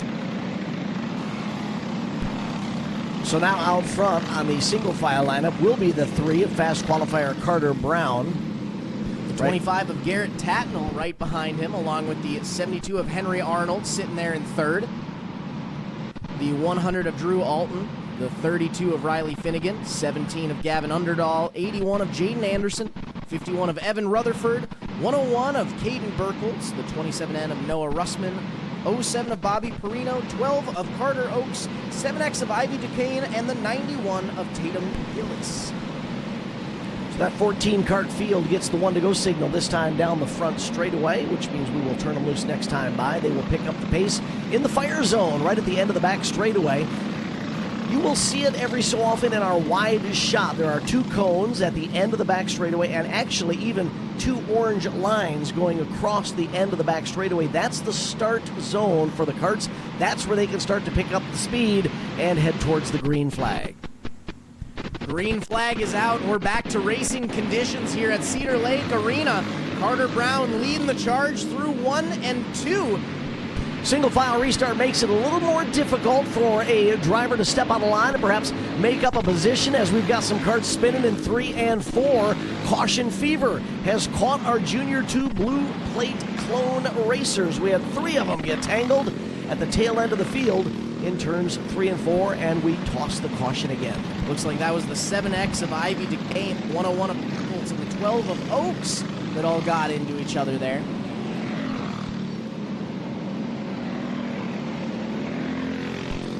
So just before that caution came out, Zach, I was mentioning that with these single file restarts, and even though we do have what I would consider to be a very wide groove here at Cedar Lake Arena, we all know where the quick line is around a short course like this. So it takes away that opportunity for an early race move on a restart. Perhaps someone on the outside of a row getting a jump on their competitor on the inside, or vice versa. A single file restart like this can make it a little more difficult to step on the line because you don't want to get freight trained by the rest of the field behind you. Exactly. But it did give the 3 of Carter Brown just what he needed, as you know, only with 2 corners there, he was able to pull away from the rest of the field. Kart stopping on the front straightaway to the attention of one of our crew workers, going to ask for an assist to get that refired. Gets it fired up, and he will take his restart position as scheduled, I believe. Looks like that was the 27N of Russman, I believe. So Russman's going to try and sneak up behind the 07 machine there of Robbie Perino there. I think we've got everybody in the correct restart position.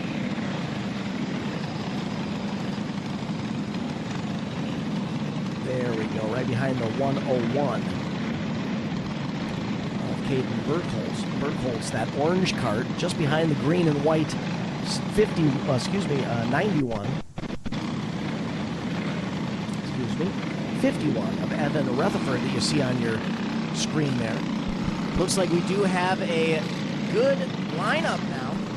Lights are out, and I believe we are going to be going green this time by. These racers were minding their P's and Q's earlier in qualifying. There were only 2 of them on the track at a time. Now they've got the entire 14-kart field out there. Everybody trying to make moves early. Green flag is out.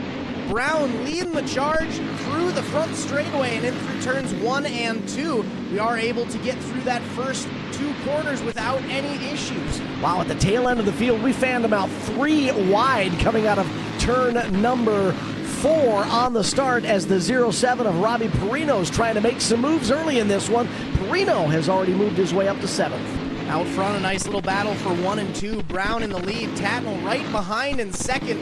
For a moment there was about half a kart length in between them. A little more space before we got back to third. Now this battle for 1 and 2 is starting to turn into a battle for second, third, fourth, and fifth. Yeah, we've got 1, 4, 2. That's kind of the running order. Your race leader alone, then 4 karts battling for second, third, fourth, and fifth. Then a slight gap back to 2 karts battling for 6th and 7th. Arnold sitting in third place overall, has a whole lot of Alton right behind him. Alton looks to the inside, tries to make that battle for third. Alton now up to the 3rd place position. A little bumper tag through turns 1 and 2 and down the back straightaway in that 3-kart battle for 3rd, 4th, and 5th. Nice to see the 25 of Garrett Tatnall pull away from the karts behind. Tatnall's trying to close in on a race leader. Could we see a charge develop into a battle for the lead? Arnold back up to 3rd as the 100 of Alton moves all the way back to 7th. It's now a 4-kart battle for 3rd, 4th, 5th, and 6th. Cross flags are out halfway through this 15-lap feature. 7 down, 8 to go. Still under green flag conditions. Top 2 making their way into turns 3 and 4. Brown, Tatnall leading the charge in 1 and 2. Arnold, Finnegan, Anderson, Underdahl currently sitting in that battle for 3rd, 4th, 5th, and 6th. Our race lead was closing, and it still is. I thought that the 25 of Tatnall was going to get held up behind a kart at the tail end of the field, down to just 0.8 of a second separation from 1st to 2nd. About the same gap back to that multi-kart battle for 3rd. Battle for 3rd raging on as the 81 of Anderson now makes his way past Arnold. Anderson now up to 3rd, and Arnold back to 4th. Oh, we got a kart spinning. Oh, sideways in 1 and 2. What a save. A racer at the back of the pack, completely sideways ahead of the 25 of Tatnall. He saved it, but not before getting down into Tatnall just a bit. Now we've got a parking lot in turn 2.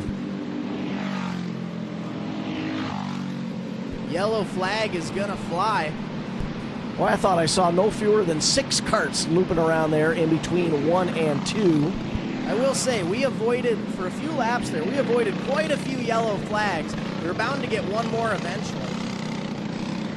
Getting our karts relined up here and ready to go. We'll take a look at this instant replay there. 3 of our karts getting side by side, nowhere else to go for the 4 karts behind them.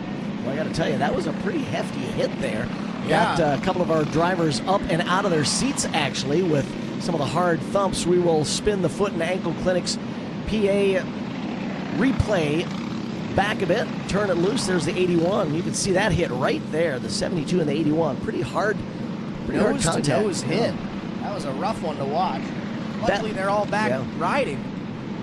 Now, you know what this does? This means that Tatnall in the 25 gets to restart right off the rear end of your race leader, Carter Brown. Tatnall's been able to stay with him and close that gap a little bit. We will see if Tatnall's going to have anything to throw at our leader here in the closing 4-lap run to the checkered flag. And with 4 laps left to go, that is a good amount of time left for Tatnall to be able to make that move.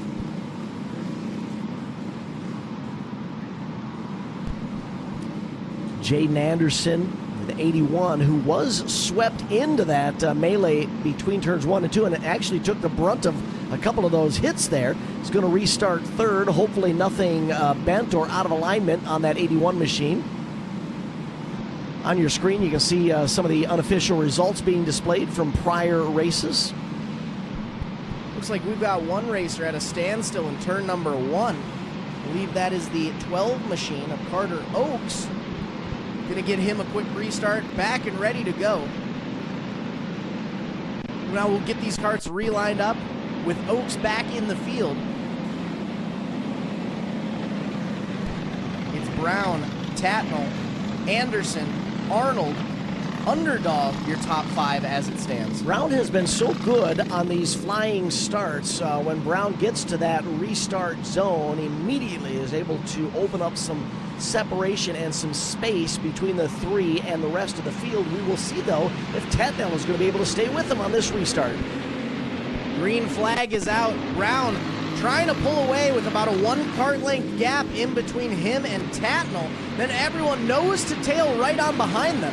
Anderson holding on to 3rd, bumper tag from 4th on back, top 3 single file, and it looks like Tatnall is staying with Brown. Brown's got open track ahead, but as we've got 4 carts hard banging coming out of turn 2. The 17, the 12, and I believe that's the 27. Yep.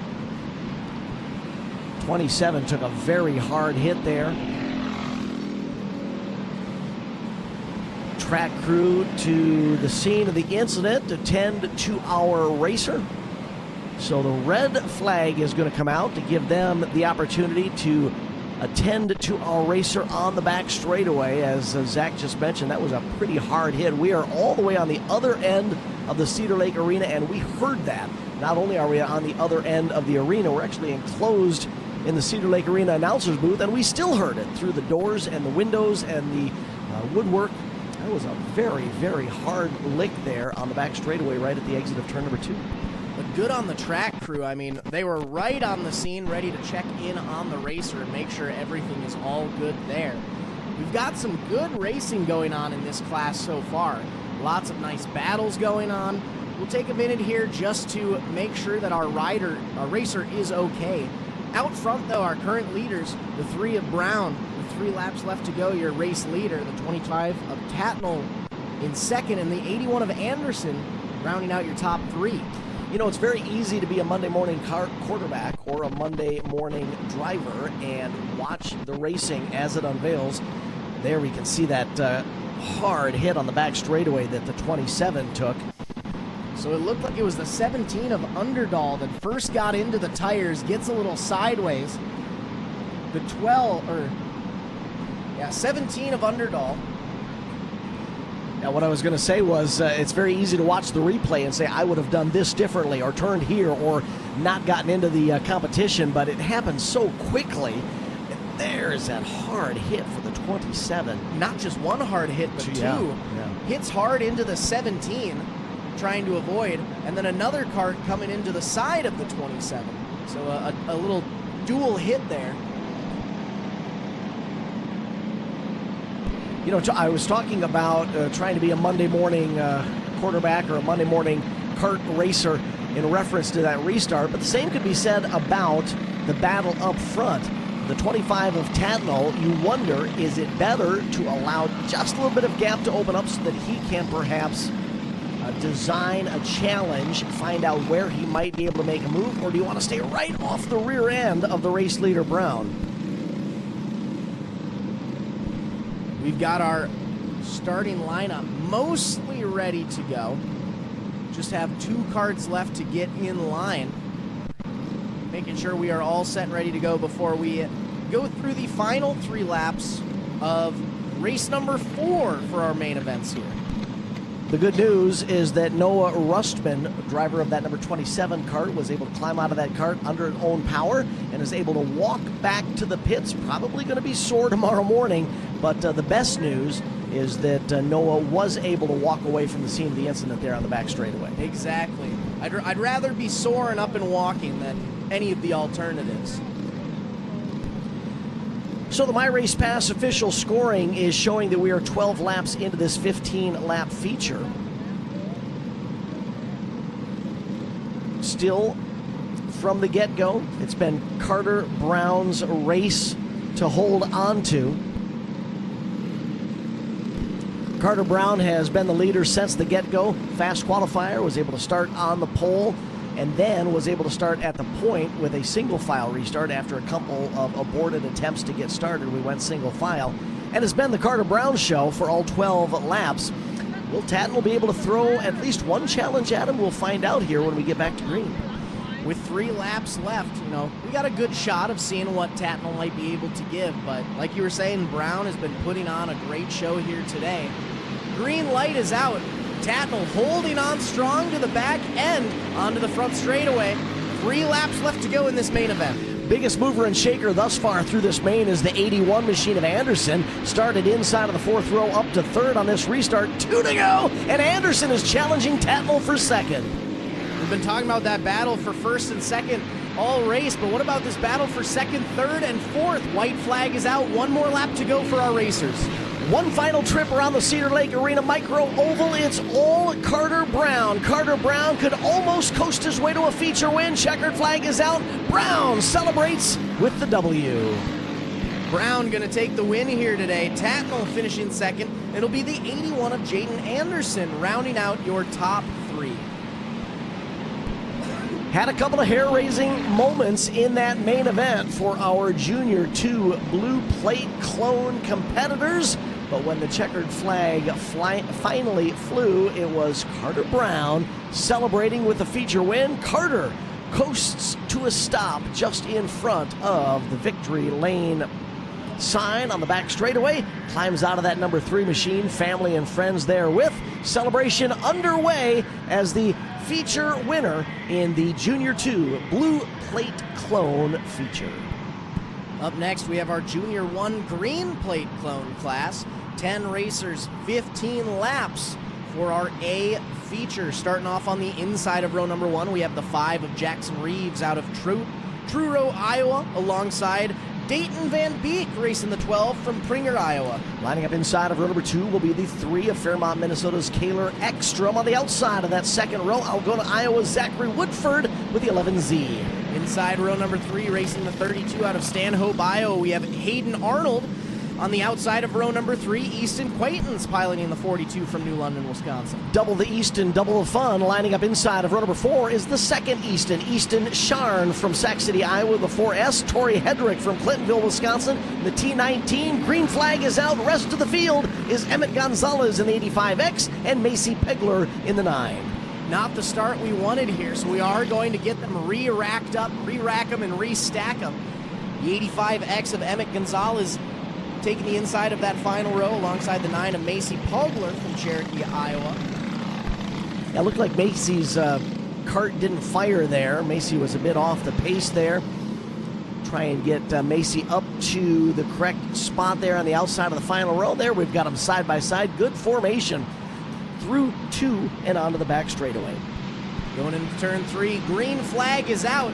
This starts looking to be good.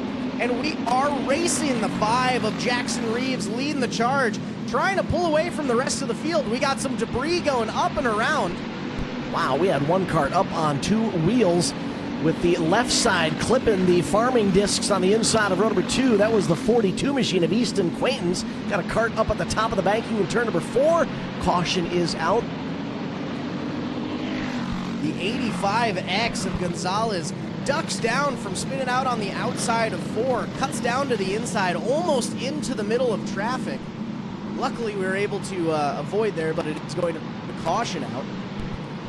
Easton Quaintance was on the inside of a side-by-side battle for position between turns 1 and 2. We have the farming discs set up as the inside boundary of the turns. The left side of Quaintance's number 42 hit one of those farming discs and got him up on 2 wheels. Looked like the Joey Chitwood stunt show in turn number 2, but Quaintance was able to bring it back to terra firma with all 4 wheels on the ground and continued to race on.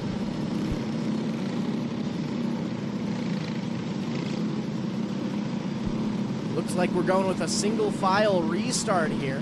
5 of Jackson Reeves leading the charge, 3 of Ekstrom behind in 2nd, the 32 of Arnold in 3rd, 12 of Van Beek in 4th, the 4S of Sharn in 5th, Woodford, Quaintance, Hedrick, Pogler, and Gonzalez rounding out your 10-cart field.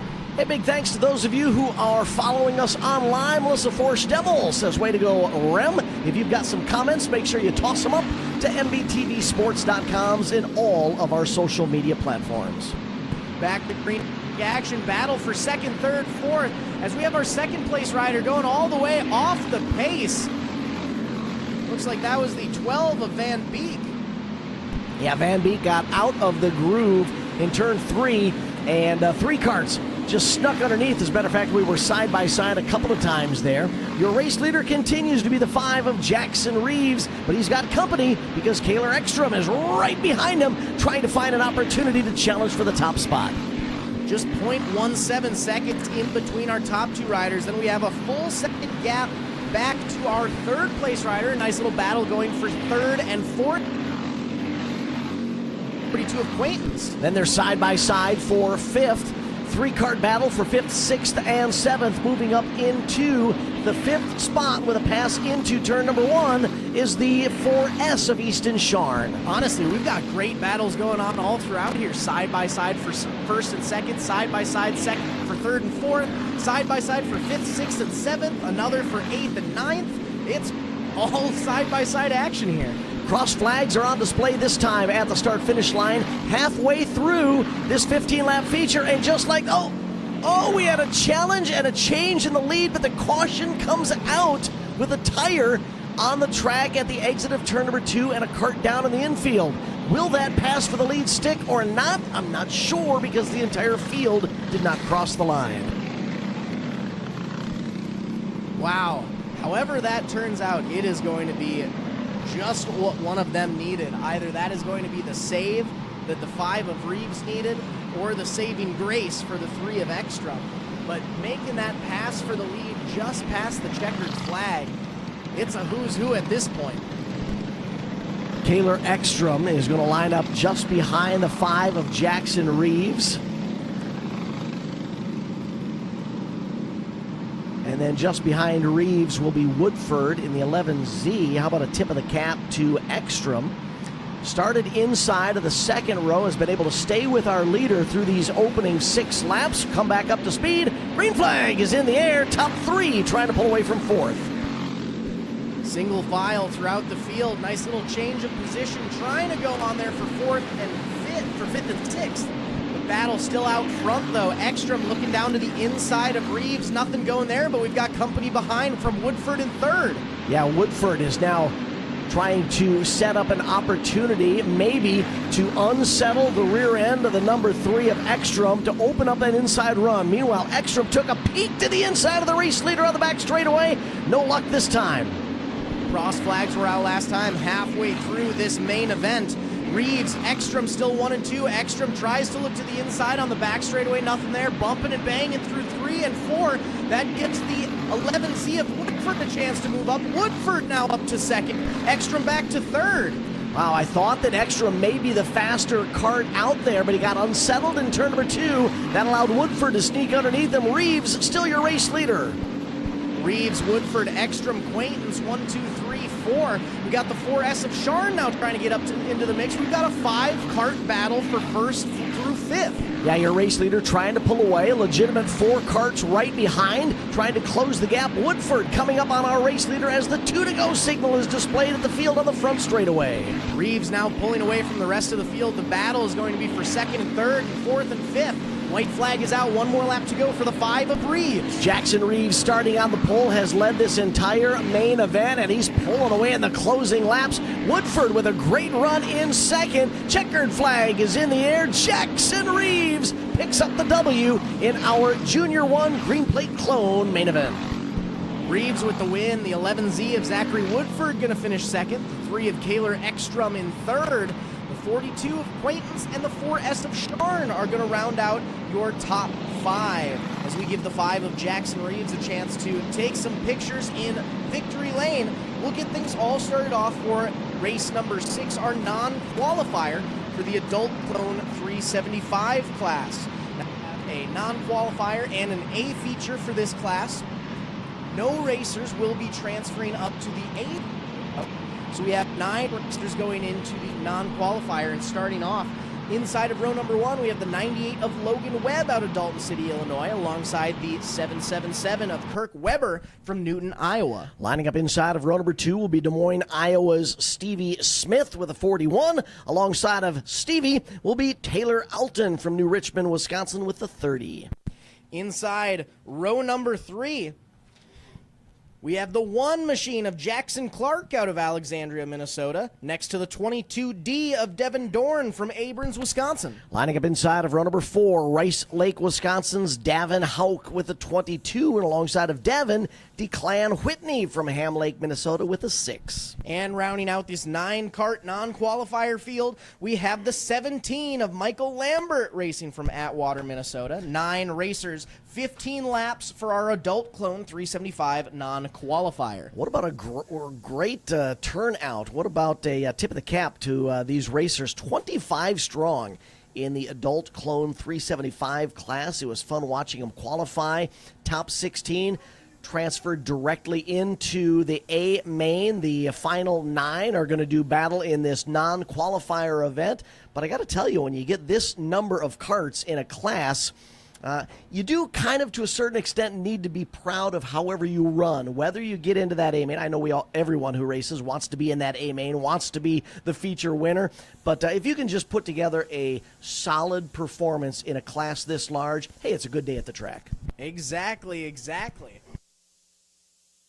Got the air blowers out there trying to remove a little bit of that sandy Cedar Lake dust from the groove before we roll our 9-cart lineup out on to the Cedar Lake Arena Oval for the adult clone 375 non-qualifier main event. A huge thank you to those of you who are tuned in via MBTVsports.com, regardless of what streaming platform you might be watching us on. We appreciate you making us a part of your Saturday festivities.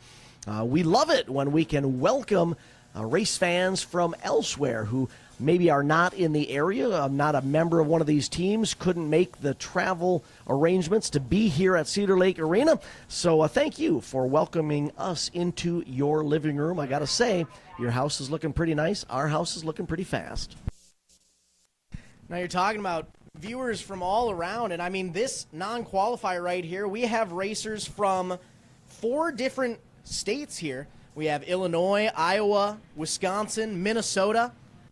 So we have all different types of racers out here right now, lots of different viewership. And you were saying earlier, you have to be proud even if you didn't make the A main. From the top qualifier down to our bottom qualifier in this race, there was less than a second gap in between them, just 0.9 seconds. Fast group of adult clone 375 competitors, and we're going to see the non-qualifiers here. These drivers get the 1-to-go signal, this time across the start-finish line with a 98 of Logan Webb setting the pace from the pole on the inside of the front row. Webb and Weber starting off the front straightaway here for us, going on to the back stretch up to turn number 3. Green flag is out, and we are adult clone 375 racing. That inside column gets the good start when the green flies. The 98 of Webb brings the 41 of Smith with, and that's the order that they will head down the back straightaway 1-2, and they will complete lap number 1 with Webb out front. Webb trying to pull away from that nice little battle developing for second and third between Smith and Weber. Little bit of space before we get back to the 30 of Alton in fourth. Caution is out. Yellow flag is out as the number 6 machine of Declan Whitney has an issue coming out of turn number 4. Caution comes out. 1 lap down for our adult clone 375 non-qualifier main.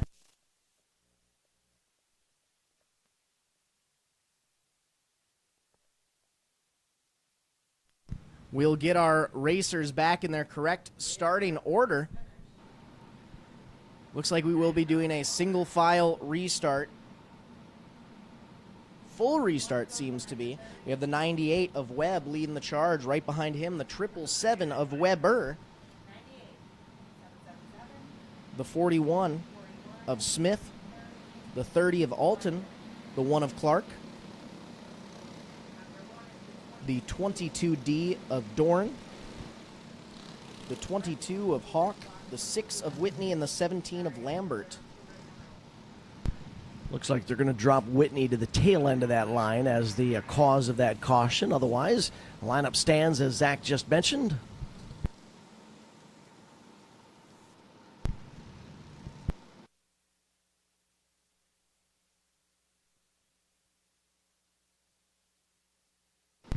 we've got everybody in the correct restart position. Single file restart. They will come out of turn number 2 and head down the back straightaway looking for that restart zone at the end of the back straightaway. That's where they can give it all the right foot they've got, bring it up to speed for the green flag on the front straightaway. Green flag is out. We're back to racing conditions here at Cedar Lake Arena. The 777 of Weber trying to look down low. Nothing quite going there through turns 1 and 2, but our top 2 racers side by side. Such a smooth pass by the 22D of Devin Dorn, was able to race his way into the top 5. Coming out of turn number 2, snuck underneath the one of Jackson Clark, took that spot away. We will see if Dorn can turn that movement into more attempts at position improvement before the checkered flags. And it looks like he's already turning that into a 3-cart battle for 3rd, 4th, and 5th between Smith, Alton, and himself. Smith currently in 3rd as Alton's able to make his way by along with Dorn. So Dorn definitely the man on the move in this adult Clone 375 non-qualifier feature. Meanwhile, back to the front, it's all Logan Webb. The 98 machine has led the opening 5 circuits of this feature. He's got the 777 of Weber right behind him. Not sure if Weber is playing the waiting game, hoping for an opportunity, or just can't quite get up alongside or near the 98 to challenge. Dorn able to make a pass for 3rd. Dorn now up to a podium spot, setting his sights on that battle for the lead. Cross flags are out. We're halfway through this non-qualifier adult Clone 375 race. Dorn started this feature on the outside of the 3rd row and has raced his way smoothly up to 3rd. Can he close in on the top 2? Perhaps mount a charge over the second half of this 15-lap feature. We're 9 laps in, 8 to go. Back up at the front of the field, though, that Webb-Weber battle is still raging on strong. Weber right behind the 98 of Webb, trying just about everything to see what he might be able to do. I've seen him peak low. I've seen him look high, duck back down. As we've got one racer taking their way into the infield. Looks like that is the 30 of Alton, bringing his race to a close. You caught my bad math. It was 9 down, 6 to go. Now it's 4 to go. This time, I believe, 3 to go. So next time by, they'll get the 2 to go signal. Another cart calls it quits, dives to the safety of the infield in the closing laps here. 2 laps remaining. Webb-Weber 1-2. Dorn pulling up, now making it a 3-cart battle left with 2 laps to go through turns 3 and 4. White flag is out. 1 more lap to go for Webb, Weber, and Dorn. Wow, Dorn is so fast, but it's going to be too little too late. But we do have a challenge for the lead. Down to the inside in turn number 3, the 777 of Weber. What a masterful moment. Down the back straightaway and into turn number 3. Was able to get underneath the race leader of Webb, and Weber picks up the win in the Adult Clone 375 non-qualifier event with a last lap pass in turn 3. Logan Webb gonna settle for a devastating 2nd place after leading every lap of the race. Dorn, though, he's the one to chat about this one. I mean, going from 6th all the way up to 3rd through heavy traffic. Put on a great show for us. Makes you wonder, 20-lap feature, would that have been enough for Dorn to make up 2 more spots? But what a masterful move. I actually brought that up early. Was Weber playing the waiting game until the last possible moment, and that's exactly what he did. Main event time, a feature for the adult clones. Inside of row number 1, we have fastest qualifier, the 19 of Eddie Brose from Mitchellville, Iowa. I Noah Berglund racing the 00N out of Asani, Minnesota. Row number 2 on the inside, Johnny Hansen, and the 13 on the outside, Connor Germain in the 05. Row number 3 on the inside, the 4 of Gavin Gregory next to the 08M of Maverick Delvaux. Starting on the inside of row number 4, we'll have the 9S of Regan Scholten. On the outside, Rick Rush with a 521. Inside row number 5, the 9 of Max Pogler. Outside of row 5, the 16 of Corey Wolf. The rest of the field in tow. Green flag is in the air. We are racing with the adult clone 375 A feature. The 4 of Gregory making moves, muscling his way up, getting up on 2 wheels to make his move up to 4th. Now battling for 3rd to the inside of the 13 of Hansen. Gregory now up to third, setting his sights on 1 and 2. Noah Berglund in the 0-0N, your early race leader. Challenge to the inside as the 19 of Eddie Brose tries to make a move. Caution is out. We've got trouble in turns 3 and 4. 3 carts turn around, and 3 and 4 brings the caution out with just a lap down. And I believe that's going to erase that pass for the lead. We will see if it's going to stick or not. Noah Berglund led the opening lap. Eddie Brose in the 19 was making a move just as they came to the line, but the entire field did not cross the line. We will see if that pass for the lead is going to stand or not. Man, 1 official lap in, and we are already swipping and swapping, moving around. Everyone is very hungry to get toward the front of this race in the Adult Clone 375A feature. The rest of the field at the tail end of the pack, Trevor Rush in the 23, Riley Rutherford in the 44, Mason Hudson piloting the 00, and Jake Robb in the 96.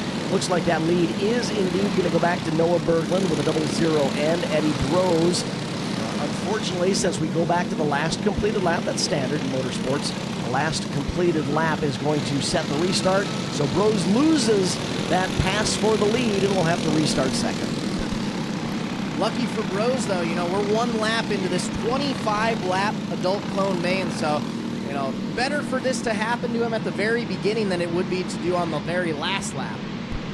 And I just have a feeling that we can't count out any of the carts in the top 10. I think we're going to see movement as this feature races its way towards the finish. Single file throughout the field. Nice little battles developing there at the middle of the pack, though. You see the 08 machine, I believe that is, making their way up.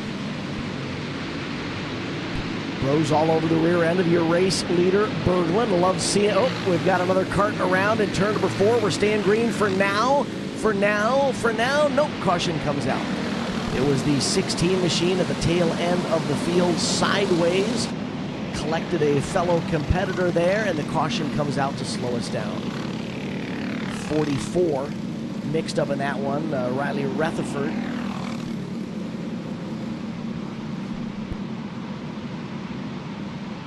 Loved that opening lap as they came out of turn number 4, single file. It looked like them trying to break the draft at Talladega, some snaking down the front straightaway to hold position and take an inside run away. That was all started by our race leader, Noah Berglund, in the 00N. Noah knows what to expect from the competition, and he took that inside run away on the front stretch.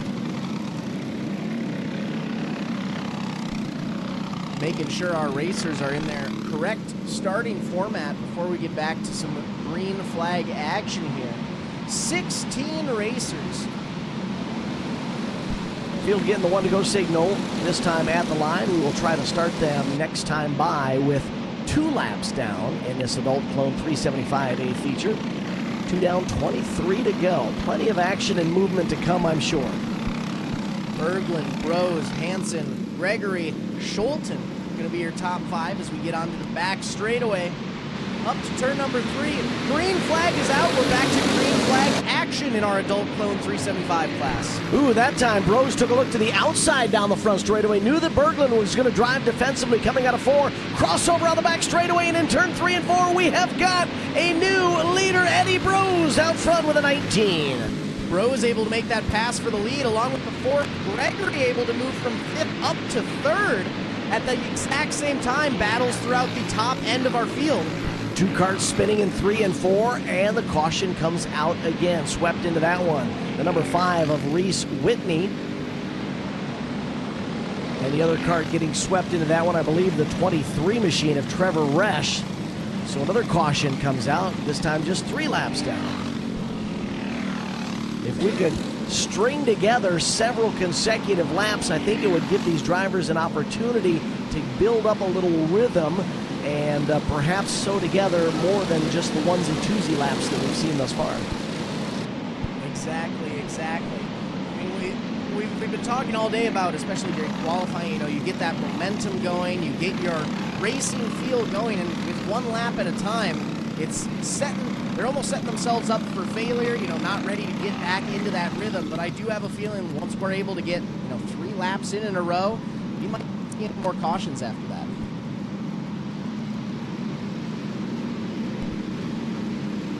believe we've got our field in the correct restart order.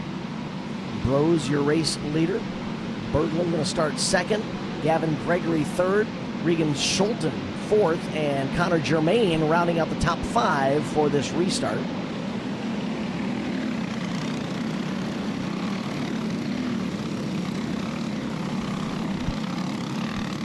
Lights are out. Single file onto the back straightaway. Coming up to turn number 3, green flag is out and we're back to racing.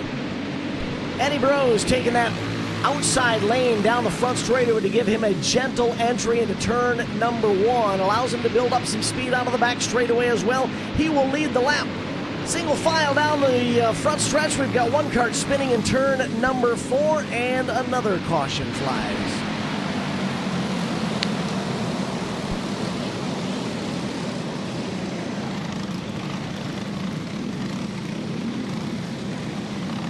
Second caution called on that kart is being invited to the pits. 2 caution rule for this class. Cause 2 cautions. And you are invited to the pits for the remainder of the event. Restarting lineup.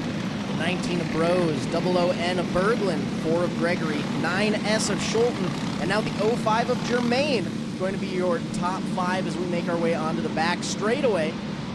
Up to turn number 3, where green flag is out. Wow. We've got a pile up, one kart going up and over.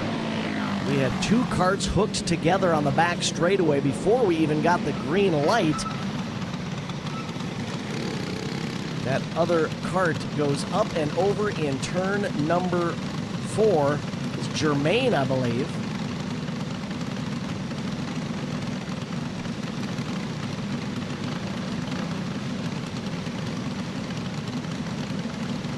Germain's got his helmet off. None too pleased. Here's your replay on the Tri-City Contractors replay. Yikes.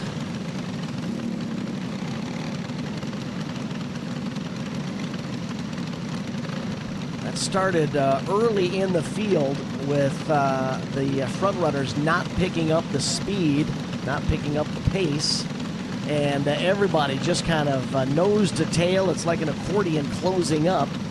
And Germain had nowhere to go. The rear end of that kart just got lifted up in the air. Here you'll see that replay. They just all get pushed together. The 13, you can see he's saying, hold up, hold up, hold up. We can't go anywhere.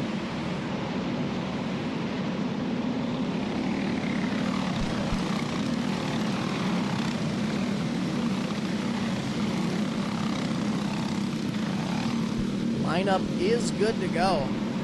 We are on lap 4 of 25 as we enter the back straightaway. Green flag, back to racing action. We'll see if we'll be able to combine a couple laps here.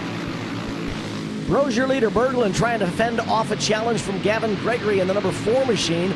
Gregory sitting third. Right behind Gregory is Schulten in the 9S machine. That's the red kart running 4th. Your race leader trying to pull away from the rest of the field. Single file throughout the field. All tight traffic, though, from second on back. We have a 0.37 second gap between our top 2 racers. Everyone else side by side throughout the rest of the field. There's what we like to see. We've been able to stitch together a couple of consecutive green flag laps, allow these racers to get some momentum built up. And I jinxed us, didn't I? I shouldn't have said anything. Just as I brought it up, we spin one around in turn number 2.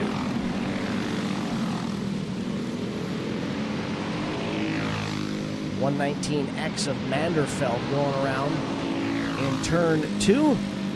And we get another caution with 7 laps in. Rose was pulling away from the rest of the field there. Tight traffic from second on back. You can look at that instant replay, just seeing Manderfeld go around, coming out of 2.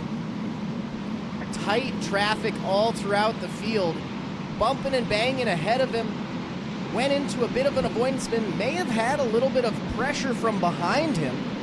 Yeah, it looked like the 5 got into the 9 on the replay. I'm surprised that they're moving the 9 to the tail end of the field, as he really wasn't even involved in turning the 119 around. He did get loose in turn number 2, but it was the 5 that got into the left rear corner of the 119 machine. Of course, we get the luxury of our instant replay here in the announcer's booth, whereas the scorers, who are just human beings, have to try and make the call on their own. So the 5 actually dodges a bit of a bullet there. And it appears that he's going to get his spot back on the restart.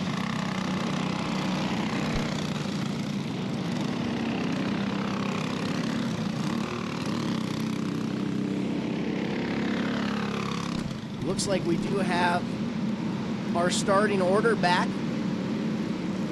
Going on to the back stretch. Lights are still going to be on. Looks like we're going to do one more to green.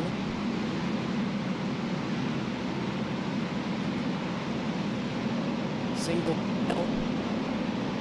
Cleaning off their tires. Stretch. Lights are out. Green flag this time by Noah Berglund led the opening several circuits in this feature before Brose was able to sneak underneath them with a smooth pass for the lead. Those last couple of laps, when we had 3 green flag laps in a row, it looked like Gavin Gregory might be a threat. We will see if the 4 is going to be able to challenge the 00 for second. Gregory all over the tail of the 00N of Berglund, trying to do whatever he can to get by. Looks down to the inside, nothing going there. Peeks to the outside. It's still Berglund holding on to second, but now they've got company from the 13 of Hansen in fourth. Those 3 karts battling for second, third, and fourth, trying to pull away from fifth. Fifth trying to pull away from the rest of the field. Your race leader, meanwhile, Brose out front, all alone in clean air. Gregory able to get by the low end of Berglund. Gregory now up to second, was able to make that pass through turns 1 and 2. Now able to set his sights up on the leader, the 19 of Eddie Brose. Yeah, so can Gregory close that gap? It's about 3, maybe 4 kart lengths at the most. We do have 1 kart spinning in turn number 2. It's the red 9, and the caution will come out.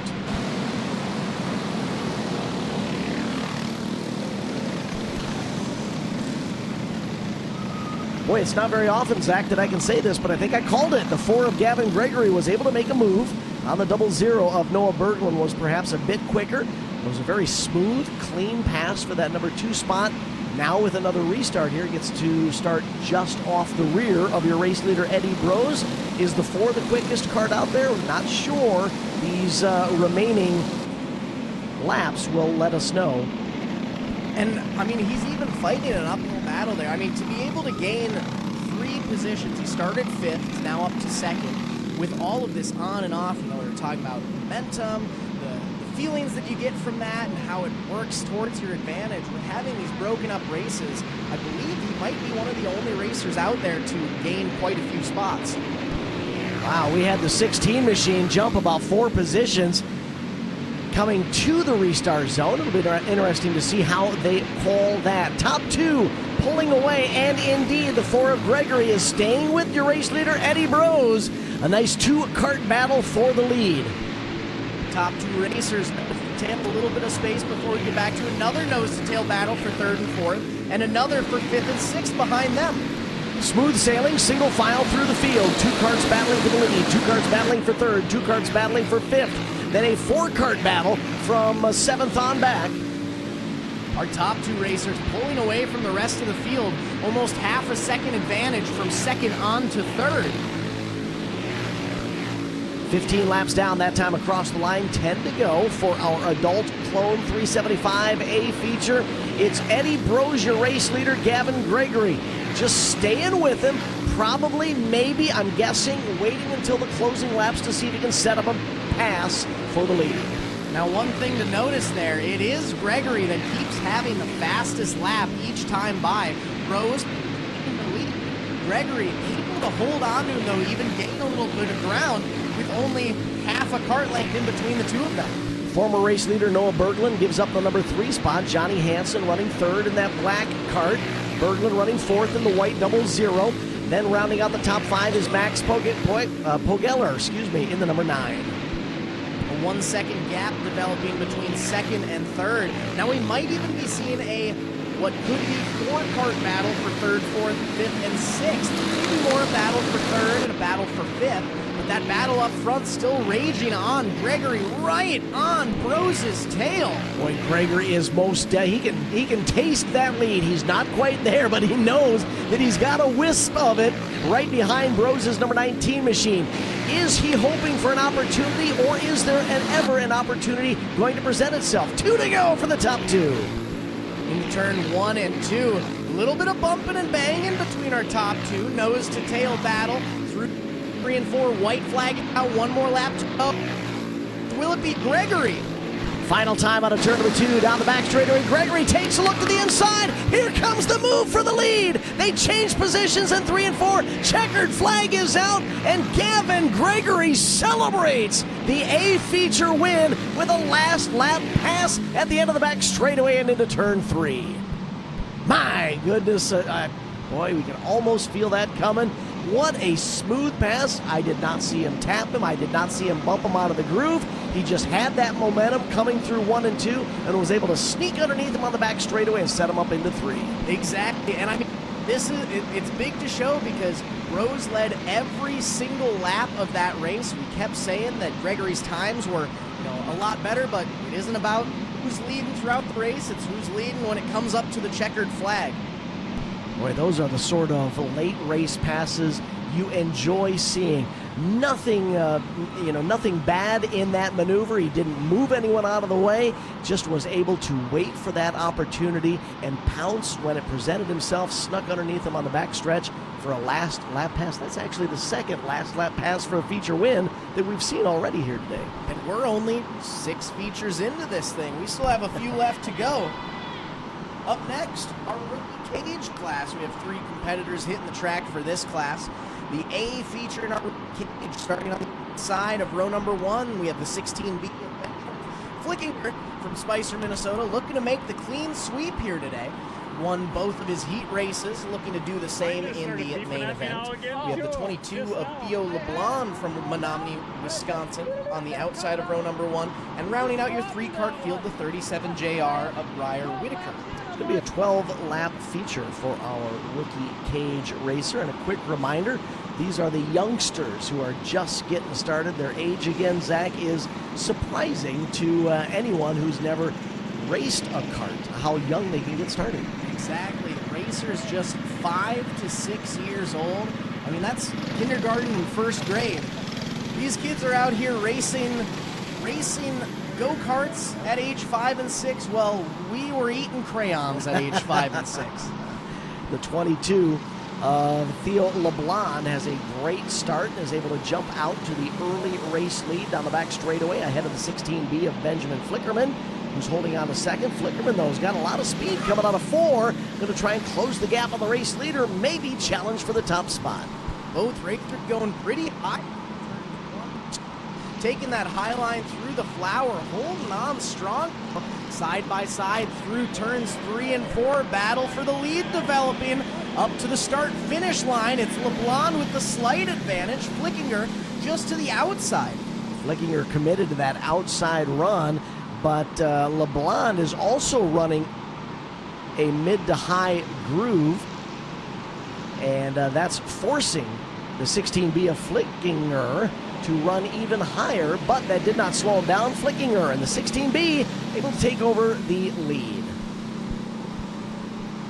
Flickinger now up to the lead, able to pull away from the rest of the field. 1 lap post pass, and already about a 2 to 3 second gap in between our top 2 racers. But now we might be seeing a battle develop for 2nd and 3rd, as I see the 37 JR of Briar Whitaker slowly but surely making a little bit of headway on the 22 of Theo LeBlanc.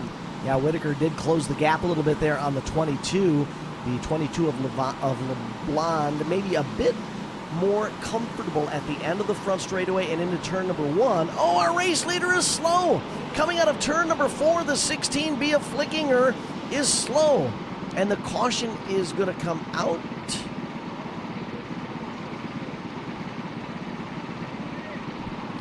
Looks like we may have had the 16B of Flickinger stall. Yeah, that happened earlier today. try and re-fire Flickinger's 16B. So the 22, I believe, of LeBlanc is going to re-inherit the lead and bring Whitaker along with up to second, as the 16B of Flickinger, I believe, is going to restart at the tail end of the field as the cause of that caution. We were just talking before that caution came out. LeBlanc in the 22B seems a bit more comfortable at the end of the front straightaway and into one. That's where LeBlanc is able to stretch the advantage a little bit over the 37 JR of Whitaker, whereas Whitaker seems a little more comfortable on the back straightaway and into three. That's where Whitaker is able to close the gap on the 22. So it's fun to watch that separation grow and then shrink and grow and shrink lap after lap. And with a stop start for this, the 22 of LeBlanc had an amazing start, able to pull away from the rest of the field. That battle going on for second and third now. Whitaker has it. Flickinger wants it. Flickinger looking to the outside, able to make the pass for second, now setting his sights on the 22 of LeBlanc. Little contact there in turn number 4 as the 16B of Flickinger was able to work around the outside of Whitaker. Does the same coming out of turn number 2. And Flickinger, after causing the caution, back to the front of the field. Here comes that challenge for second now. The 37 JR of Briar Whitaker trying to get up alongside the 22 of Theo LeBlanc. And it's exactly like you were saying earlier. You can see going into turn 1, the 22 of LeBlanc definitely has what he needs right there. But coming out of turn 2 up through turn 4, that's where the 37 JR of Whitaker is able to slowly but surely pull up on the 22 of LeBlanc. Cross flag is out for your race leader and the two right behind, halfway through this 12-lap feature for our rookie cage competitors. Closest battle on the track is for second and third, as Whitaker is staying with LeBlanc in the 22. And here's where Whitaker has shown a little speed in turns 3 and 4. There you can see him really close the gap in turn number 3. Get back to that front straightaway though. Blonde has been doing pretty well. He's able to pull away, but the 37 JR of Whitaker, he's able to hold on to him this time by. Normally there's a bigger gap. LeBlanc ducks down low on the back stretch. Whitaker looks to the outside, might see a battle for second and third as they try to get side by side. Whitaker to the outside, not quite able to commit to it though. Oh, that is fun to watch. These youngsters trying to figure out, learn, and understand how that kart is going to react, how their fellow competitor is going to react. And Whitaker continues to flirt with an outside run here alongside the 22 of LeBlanc. Meanwhile, here comes the 16B of Flickinger. We've actually got a 3-kart battle, one trying to put the other 2 a lap down. Flickinger able to make his way on the outside past the 2 racers. Put both of them a lap on there, but that battle's still raging for second and third. Well, I got to tell you, as a parent, I'm sure the moms and dads of these 3 competitors proud to see their youngsters out there battling as the white flag flies, irregardless of where your youngster might finish. Turning laps at the Cedar Lake Arena Oval at the age of 5 or 6 in the rookie cage class, pretty darn cool. Flickinger, your race leader on the back straightaway. One last time through 3 and 4. Checkered flag is out for your feature race winner, the 16B of Benjamin Flickinger, taking the clean sweep out of Spencer, Minnesota. 2 heat race wins and a feature race win. LeBlanc will hold on for second. Whitaker rounds out the running order in third. Great job by all 3 of our youngsters there in the rookie cage class. There you can see the 16B of Benjamin Flickinger from Spicer, Minnesota, ready to celebrate with a feature win in front of the Victory Lane banner. Photo time for that youngster. As we let Flickinger enjoy his time in Victory Lane, we'll start getting ready for our next featured race out there, the Adult Sportsman 206 class. 5 competitors here today. Inside of row number 1, we have the 05 of Connor Germain, side by side with the 100 of Drew Alton from Menominee, Wisconsin. Lining up inside of row number 2 will be the 31 of Medford, Wisconsin's Mike Latch. Alongside of Latch on the outside of the second row, Chippewa Falls, Wisconsin's Josh Feister with the 76. And rounding out your 5-car field, we have the 25 of Lewis Wohlers from Welch, Minnesota. And as you'll see, now you might remember from a couple blew out of their cart. That was actually the 05 of Connor Germain. So it looks like he is not making this race after his wreck earlier on. Yeah, 3 of the expected 5 making the call, and starting this one out front will be the 100 machine of Drew Alton. Alton out front as they head down the back straightaway into turns 3 and 4. Top 2 trying to pull away from third. Right behind him in second, Mike Latch in the 31. Looks like it's the 25 of Wohlers that's the second scratch. So it's Alton, Latch, Fuster, 1, 2, 3. I'm watching the 31 of Latch. That cart gets just a little twitchy coming out of both turns 2 and 4. Not sure if that's a setup or if he's driving a little bit harder than the wheels want, but that is allowing the 100 of Alton to pull away incrementally, foot by foot, lap by lap. Half-second advantage to Alton right now, but Latch is partially pulling him in. I think it's like you're saying, he's gaining a little bit of ground going into the corners, losing a little bit of ground coming out of them. Top 2 on the back straightaway. The 100 machine of Alton, your race leader. Latch still running second. Alton, of the 2, appears to be perhaps just a bit smoother at both ends of the speedway. Latch, by no means out of control. The cart just seems just a tight, just a tad bit twitchier than the race leader, like I mentioned earlier. And I think what we see is the results there. A driver struggling with the cart as opposed to a driver who's just enjoying a smooth ride. Cross flags were out 2 laps ago. We're halfway through this main event as the 100 of Alton pulling away surely and surely from the 31 of Latch. Fuster holding on to the number 3 spot, has gone a lap down to the top 2. That's the blue 76 machine you see on the right side. Rip It and Rip It machine holding on to the number 3 spot in the original 5-cart lineup for our adult Sportsman 206 feature. But it is all Drew Alton out front. Alton was heat race winner earlier today. Battling for the heat race win, rather, before Germain was able to steal it from him. But it looks like he's going to turn the tables if he can keep it rubber side down. 2 laps to go for the red 100, your race leader. Alton, Latch, Fuster, 1, 2, 3. White flag is out. 1 more lap to go for the 100 of Drew Alton. Final time around turns 1 and 2. Final trip down the back straightaway and into turn 3 and 4. Here's the call for the feature win. Checkered flag is out. Drew Alton picks up the win in the adult Sportsman 206 class. 31 of Latch going to finish second. The 76 of Fuster going to round out your podium for the adult Sportsman 206 class. Alton's going to exit the speedway as the feature winner. We prepare for our next main event, which will be our A feature. For the intermediate wing competitors, heat race winner earlier today was Riley Finnegan with a 32, and Riley's going to line up on the pole inside of the front row. Alongside of Riley on the outside of the front row, the 26 of Dominic Weber.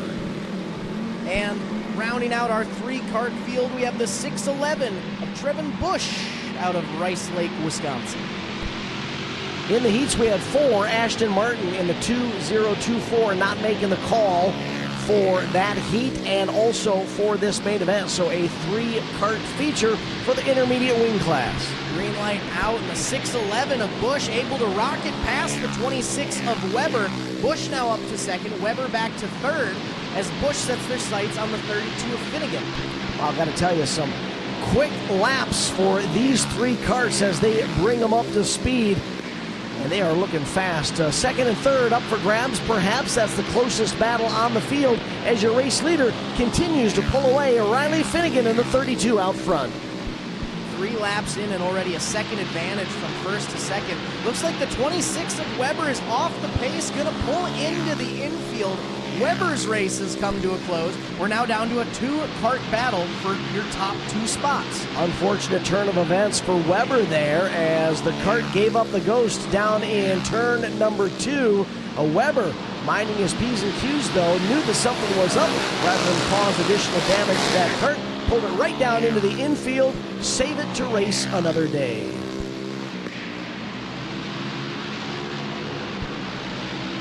Cross flags out halfway through our A main here for the intermediate wing class, as we have the 32 of Finnegan absolutely pulling away from the 611 of Bush, putting on a nice show for us here. Each lap improving upon the last. About a quarter of a lap advantage for Finnegan in the 32 over Bush in the 611 machine. We're past the halfway point, 9 of 15 in the books for our intermediate wing A feature. Here comes your race leader, Finnegan, out of turn number 4, crosses the line for another lap out front.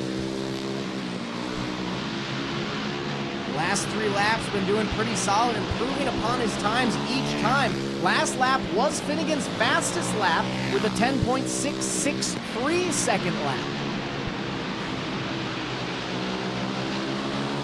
12 laps in the books, that time across the line, 3 to go for our intermediate wing feature. The 611 of Bush pushed up the banking a bit that time in turn number 4, had to feather the throttle just a bit to keep it off the wall.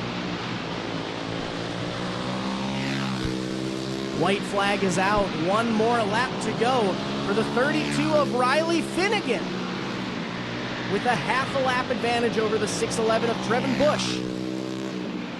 And just like that, checkered flag is flying. Finnegan gonna take the win today. The 611 of Bush gonna finish second.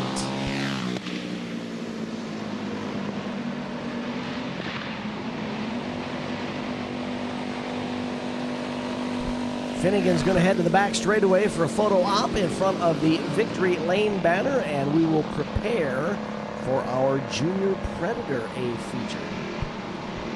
3 racers making the call for Junior Predator. Inside row number 1, we have the 6 of Lucas Jeske racing on the pole from Osceola, Wisconsin.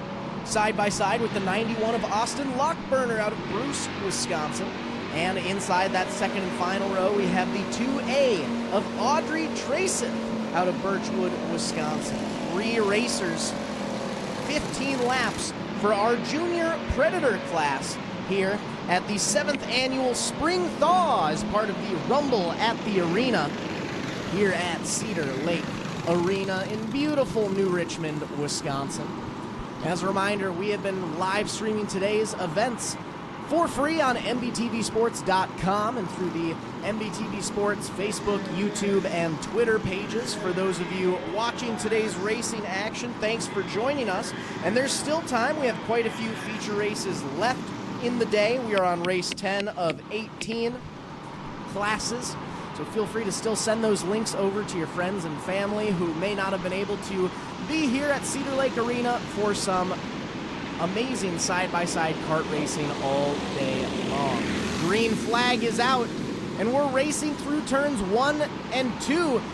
The 91 machine of Lockburner gets a little sideways coming out of 2. That pushes him back to 3rd, gives Traceth the shot that she needed to move up to 2nd. Now setting her sights on the 6 of Jeske. Jeske, your race leader. Traceth right behind in 2nd, looking to the outside on the front straightaway. Nothing going there. Ducking down inside through the corners, trying to find a way to make a move on the 6 of Lucas Jeske.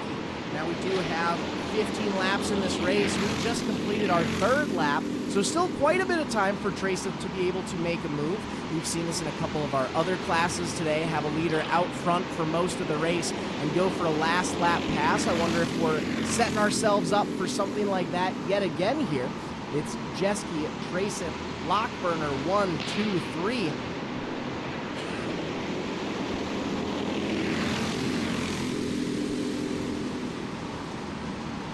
All 3 karts within pretty close distance of each other. Just about half a second gap in between 2nd and 3rd. With a 0.2 second gap in between our top 2 riders, so less than a second in between 1st and 2nd. Cross flags are going to come out this time by halfway through our Junior Predator A feature.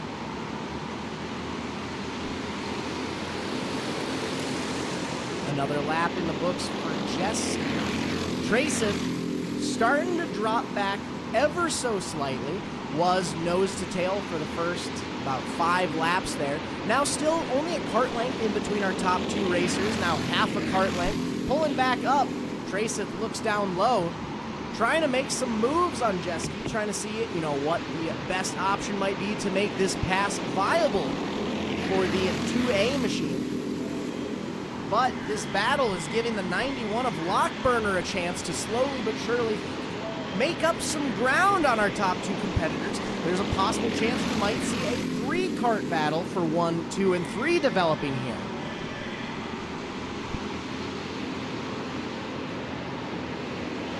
Back onto the front straightaway. It's still Jeske, Traceth, Lockburner, but now we're evenly spaced, 1 kart length in between all of our competitors. This time by, going to be showing the 2 flags. 2 laps left to go. Is Traceth or Lockburner going to be able to mount a challenge here in these last 2 laps? Out of turn 4, white flag is out, 1 more lap to go. Traceth, this is all you've got. 2 turns left to go before the checkered flag into turn 3 and 4.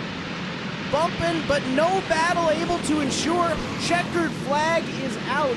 Jeske gonna be green flag to checkered flag race leader. Traceth gonna have to settle for second, and Lockburner gonna round out your top 3 in the junior Predator class. Up next, our Open 4 cycle, 375-pound A feature. 10 karts in the lineup in the staging area just outside the back straightaway as your race winner pulls in front of the Spring Thaw Victory Lane banner for a quick photo op. This gives us an opportunity to introduce to you the starting lineup for our Open 4 cycle 375-pound main event. Inside row number 1, we have the 4 already feature race winner of the day, Gavin Gregory out of Laverne, Minnesota, side by side with the 17G of Gavin Underdahl from Northfield, Minnesota. Lining up inside of row number 2 will be Rick Rush from Medford, Wisconsin with a 52. To Rush's outside on the right will be the 29 of Tyler Wortman from Wilmar, Minnesota with a 29. Inside row number 3, the 69 of Blake Johnson racing out of Kirkhoven, Minnesota. Next to the 555 of Matt Blachek on the outside of row number 3 from Hudson, Wisconsin. Starting inside of row number 4, we'll have the 5J of Blooming Prairie, Minnesota's Matt Jewison. Alongside of Jewison, we'll have the 19 of Tom Gillis out of Northfield, Minnesota. And on the inside of that 5th and final row, racing out of Atwater, Minnesota, we have the 17 of Michael Lambert. And on the outside in the final position, the 30 machine of Tyler Alton from New Richmond, Wisconsin. 10 karts, 15 laps, Open 4 cycle, 375-pound A feature. About ready to rock and roar. 4 rows of the expected 5 on the track, so 8 of the expected 10. Making the start for our Open 4 cycle, 375-pound main event. There's the green flag. We are racing. The 4 of Gregory will lead the pack down into 1 and 2. One rider off the pace, up at the front, pulling back field already. Looks like that may have been the 52 of Rick Roosh. Roosh's night has come to a close. And it looks like our 2 scratches may have possibly been the 17 of Lambert and the 30 of Alton. So we started with, or should have started with 10, already down to 7 racers. The 4 machine of Gavin Gregory, your race leader, but the caution is out as 1 kart comes to a stop in turn number 1. I believe that's Blake Johnson on the 69, sitting in the seat of the 69 machine. So caution is out with just 2 laps down. Not quite sure what the issue was with Rush in the 52, who had just barely came up to speed and then shut it down in turn number 2 on that opening lap after just taking the green flag. And he quickly took it down into the infield. The 4 of Gregory extremely quick in those opening 2 circuits. He was pulling away like nobody's business. Yeah, just 2 laps in and already almost 2 full seconds ahead. And you got to think, when we're racing, 10-second laps here, that's a pretty solid advantage to have after just 2 laps there. Absolutely. Track workers trying to get everybody in the correct restart order for the single file restart. It will be the 4 of Gregory, followed by the 29 of Wortman. The 69 of Johnson is going to drop to the tail end of the field. That'll bring the 17G of Underdahl up to 3rd, and Jewison, Gillis, Back up to green flag conditions. Rocket start for the 4 of Gavin Gregory. Already with almost half a straightaway advantage. Wortman. 1 lap in and already a second advantage. A little bit of space before we get back to our third place racer, the 17G of Gavin Underdahl. And then a decent gap before we get back to the 5J of Jewison and the 555 of Lechek battling for 4th and 5th. Yeah, that's a 4-cart battle at the tail end of the field as we've got one up against the wall in turn number 1 and one going around in turn number 2. So another caution flies to slow us down in the open 4-cycle 375-pound. On the front straightaway, the 555 of Lechek had been peeking down to the inside of the 5J of Jewison, tried to make that pass, drove it a little too hard into turn 1 and gave it just enough to get the 5J of Jewison a little too sideways. We had a few other carts going into avoidance spins around them. And not to belabor the point, we had mentioned it a couple of times earlier, there is a nice wide groove here, but if you do venture outside of that groove, it gets slick quick. It doesn't take much more than a few inches to a foot at most out of the established groove, and you get onto some very slippery turf. Even, Zach, while you and I were just walking around the track, we could feel it on our shoes, the difference in grip between where they were running in hot laps and where they weren't running, which is outside of the groove there. Exactly. Very flowery consistency. For those of you who may not have walked on a dirt track before, it's almost like that very powder snow that you get, and you know how slick that can be when you're driving on the road. Now picture it racing on a track as well. Green light is out. Gregory already pulling away like we've seen him do on the past 2 starts in this class, trying to make it 2 feature wins on the day.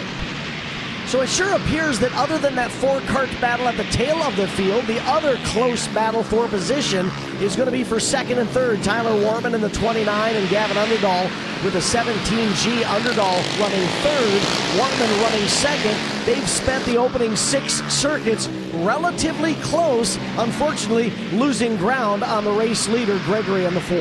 Oh, Gregory almost threw away the lead. That cart got completely sideways in turn number 4. And with that, Gregory's pulling into the infield, had almost a half a lap advantage over 2nd. I see him looking back over his right shoulder there. I wonder if he may have blown a tire there.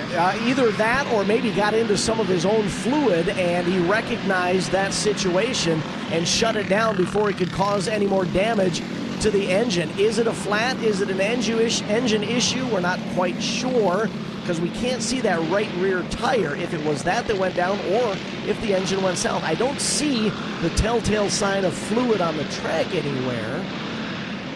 But boy, that cart stepped out of line right at the entry to turn number 4. He crossed it up completely sideways, saved it, drove it down the front straightaway, but obviously knew something wasn't right in 1 and 2 and shut it down on the back straightaway. So, drastically changing the complexion of this battle. This battle for the win. The 40 track, trying to pull a fast one over here. He started back there in turn 2. From the way back, putting the pedal to the metal before any of the other racers. Yeah, he's getting the naughty stick waved at him here, and he's getting a talking to by the officials at the end of the back straight there saying, hold up there, buddy. Just wait until you get to that restart zone before you bring it up to speed. And you know, any racer who's been in that spot, you know when you've done wrong. We've all been there. It happens to the best of us. All right, single file restart. Out front, it is Wortman with the 29 machine. Gavin Underdahl with an opportunity perhaps to battle now for a lead rather than 2nd. Along with the 19 of Gillis. Now we've got a 3-cart battle up there. Going for the lead. It's spreading out slightly. You know, we're supposed to start with 10 carts, already down to 5. Wortman, I can tell you, though, he's definitely happy to see some of these changes go, as he's now up to the lead. Started off in 4th, now your current race leader. I'm impressed with Gillis on after that restart. He was able to stay with the top 2 for a couple laps. Oh, we've got a change out front as the number 5 is right in the groove. The lapped traffic. Caution's going to come out. The number 5 goes around. Everyone had crossed the line. Is that lap and the pass going to count or not? I guess the pass really didn't happen until turn 1. So I believe dodging a bullet's going to be Wortman here. Wortman was none too pleased, knowing that he had lost the lead in turn number 1. Yeah, not sure what happened with the 5 there. Off the pace. Yeah, he had actually looped it up here in 4. Rather than bring out the caution, he pulled it back into the groove to, save the field from another caution, and unfortunately came out right in front of the leaders as they headed into turn number 1. Lucky for Wortman. Gets a second life, though. He's able to take off the lead, start off the single file restart here. The 5 gave juice and Wortman back. So a restart with 9 down in this 15-lap feature for our open 4-cycle 375-pound class. Top 2 again trying to pull away from Gillis in 3rd. Gillis trying to pull away likewise from Vlachek in the 555. Wortman with a pretty solid start there. On the last start, our top 2 racers, Wortman and Underdahl, were pretty close to each other. He was able to get a good jump on him this time by. Has about a 4, 5, 6 cart length lead over the 17G of Underdahl, and then about an equal spacing back to the 19 of Gillis in 3rd. Boy, Underdahl found something on that prior lap, because coming into turn number 3, he took about half of the lead away from the 29 of Wortman, and he's closed the gap down to maybe 2 cart lengths. If you keep an eye on Underdahl, he's driving it much farther into the corners. He's able to gain quite a bit of speed going into turns 1 and 3, and then he's able to maintain it coming out of 2. The 19 of Gillis getting squirrely. Checkered flag is out, though. Wortman gonna be your feature race winner. Man, if we would have had about 2 more laps there, I think we could have seen a battle for the lead go on. Something might have been different because Underdahl, it was, making inroads on the lead. And perhaps you've heard people say in the past, sometimes it's actually easier to be second. I wouldn't say easier, but you're able to know exactly what that leader is doing. When you're the leader, you don't know exactly where they are behind you, where they're catching you, where you're perhaps pulling away. So sometimes being second is not necessarily a bad thing. Exactly, and we've seen it at least 2 times today. Almost saw it a 3rd time where one racer leads the entire race, and on the final corner of the racetrack, up to the checkered, we get a new race winner. So, like you said, sometimes obviously we all want to be in the lead, but sometimes second, you at least have a little bit more knowledge in front of you. You know where you are and aren't able to make your moves. When you're in first, you're not always sure if the person in second is right on your tail, 10 feet behind, half a lap behind. So they definitely do have a slight advantage in that sense. Jalapy class coming out onto the track for their 15-lap feature. Starting lineup has Andrew Whitaker on the pole on the 37 machine. Whitaker out of Weyerhaeuser, Wisconsin. On the outside of the front row, Brad Traceth from Birchwood, Wisconsin with a 2A. And on that final row, we have the 13 of Nick Moulter from Bruce, Wisconsin. Bumping and banging through 3 and 4, trying to muscle his way up to that second place spot. Able to make the pass. Moulter now up to second. Traceth back to 3rd. Comeback move on the inside by the 2A of Traceth. Traceth reclaims second. With their give and go in that battle for second and 3rd, your race leader, Andrew Whitaker, has been able to open up a half a straightaway advantage. Let's see if Traceth can eat into that lead that's been established by Whitaker early. 13 of Moulter. Solo spinning in turn 2. Getting back under the power, gonna try to not cause a caution. Looks like he's inside enough where it's not going to bring our caution out. We stay green, unfortunately for Moulter. He's a lap down now to the top 2. Traceth running second. The yellow card goes around again in turn number 4. That's Moulter. The 13 goes right across the groove in front of the oncoming race leader, the 37 of Whitaker. And that will bring out the caution. We'll stop and talk to the track worker there to see if he's got an issue with that cart. Safety review on the 13 machine of Moulter. Moulter off to a slow start on the front straightaway there. Coming to a stop just before the start-finish line. looks like our other two racers are pulling off the track. At least the 37 of Whitaker, your race leader, is. I believe I heard over the scorer's radio there that Whitaker stopped and talked with an official in turn 2 and said he had no brakes. So even though this is a smaller track, they're carrying a lot of speed. You don't want to be flying down into turn 1 with no brakes on your Jalapy kart. So Brad Traceth going to be all alone on the lead lap. Small Town Auto and Tire number 13 of Moulter going to be a lap down to Traceth. Track worker discussing something, not quite sure what the conversation is there, but Carts are lined up. Lights are out, and we'll be going back to green flag action this time by. Down to 2 carts, the 2A of Brad Traceth, the 13 of Nick Moulter. Green flag is out, and we are Jalapy Racing. Brad Traceth, your race leader. It's unfortunate for Moulter that he had looped it earlier and lost that lap to the leaders, because now he would have been right off the rear of the race leader. But it's a lap down to Traceth in the 2A. Traceth slowly but surely pulling away from the 13 of Moulter. Moulter was holding on for a hot second there, but now Traceth has gotten the momentum that he needed. He's able to put now, multiple seconds in between him and Moulter. Now about half a straightaway advantage between first and second.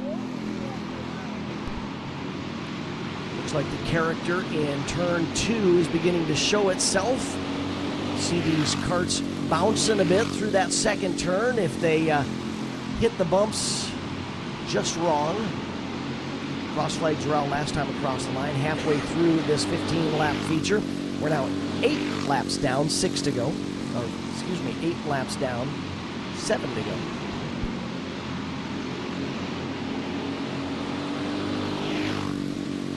Coming up next, we will have our Pro Junior Wing BP, B feature, and A main. But right now, the closing laps for the Jalapy A feature.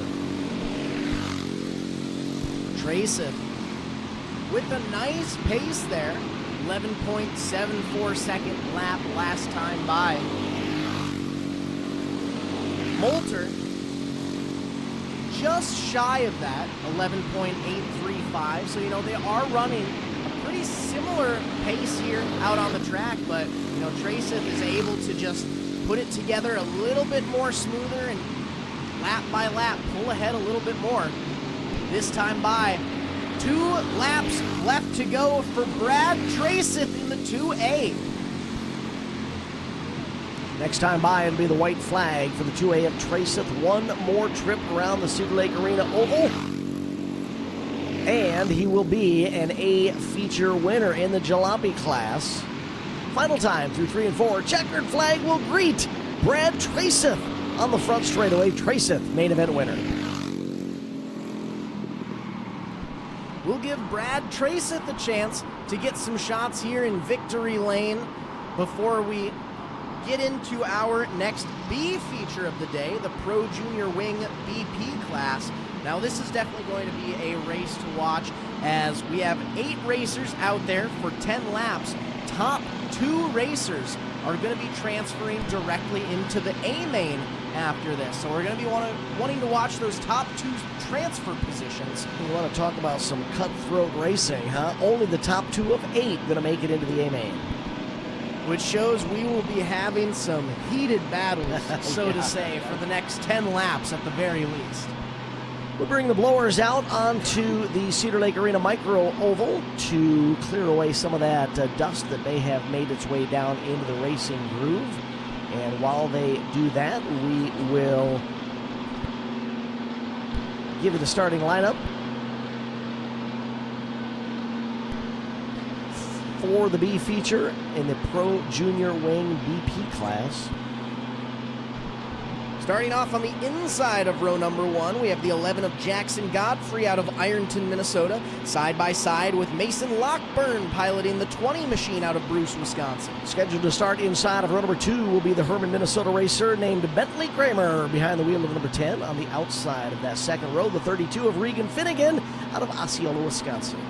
Inside row number 3, we have the 2024 of Ashton Martin out of Wilmar, Minnesota, next to the 2K of Luke Krieger, racing on the outside of row number 3 from Spirit Lake, Iowa. In the fourth and final row, we have Ethan Martineau from South Range, Wisconsin, in the 22E, lining up on the outside of row number 4, Archer Bachman from Luck, Wisconsin, with the 57. 8 carts, 8 drivers, 10 laps, only 2 will race on after the checkered flag as a transfer into the A feature. The 7th annual Spring Thaw Rumble at the Arena as part of the Cedar Lake Arena kart racing program. Of course, the first event of this 2-day doubleheader was yesterday. Friday focus of fun. Today, Saturday action on the micro oval as we've got the blowers out there just trying to clear the groove just a bit before we pull our Pro Junior Wing BP racers out onto the track for both the B feature and the resulting A feature. Fast qualifier earlier today in our Pro Junior Wing BP class was the number 19 of Jacob Demmel, who was able to lay down a 10.671 second lap. It was tight quarters at the top of the heap in the battle for qualifying joy. Second fast qualifier was Dominic Weber with a 10.679 second lap, so you can see 1/10 of a second separating first from second. Dominic Weber, incidentally, was fast qualifier Friday night here at Cedar Lake Arena. Third fast qualifier, just 2/10 of a second back, was Bentley Halupka with a 10.822 second lap. Fourth fastest qualifier was Tanner Johnson with a 10.845 second lap. And fifth fastest qualifier, clocking in at 10.927 seconds, was Regan Rosenboom. So a separation of less than 3/10 of a second from fast qualifier to fifth fast qualifier in our Pro Junior Wing BP class. The top 10 qualifiers transferred directly into the A feature, which will be coming up after we have a little cutthroat fun with our B feature, from which only the top 2 finishers will transfer into the Pro Junior Wing BP main event. Big welcome, as always, to those of you watching the live stream coverage. Compliments of MBTV Sports. Thank you for welcoming us into your home, whether it's the living room, the family room, the man cave, the she shed. We don't care where you're watching. We're just glad that you've got us tuned in, and we hope that you are enjoying the live streaming coverage from MBTVsports.com. As a matter of fact, we do want to ask you to do us a favor. Share this information with your friends. Perhaps you've got some family members, some friends, some racing buddies who are unaware of the fine streaming service presented by MBTV Sports. Let them know that they can tune in for some great grassroots racing coverage all season long on MBTV Sports. We utilize all of our social media platforms to present free streaming coverage of some of the most action-packed grassroots racing from the short tracks in the upper Midwest. Whether it's dirt, whether it's snow, we cover it all on MBTVsports.com.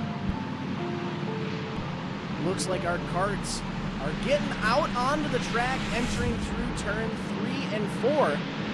So we will be to green flag action here in just a few short moments. As a reminder, top 2 racers from this Pro Junior Wing BP class going to be transferring into the A main. So we'll be seeing some cutthroat racing action here. All 8 Pro Junior Wing BP racers on the track for this B feature. They bring it up to speed. Oh, our leader loops it coming out of turn number 4, slides down into the infield. He's out of harm's way, and we are going to stay green. If he can bring it back up the top, up to power, he can at least join in and perhaps take advantage of a caution. But he is down in the infield, and the 11 machine of Jackson Godfrey will not transfer into the A feature. The Deuce of Krieger also struggling in turn number 4. Out front now, the 10 of Bentley Kramer and the 20 of Mason Lockburn. Your top 2 cars. Lockburn spinning it in turn 4. Lockburn was in that final transfer position. Now he's going to be sent to the back of the field. Caution is out, so there is a learning lesson here, and I'm not at all trying to pick on Jackson Godfrey. We understand that he slid down into the infield, unless there was some sort of race-ending damage to that kart. If he could have pulled that kart back out onto the track, sure, he may have been 3/4 of a lap down to the leaders, but he could have perhaps regrouped if a caution would have flown, and that's exactly what happened. So young racers paying attention to this, you never give up until the checkered flag flies. And even then, don't give up. But never lay over. So, our restart leader will be Bentley Kramer in the 10. The 20 of Mason Lockburner tried to get his spot back up in second, but after causing that caution, it is going to be pushed back to the last spot. We'll be starting 6th. We started with 8. We're down to 6 now. That brings Ashton Martin in the 2024 machine up onto the bubble, or into the bubble, the last transfer position. So Ashton Martin will restart 2nd. And that might even bring some more battles, as the battle between Martin and Finnegan was the closest one out there. So Finnegan might now even have a chance to battle for that 2nd and final transfer position. Green flag is in the air, 2 laps down of this 10-lap B feature. Your race leader trying to pull away. Side-by-side battle for 3rd and 4th. We've got a change as Regan Finnegan moves up into the number 3 spot. Ethan Martineau back to 4th. Martineau holding on to 3rd place right now, setting his sights on the 2024 of Martin. It's Martineau 2-3. Who's going to take that final transfer spot? Out front alone, though, Bentley Kramer setting the pace as the 57 loops it coming out of turn 2, able to get back on the track under power before causing a caution. The closest battle is for that transfer position. Martin has it. Martineau wants it. Who's it going to be the last one into the A main? On the Big Boys Barbecue Roadhouse Battle Cam, you can see the 2024 of Ashton Martin. Ooh, we've got a looper coming out of turn number 2 there in the Battle Cam. Martineau and was battling for that 2nd transfer position, now back to 2nd to last. That gives Martin the space that he needs, and as long as he's able to keep it forward on 4 wheels, Martin may have just secured that transfer spot. 2 laps to go that time across the start-finish line for your race leader, Bentley Kramer in the 10 machine. Kramer right behind the 57. White flag is out. 1 more lap to go for your race leader. 2-second gap as the 57 of Bachman goes into the wall and turn in on the back straightaway. Overcorrected, got a little sideways, turned toward the inside. Overcorrected to the right and slammed right into that right wall. Safety caution flies as the kart is sitting right there in the high-speed groove. And well, I guess they're going to call this one a finished race. Yeah, almost all of our cars had passed the white flag there, so I believe instead of doing a green-white checkered scenario, we are going to call it as is. Which makes the 10 of Kramer and the 2024 of Martin are 2 karts that are transferring into the A main for our Pro Junior Wing BP class.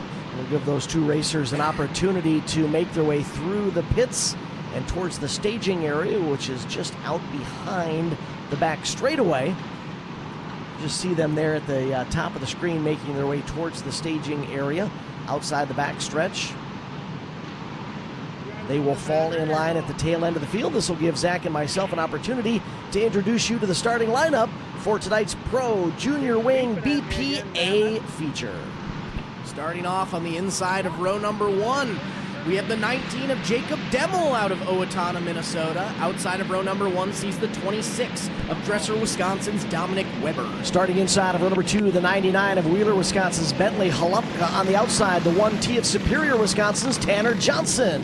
Row number 3 has the Rock Rapids, Iowa crew coming at it. On the inside of row 3, the 40 of Reagan Rosenboom. Outside is the 2R of Reagan Graffey. The rest of the field, Owen Tarvis, Caden Schmitz, Alan Byrne, Archer Hoffbeck, and your 2 transfer carts from the B feature. Green flag is in the air. 20-lap A-main is underway for the Pro Junior Wing BP class. For just a moment there, we were 4 wide through turns 1 and 2, bumping and banging, avoided probably 3-4 separate cautions right there, but we are staying under green as the 40 pulls into the infield. Reagan Rosenboom up from the middle of the pack, taking their way onto the infield, ending their night. Jacob Demmel, your race leader at the start of this one, has led the opening 3 circuits. Right behind Demmel's number 19, Dominic Weber on the 26, with Bentley Jalapy giving chase in third with a 99. Single file throughout the pack. 4th on back, though, pretty tight quarters going on there. One cart to keep an eye on is the 2024 Martin transferred from the B main up to the A main. Already has made 3 passes, setting their sights on the 9th place, or the 7th place position. A bit of gap beginning to grow between the top 4, who are equally separated. Back to the 3-card battle for 5th, 6th, and 7th. The 70 machine of Owen Tarvis holding on to the 4th spot ahead of that 3-card battle for 5th. Another lap in the books for the 19 of Demmel, setting a blistering pace. A full second advantage over the 26 of Dominic Weber. Equal spacing back to the 99 of Jalapy. Then we have a nice little break before we get back to the 70 of Tarvis sitting in 4th. You saw a social media cheer coming up for your race leader, Jacob Demmel. He is out front and enjoying a bit of an advantage over the carts behind him, the 26 of Dominic Weber. I would say maybe 10 cart lengths back. That's a separation from the leader to second. Maybe half that back to third, and then quite a bit of space back to the 70 of Tarvis in 4th. Cross flags out this lap. We are halfway through our main event here for the Pro Junior Wing BPA main feature. Your race leader already in turns 3 and 4, coming down to the start-finish line to complete lap number 12 of 20. Holding on to second, still the 26 of Dominic Weber, but it's Jacob Demmel, your race leader, in the white and green 19 machine. Nice battle still raging for second and third as we have one cart looping it in turn number 4, the 2024 Martin, off the racing surface, gonna pull off, stay under green flag conditions. That's unfortunate because Martin had put together a strong charge after transferring through that B feature. 14 laps down, 6 to go in our 20-lap feature for the Pro Junior Wing BP class. That battle for second and third came up on some lap traffic, gave just the cushion that Weber needed to stay ahead of the 99 of Jalapy. Jalapy has been hot on his tail. Now we have a nice little gap developing there as Demmel keeps making his way through lap traffic as well. The 26 of Weber setting his sights on Demmel, but might be too little too late with only 3 laps left to go. Yeah, it would be interesting to see if Weber could mount, if Jalapy in the 99 could mount a charge on Weber in the 26, but the 2 to go signal is out for the field. Next time by, your race leader Jacob Demmel gets the white flag. White flag is out, 1 more lap to go for Jacob Demmel between being a feature race winner through turns 3 and 4. Checkered flag is flying. Jacob Demmel's gonna take the win today here. Dominic Weber across the line second. Bentley Jalapy is going to get a 3rd place finish. Owen Tarvis holds on for 4th. And Alan Byrne in the number 8 will round out the top 5 in our Pro Junior Wing BPA feature. Not only was he fast qualifier, Jacob Demmel is also an A feature winner. There you see him parked in front of the 7th Annual Spring Thaw Victory Lane banner on the back straightaway of the Cedar Lake Arena Oval. Well, we give Jacob Demmel his chance to Enjoy the victory, and Victory Lane will get started with your lineup for the non-qualifier race for our Pro R-Box 1 Green Plate Wing class coming up next. Starting off on the inside of row number 1, we have the 30 of Nathan Gunderson out of Chetek, Wisconsin, alongside the 85 of Thatcher Nelson racing from Chippewa Falls, Wisconsin. Lining up inside of row number 2, the 14 of Riley Rosenboom, and the 14 on the outside, the 34 of Brantley Langer. There you can see the 19 machine celebrating in Victory Lane. Photos being taken by our A feature winner in the Pro Junior Wing BP class, Jacob Demmel, celebrating with family there on the back straightaway of the Cedar Lake Arena Oval.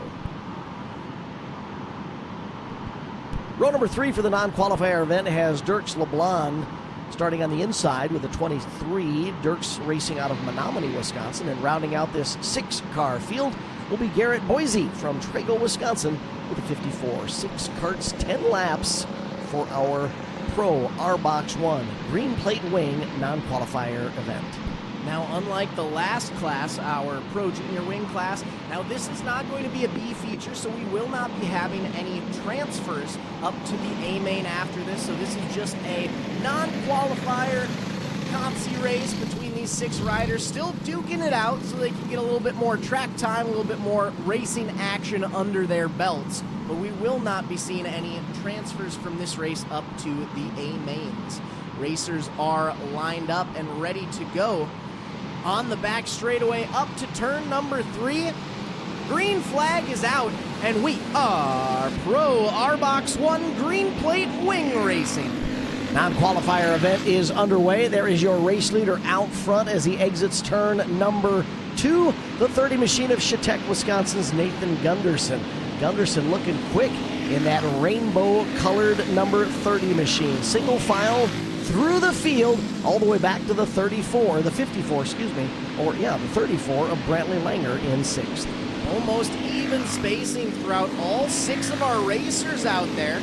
We got about a 10 cart length gap in between first, second, third, fourth, fifth, and sixth. We might see a slight battle developing there at the back of the field. The 34 of Langer coming up on the 54 of Boise, trying to mount a challenge. Langer looks to the inside, nothing quite going there, but we might be turning this into a 3-cart battle for 4th, 5th, and 6th now.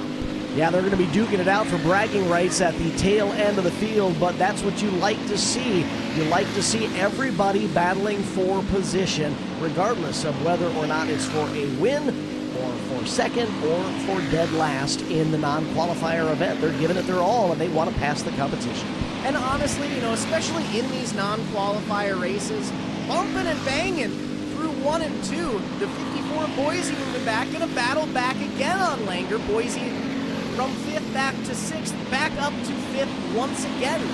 But what I was saying, especially in these non-qualifier races, don't get me wrong, a win's a win. A win's always fun to do, but I've always had much more fun battling at the back of the pack in a fun side-by-side race than leading out front alone. As we have the 54 machine of Boise looping it around in turn 4. This is going to draw the caution. Caution flies on lap number 8 of 10, so it'll be a short shootout to the checkered flag in our Pro R-Box 1 Green Plate Wing non-qualifier feature. It's been all Nathan Gunderson out front with that rainbow-colored Union machine. Gunderson, Nelson, Rosenboom, LeBlanc, Langer, Boise, I believe going to be your restart lineup here. Boise causing the caution, might be going to the rear end of the field. Gunderson with 8 was 8th fastest qualifier in the Friday qualifying session. Couldn't quite get his cart into the top 10 today to make that transfer into the A feature, and that's the ebb and flow of motorsports. You can't be top of the heap each and every time you're on the track, and Nathan Gunderson unfortunately qualifying in the non-qualifier event for the Saturday portion of the Rumble at the Arena, 7th Annual Spring Thaw here at Cedar Lake Arena. Lineup is good. Green light is out. The 14 getting bumped and banged there.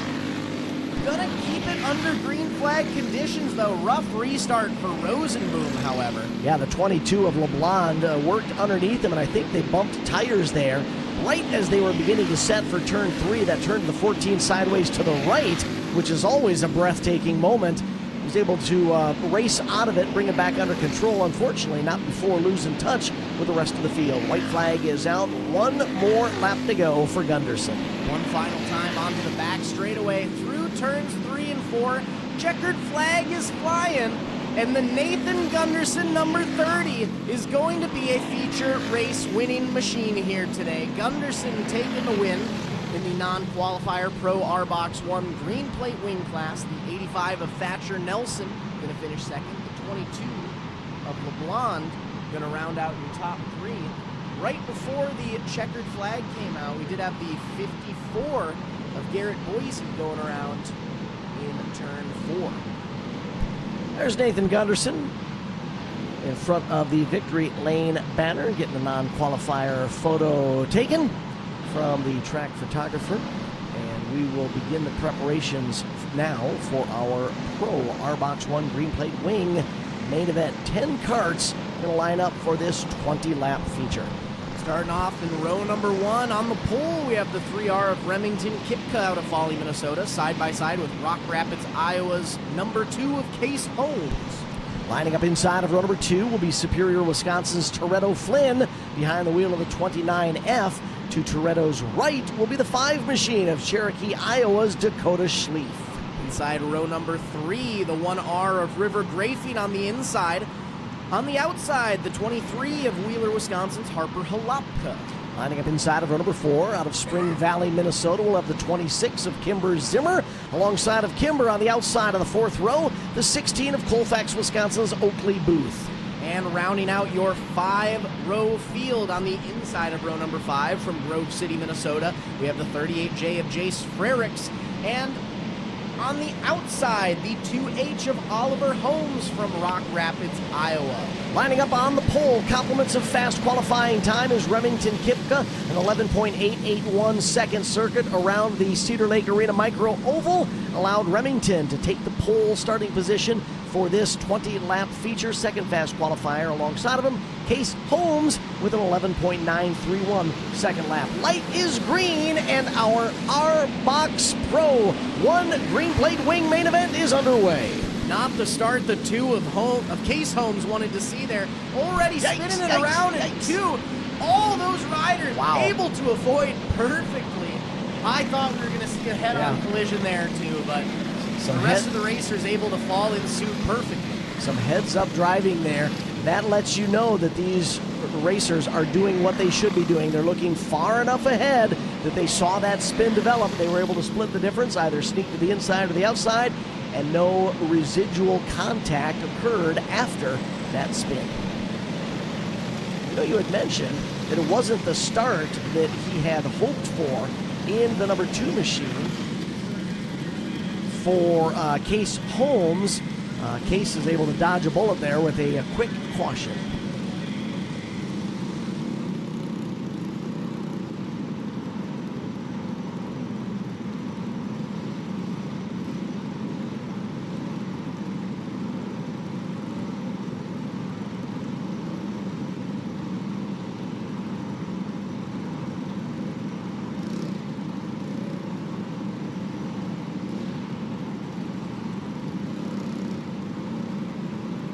Trying to get everybody realigned in the correct starting spot after that early caution.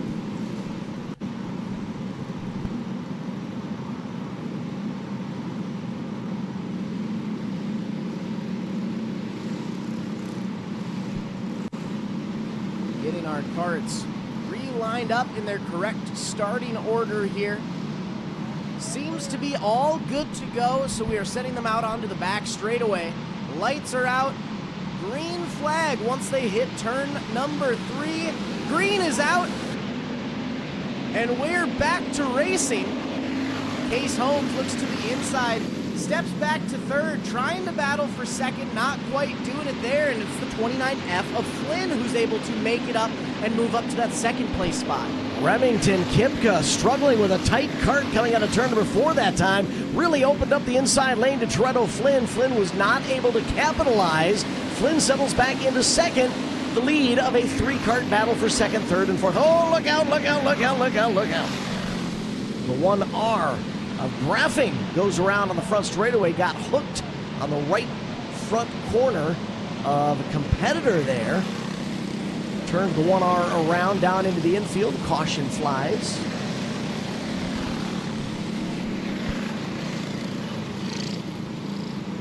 We'll re-rack and restack our racers here. Get them back into their correct starting order. We have 2 laps officially in the books as of right now for our Pro R-Box 1 green plate wing class. Remington Kipka leading the charge here. Kipka, Flynn, Case Holmes, Schlief, Graphing currently sitting 1 through 5. 5 features yet to go after this Pro R-Box 1 Green Plate Wing main event. Remington Kipka. Fast qualifier, as I mentioned earlier today, was 3rd fastest on Friday, so a pretty solid showing qualifying-wise for the 7th Annual Spring Thaw for the 3R of Remington Kipka.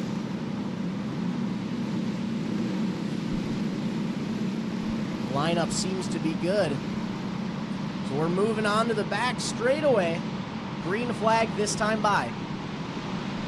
Single file restart down the back straightaway. They pick up the pace in turn number 3. Green flag is in the air. Pro R-Box 1 Green Plate Wing main event back underway. It's Kipka, your race leader. The 29 of Flynn second. Then the deuce of Case Holmes rounding out the top 3 for now. Flynn holding on to Kipka. Looks to the inside. Tries to make a pass for the lead. Not quite going on the front straightaway. Flynn going to backtrack to second. Now 2 cart lengths in between our top 2 racers. Ducking down onto the front straightaway. Still nothing going there for Flynn.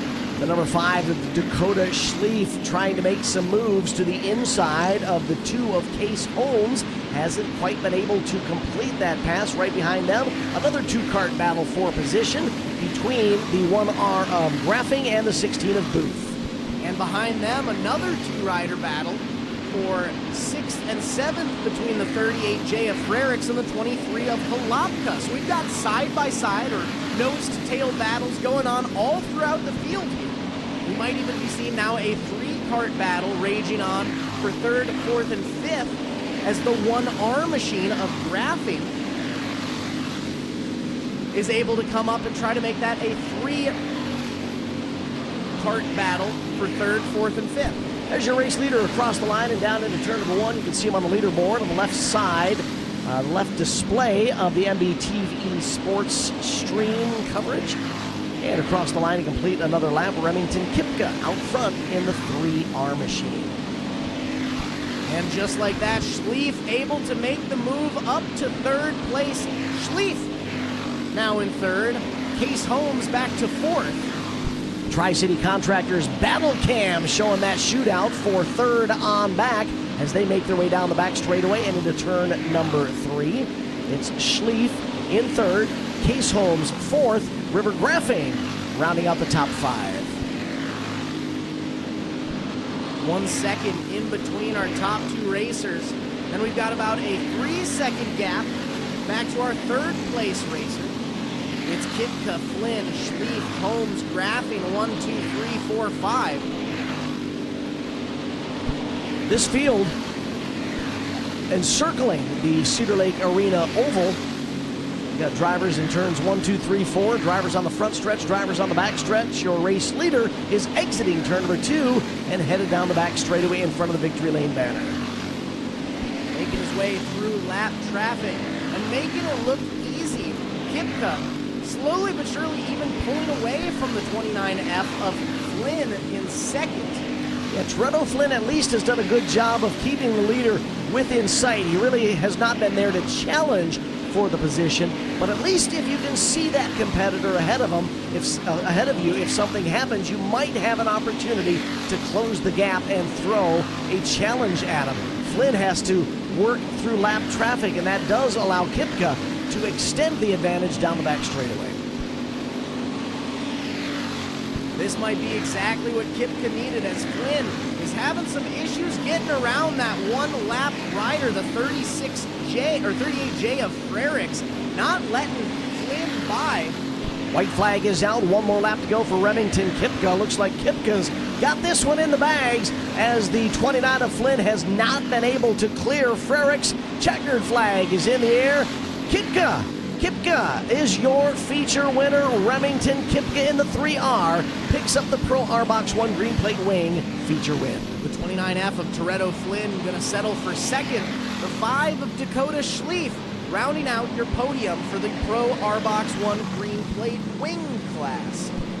There you can see the 3R of your feature winner, Remington Kipka. In turn 2, Remington's going to stop in front of the 7th Annual Spring Thaw Victory Lane banner for a quick photo shoot. And that allows us to turn our attention to the next green flag action that is coming up for our main events. It will start with a 15-lap A feature for the Adult Predator backyard carts. Starting off on the inside of row number 1 out of Ashland, Wisconsin, we have the 27 of Jeremy MacArthur. On the outside of row 1, Parker Reese racing the 3 out of Somerset, Wisconsin. Lining up inside of row number 2 will be the 3S of Balsam Lake, Wisconsin's Jameson Schur. Alongside of Jameson, starting on the outside of the second row, will be New Richmond, Wisconsin's Matt Worth with the number 10. And rounding out our 5-cart field, we have the 219 of Lewis Wohlers racing out of Welch, Minnesota. 5 racers, 15 laps for race number 15, Adult Predator Backyard. While we wait for our competitors to roll out onto the Cedar Lake Arena, big shout and a tip of the cap to Jeff Pellersells from Foot and Ankle Clinics, PA, a great supporter of MBTV Sports. And again, a quick invitation to those of you watching at home, do not hesitate to share our social media streams with your friends. Came up a little late there with my mind, but let your family members know that they can watch all the green flag action all season long on MBTV Sports.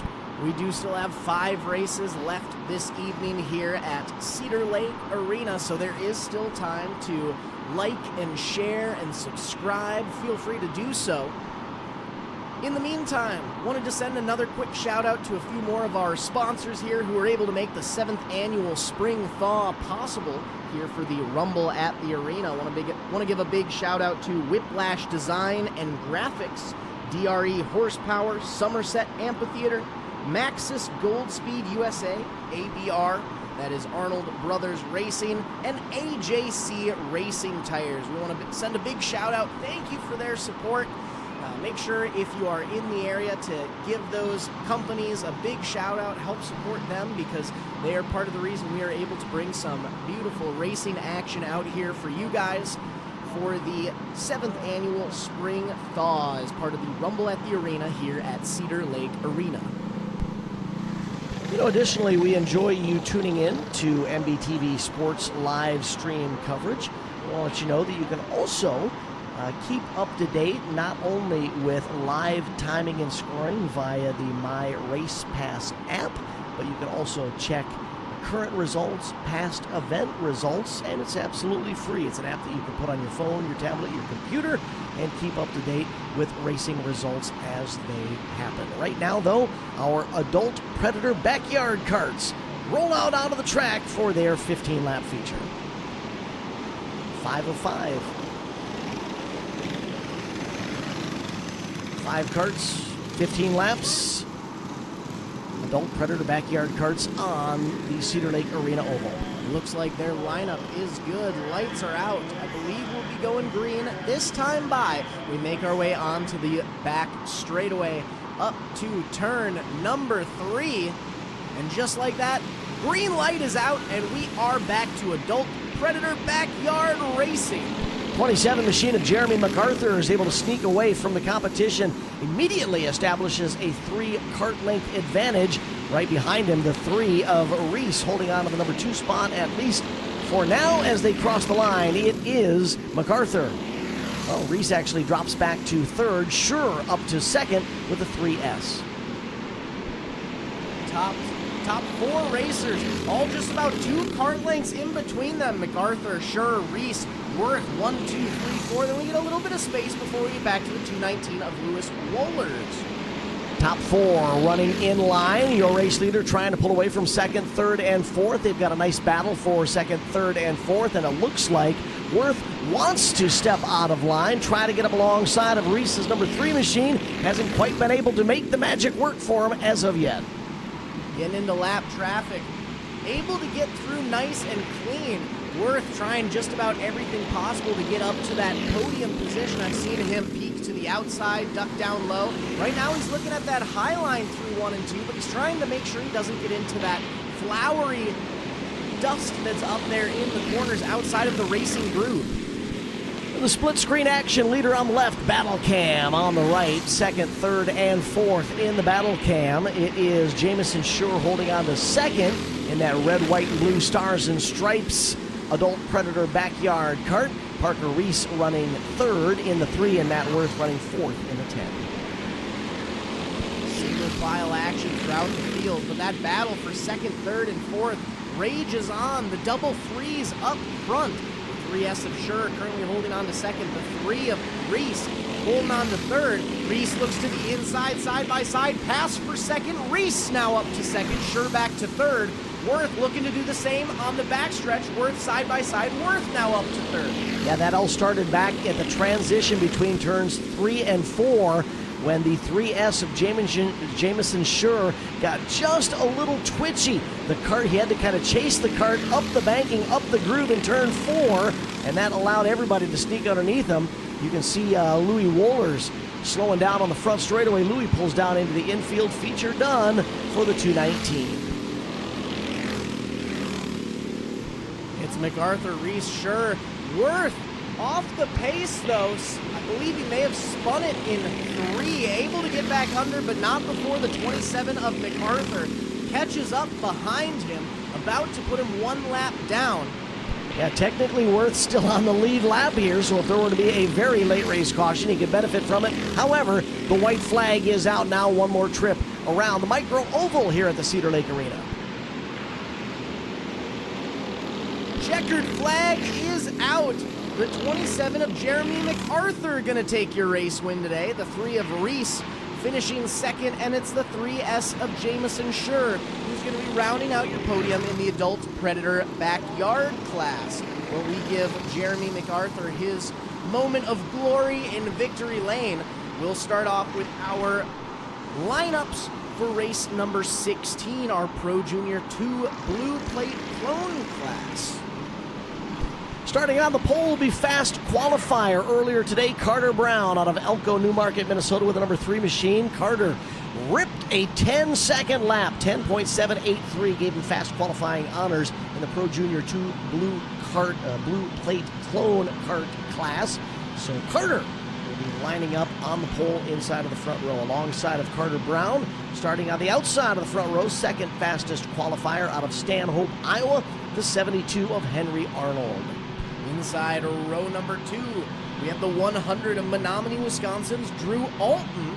On the outside of row 2, Osceola, Wisconsin's Riley Finnegan racing the number 32. Starting inside of row number 3 will be the 27N of Noah Rustman. Rustman racing out of St. Peter, Minnesota to Noah's right. Lining up on the outside of row number 3 will be the 51 of Roberts, Wisconsin's Evan Rutherford. Inside row number 4, the 25 of Garrett Tatmull racing out of Forest Lake, Minnesota. And on his right, Northfield, Minnesota's Gavin Underdahl racing the number 17. We take a step back into row number 5. We will find Jaden Anderson lined up on the inside. Anderson racing out of Clear Lake, Minnesota with the 81 machine. Alongside of Jaden will be Caden Jaden and Caden in row number 5. Caden Burkholz on the outside of that 5th row. Burkholz racing out of Mason City, Iowa with the 101. Inside row number 6, we see the 91 of Tatum Gillis racing out of Northfield, Minnesota. And on the outside of row 6, out of Shawano, Wisconsin, Ivy DeCane piloting the 7X machine. And rounding out our 13-cart lineup for our Pro Junior 2 Blue Plate Clone Class A feature will be Robbie Perino from Nicollet, Minnesota with the 07. 13 racers, 20 laps for our Pro Junior 2 Blue Plate Clone class. I mentioned that Carter Brown was fast qualifier earlier today during qualifying sessions for the Pro Junior 2 Blue Plate Clone class. Second fast qualifier was Henry Arnold, who obviously is starting on the outside of that front row with a 10.798 second lap. Just 0.01 seconds behind, so that'll be a pretty fun race to watch there at the front. Some very even times. And now, I mean, Carter Brown, he was also the fastest qualifier yesterday as well. So Brown putting on a great show for us in that second row. Drew Alton with the 10.864. So again, just 0.1 seconds behind Henry Arnold, who's currently sitting second. And side by side with Alton, we have Riley Finnegan, a 10.937. So again, between those top 4 competitors, just 0.1 seconds in between those top 4, 0.2 seconds. Less than 0.3 of a second separating the top 5 qualifiers in this Pro Junior 2 Blue Plate Clone class, as Noah Rustman rounded out the top 5 with an 11.015 second lap. So, our Pro Junior 2 Blue Plate Clone class is on the track. They are ready to rock and roar. 20 laps will make up our A feature with Carter Brown and Henry Arnold on the front row. Here we go! Green flag is out. We make it through 3 and 4 without any issues. We've got bumping and banging. Check out the 20, that might be the 27N machine of Noah Rushman. No, the 25, my bad, of Garrett Tatnell from 7th up to 3rd in 1 lap. Somehow we survived a 4-wide scramble out of turn number 4, and we're still green 2 laps into this one. It's Carter Brown, your race leader, Drew Alton running 2nd, Jaden Anderson 3rd, Garrett Tatnell 4th, and Henry Arnold rounding out the top 5. Anderson, all the way back from 9th, now up to 3rd. Anderson and Tatnell, they are putting on an impressive showing out there, making their moves up through the track, fighting for those top spots. 3 wide down the front straightaway, just outside the top 5 as we've got movement for position. Meanwhile, in the battle cam, 3-cart battle for 2nd. We've actually got a change in position. It's now Anderson, Alton, and Tatnell 2nd, 3rd, and 4th. Out front alone, though, still leading the charge. The 3 of Carter Brown doing what he knows best, already 2 seconds ahead of the 81 of Anderson in 2nd. And then it's a tight battle between Anderson, Tatnell now up to 3rd, and Alton back to 4th. Zach, you brought this to our attention earlier. Keep your eyes on that 81 of Jaden Anderson. Anderson had to start on the inside of the 5th row. He qualified 9th. He's already up to 2nd. It'll be interesting to see if he can close that 2-second gap separating his number 81 from the race leader Carter Brown in the 3.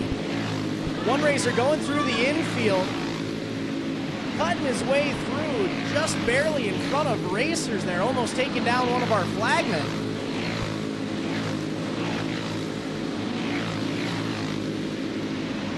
Not quite sure who that was. May have been the 91 of Gillis or the 101 of Burkholz, but it was Burkholz, I believe. Wow, going through that inside line there.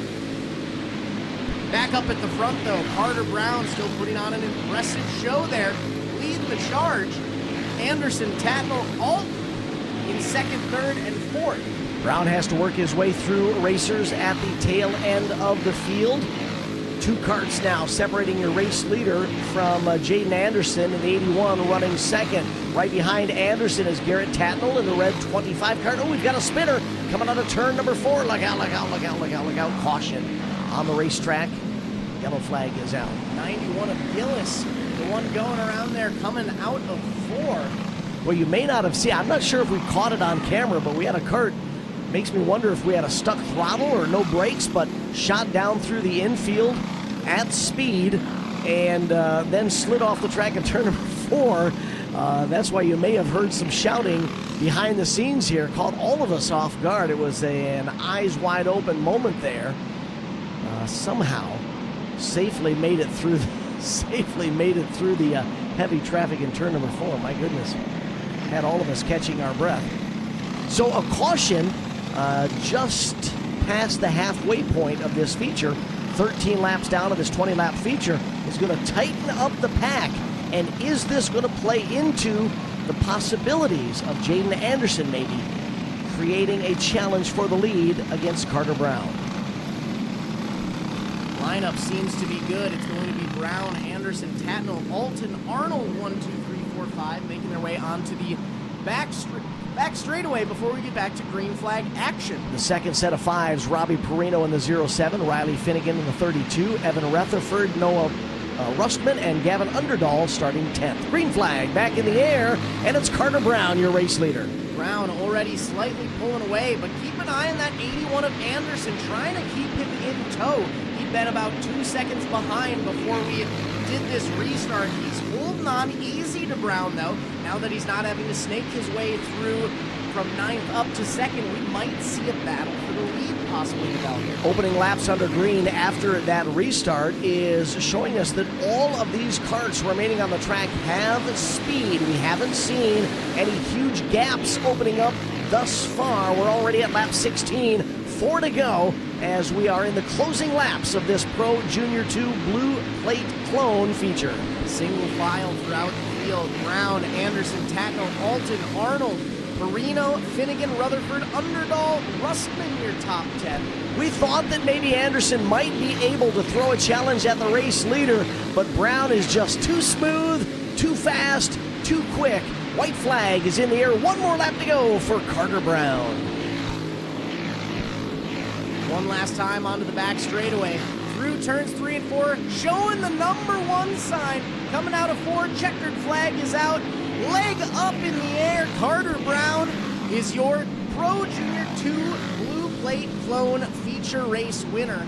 The 81 of Jaden Anderson from all the way back in 9th, going to finish 2nd with an impressive showing there. The 25 of Garrett Tatnall, who started 7th, making their way up to 3rd place overall to take that final step on the podium. Yeah, we're not trying to take the spotlight away from your feature winner. An excellent display of speed and smooth driving by Carter Brown, but tip of the cap to the 81 of Jaden Anderson. I know we mentioned him a couple of times, but it was that impressive when the field was so tight. Anderson was able to work his way through the field after starting 9th, coming home with a 2nd place finish. Great run for Anderson. We'll give Brown his chance at glory in the victory lane here to get a few shots going there.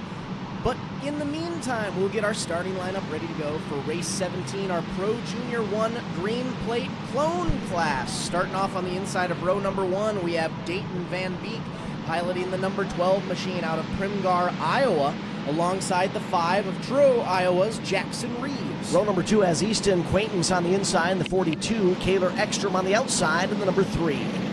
Inside row number 3, the 11Z of Zachary Woodford out of Algona, Iowa, side by side with the 32 of Stanhope, Iowa's Hayden Arnold.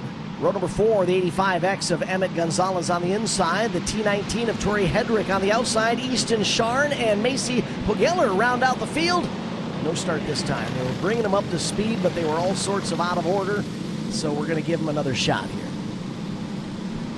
10 racers, 20 laps for race 17, Pro Junior 1 Green Plate Clone class. Coming up after this Pro Junior 1 Green Plate Clone class feature, we will have 2 final racing events, a non-qualifier event for our Pro Adult Clone 375 class, and then final show of the day, the Pro Adult Clone 375 A feature. Right now, though, Pro Junior 1 Green Plate Clone A feature. Lineup is good to go. We make our way onto the back straightaway. Green flag as we come through turn 3, and we are racing.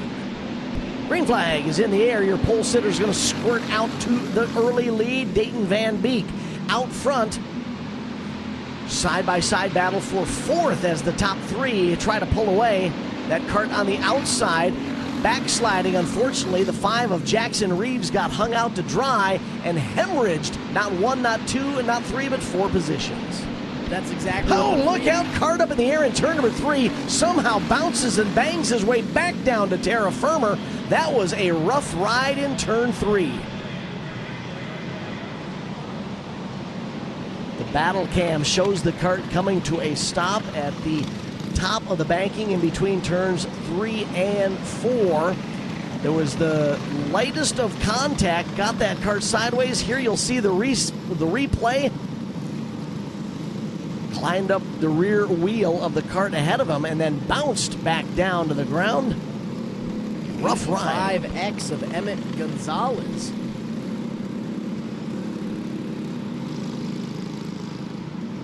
Seems like they all got bunched up there in 3 and 4 with nowhere to go, all bumping and banging. Gonzalez taking the brunt of the force, however.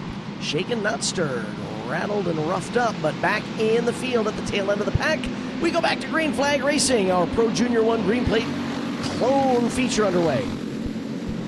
Single file through the first full lap.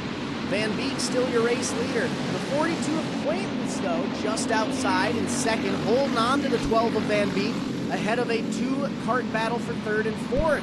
They were side by side for fifth as Jackson Reed in the 5 got underneath Hayden Arnold. Arnold back to 6th, Reeves up to 5th. Reeves on the move in the number 5 after losing those positions on the opening lap. Van Beek starting to pull away from the 42 Acquaintance, who's half a second ahead. Now he's almost a full second ahead, slowly but surely inching forward with that open track ahead of him. Now we've got a battle developing for second and third between the 42 Acquaintance and the 3 of Ekstrom. Ekstrom looks to the inside. Ekstrom now up to second. Van Beek was our fast qualifier. No surprise to see him out front. The number 5, however, of Jackson Reeves was second fast qualifier. Unfortunately, he lost all those positions early, so now he's trying to play catch up, and we're already 6 laps into this 20-lap feature. Van Beek now a full second and a half ahead. Reeves ducking down to the inside. Reeves now making moves up to 4th place, trying to regain some of the spots he lost on one of those restarts earlier on. What I'm noticing by Reeves in the number 5 is it sure appears that he's able to make that cart rotate when he needs it to. So if he sees the cart ahead of him get just a little out of line, there, he just did it again. He's able to get that cart to turn, dive down to the inside lane, and take the spot away. Oh, we got a looper in turn 2. 42 of Acquaintance, I believe that is, going around. Caution is out. We'll slow him down with 10 laps down right at the halfway point. We also had one loop it up there in turn number 4. So we had a spinner in 2 and a spinner in 4. The cart in 4 up against the wall there. We'll try and refire it before we bring him back into the restart order. Was that, hold the phone, was that our, that wasn't our leader, was it? That may have been Van Beek, and it looks to be the case. My goodness gracious. I heard them talking over the radios that he went around all alone. But does he dodge a bullet because was the caution called for the spin in 2, or was the caution called for the spin in 4? Yeah, there you see the 42 going around on the foot and ankle replay. 42 got up into the flower. Now, we keep talking about how slick it is there in between 1 and 2. Got up into that high stuff and just goes around.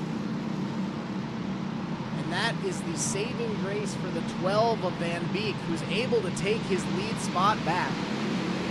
So they bring him up to speed in turn number 3. Green flag is in the air. Van Beek's going to have to deal with the 3 of Ekstrom and the 5 of Reeves.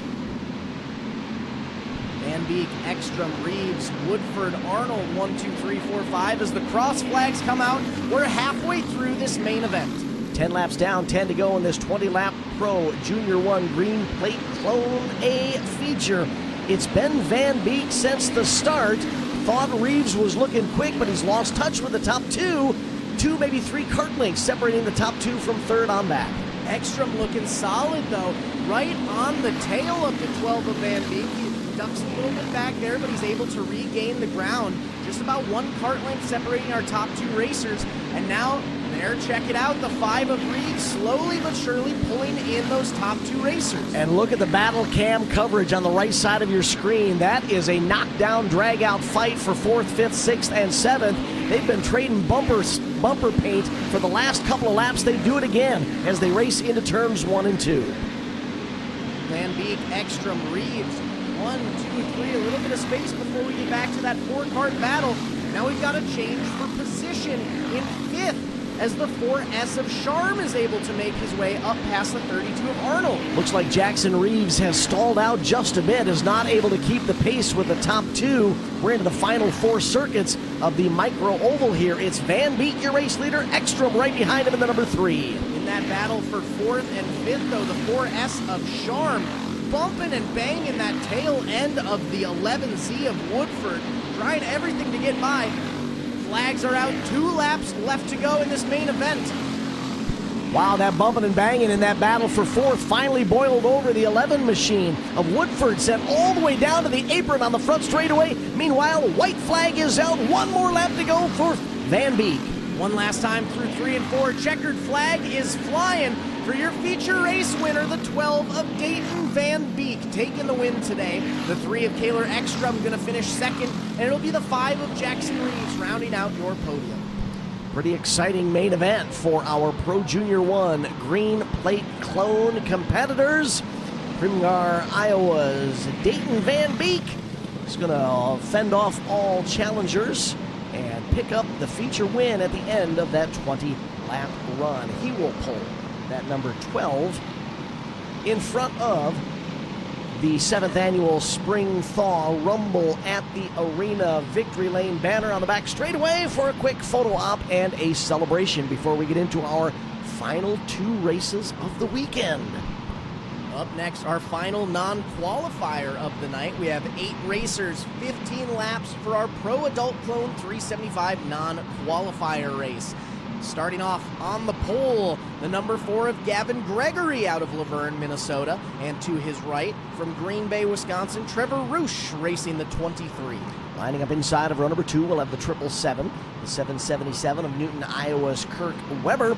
On the outside of row number 2, the 98 of Logan Webb racing out of Dalton City, Illinois. Inside row number 3 from good old Ham Lake, Minnesota, Declan Whitney piloting the number 6 cart, side by side with the 22D of Abrams, Wisconsin's Devin Dorn. The 4th and final row for our non-qualifier event is made up of Stevie Smith on the inside, Smith out of Des Moines, Iowa with the number 41, and alongside of him, Davin Hauk from Rice Lake, Wisconsin with the 22. Interesting to note that the first 4 carts representing 4 different states: Minnesota, Wisconsin, Iowa, Illinois, Gregory, Roosh, Weber, and Webb. Now, non-qualifier race for this one, so we will not be seeing anyone transfer through to the A-main, so this will all be for some good fun and racing action as we have 2 of our racers locking up in turn 1. Looks like they have disconnected. We are all good. Looks like only 6 of our planned 8 racers making the call here. Green flag is out, and we are racing. Pro Adult Clone 375 non-qualifier main is underway, and the 4 of Gavin Gregory will start out at the front of the field by building a 3-cart length advantage over the 98 of Logan Webb. Tight quarters for 3rd on back as we've got a now 4-cart battle for 3rd, 4th, 5th, and 6th. Looked like it was going to be a side-by-side battle for 3rd and 4th, and then 5th and 6th. The 6th of Whitney holding on strong for 3rd. Smith trying to take it over in the 41. Now, Smith doing a good job of coming from the back of the field to try and challenge to get into the top 3. Unfortunately, as I mentioned his name, he gives up a spot, backslides 1 position to 5th. Out front alone, the 4 of Gavin Gregory putting on a solid showing for us. 98 of Webb, just about a second behind him in 2nd.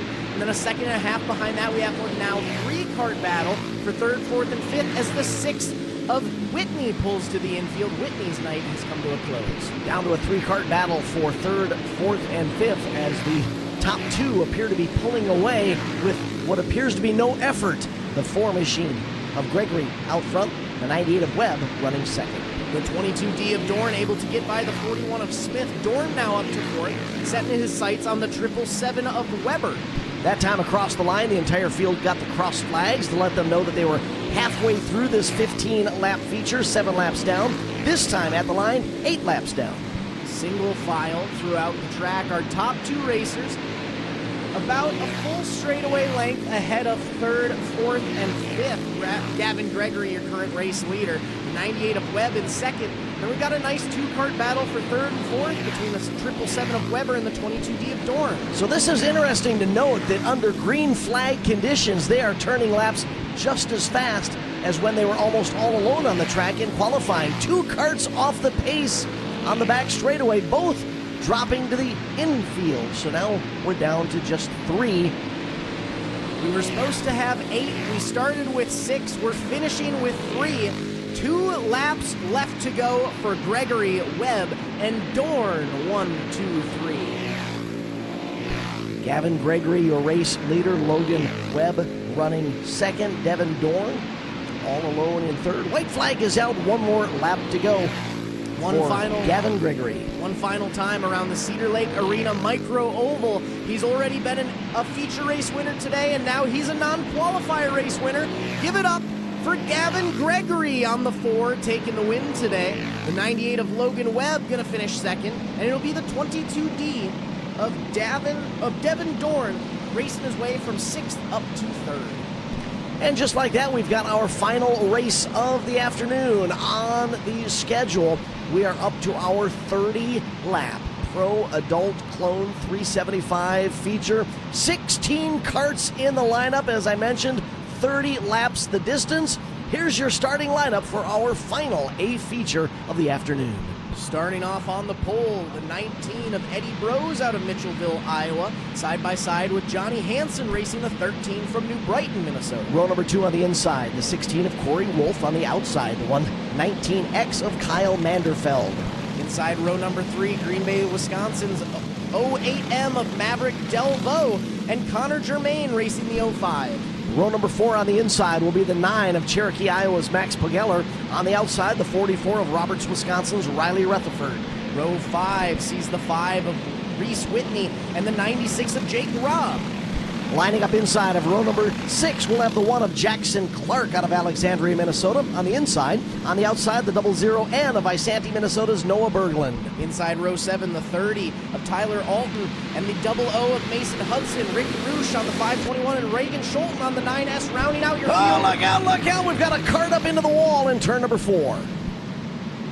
Contact as they came up to speed in 3 and 4, and one cart went shooting up the banking and made contact with the concrete barrier on the outside of turn number 4. Looks like that was the 119X of Manderfeld going up and around.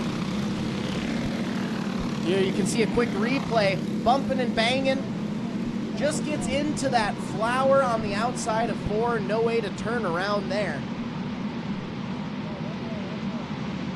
Give the racers the 1 to go signal next time by. Make sure that everybody is in the correct restart position. This is a complete restart, so everybody, including the 119X of Manderfeld, get their spot back.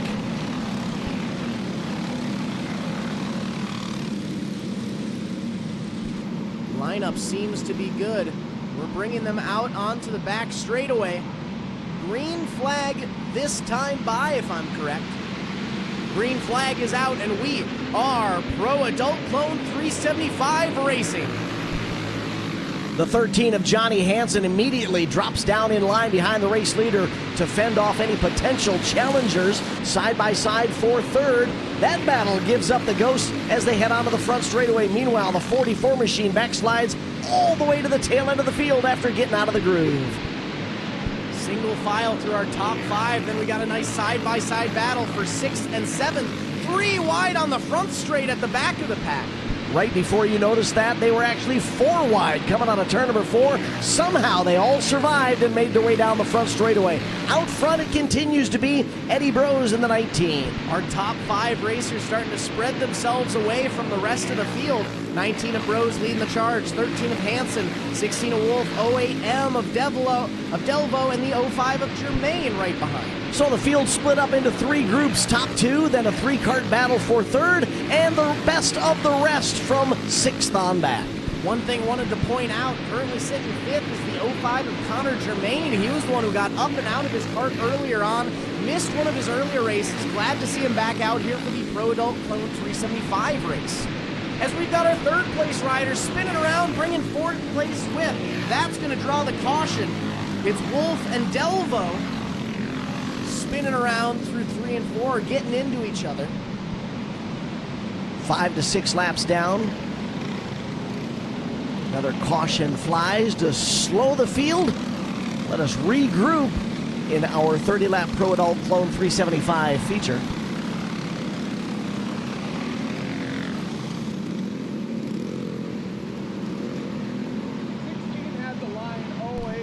Stopping up on the outside of turn number 3 to state his case with a race official.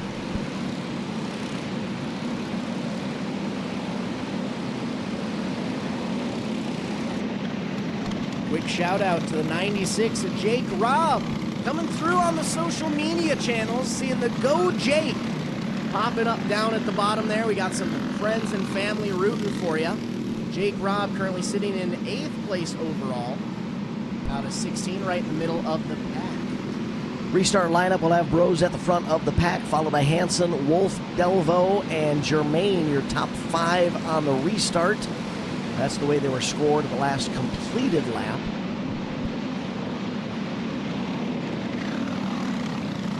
Looks like Delvo is the one who will be making their way to the back of the pack after that caution right there. The 16 of Wolf able to hold on to 3rd, but that brings Germain up to 4th. Well, you got carts jumping from the back straightaway. It'll be a no start. The 08M of Delvo trying to take over from that back spot. Not quite going to get that by the race officials here. And he puts his hand up in the air like, what? I was just trying to take 5 positions before we went green. We're going to re-rack them, restack them. Make sure Delvo's back in his starting spot.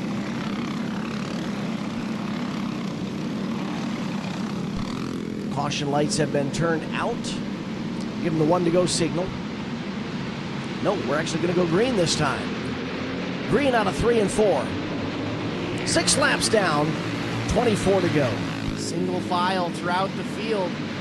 Making their way onto the back straightaway. It's Bros, Hansen, Wolf, Germain, Holger. Side by side for 4th and 5th. Pogler looks to the outside, making his way around Germain. Not going to go, but that gives a chance for Clark to come up and take over that 5th place position. The 16 of Corey Wolf settles back in line, but not before dropping several positions, falling out of the top 5 to 6th. Top 7 trying to pull away from the rest of the field. We've got 2 carts locked together coming out of 4. One ends up against the wall. Still green, still green, still green. Caution comes out.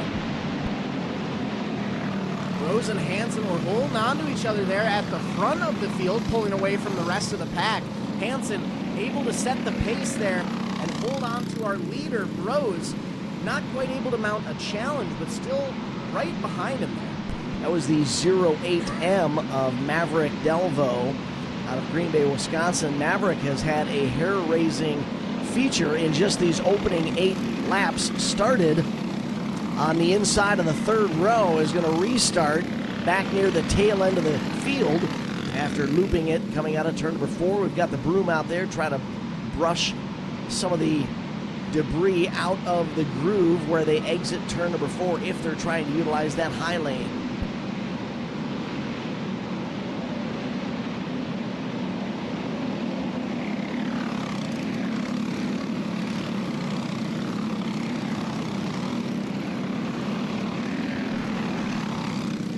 Sure everyone is in their correct restarting order. Up front, it's going to be Rose, Hansen, Germain, Pogler, Clark. 1, 2, 3, 4, 5. Wolf, Robb, Vanderfield, Hudson, Berglund. Rounding out your top 10. We'll make sure we've got everybody in the correct restart position here on the front straightaway.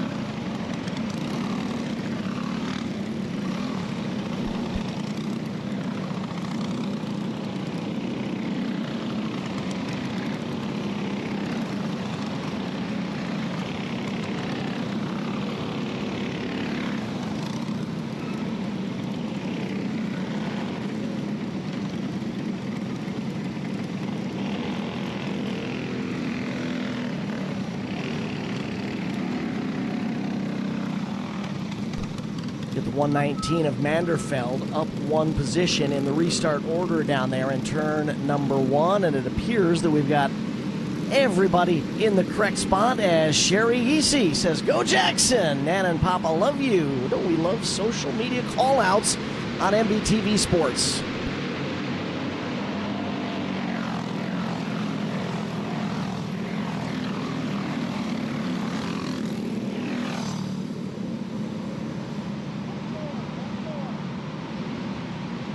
Not the start we were hoping for there, so we're going to give them another lap to get back in line before we go back to green flag action momentarily. Wanted to get them a little bit tighter here. We were a little too spread out before we felt good going green. Everyone has gotten tight except the 5 machine there at the back, trying to make his way up to the front. Passing about 5 carts before the flag's even gone green. Everybody getting itchy and antsy here. We're only 8 laps into this 30-lap feature. The number 5 machine passed about 5 carts there, coming up to speed out of 2.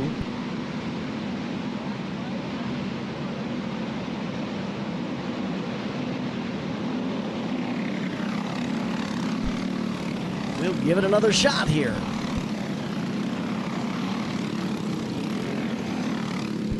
Lineup is back to being good.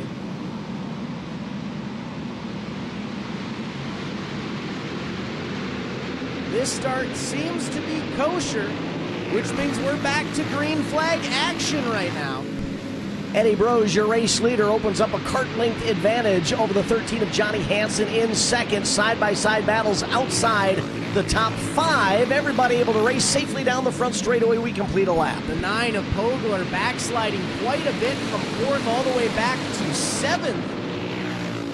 Getting into that tough stuff there. Top front, it's Brose, Hansen, Germain, Clark, Wolf, now your new top 5. Yeah, your top 2 trying to pull away from Connor Germain in 3rd. Germain all alone, kind of a man on an island. Nobody around him to battle with. Top 2 are all alone, 3rd all alone, and then 4th on back, single file to the tail end of the field. Honestly, Germain might be in the nice spot right now. A good cushion both in front of him and behind him. Those top 2 racers side by side, a little bit of bumping and banging. You know, something goes on between those 2. Germain might be able to capitalize without having too much space behind him as well.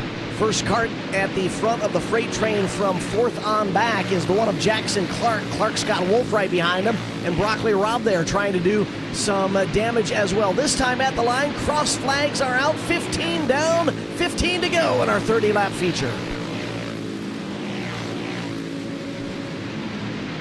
Top 3 racers now separating themselves from 4th on back. Wolf coming out of 4th, keeps looking down to the inside of Clark, trying to make that inside move. Not quite been able to capitalize just yet, as we've got a 5-cart battle for 4th, 5th, 6th, 7th, and 8th between Clark, Wolf, Rob, Pogler, and Hudson. 1 cart dives to the infield feature, ending early. Keep your eyes on the 05 of Connor Germain. Germain has closed the gap a bit on that 2-cart battle for the lead, trying to set up a 3-cart shootout at the front of the field in the second half of this 30-lap feature. Now I'm getting a feeling, we've seen it a couple times already today. We might see another hold on throughout the race and then a last lap pass for the lead. I'm not saying it'll for sure happen, but it's looking like it might be set up to do so. Johnny Hansen has kept Eddie Brose right there in his sights, inches off the rear bump bar there as another cart calls it a night, dives to the infield. That'll be the number 5 machine. Back to the front of the pack, though. Top 3 are tightening up. We've got a barn burner in the making here for the final shootout to the last checkered flag of the day. 23 laps into our 30-lap main event. The 05 of Germain looks to the inside of Hansen. Germain now up to second, setting his sights on the 19 of Brose. Did something go south on Hansen's machine? Use up his tires too soon? We don't know, but now Connor Germain is in the catbird seat, running second, about 2 cart lengths back from Eddie Brose, your fast qualifier and race leader. Hansen now trying to battle back, take back over that second place spot. Looks down to the inside, decides not to go for it this time around. But now our top 3 carts are all front to tail back at the front of the field. This time at the line, 3 laps remaining, 27 down, 3 to go, and our top 3 carts are nose to tail down the back straightaway into turn number 3. They cross the 2 flags, 2 laps left to go for Bros, Germain, and Hansen. Connor Germain giving it everything down the back straightaway, going to try and set the leader up for a last lap pass. White flag is out, 1 more lap to go. Through turns 1 and 2, onto the back straightaway one last time, into 3 and 4. Where will Germain be able to do it? Pass to the inside, new race leader. Checkered flag is out. Germain is going to be your race winner from getting wrecked outside of his cart earlier on today to becoming a feature race main event winner. The 05 of Connor Germain, our 3rd last corner feature race pass of the day, coming on our last race of the day. The 19 of Eddie Bros, after leading the entire race, gonna have to settle for a devastating 2nd place, and the 13 of Johnny Hansen gonna round out your podium.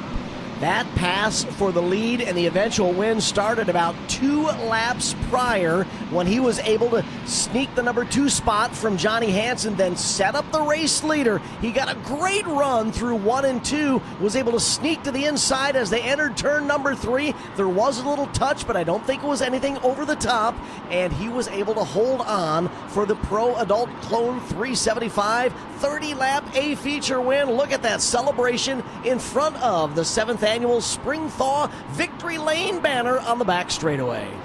And you can see the joy in his face. I'd say this might be one of the happiest Victory Lane celebrations we've seen of the day. So much emotion going on down there in Victory Lane as the 05 of Connor Germain takes his victory lap for the Pro Adult Clone 375 class. He snookered all of us. We had our eyes on Hansen and Bros, and here came Germain from the outside of the 3rd row like a hunter, just silently stalking his prey lap after lap. Then he pounced when he needed to on the back straightaway of the final lap. And with that, it brings a close to our racing action here for the 7th Annual Spring Thaw here at the Rumble at the Arena at Cedar Lake Arena. We had 2 full days of racing, all come to a close now. Some great racing action here. On behalf of everyone here at Cedar Lake Arena and MBTV Sports, my name is Zach Bailey here with Dan Bailey, and we want to remind you all, racing is just for the track. Drive safe on your way home, and thank you all for coming out today. And now we will hear a word from our sponsors.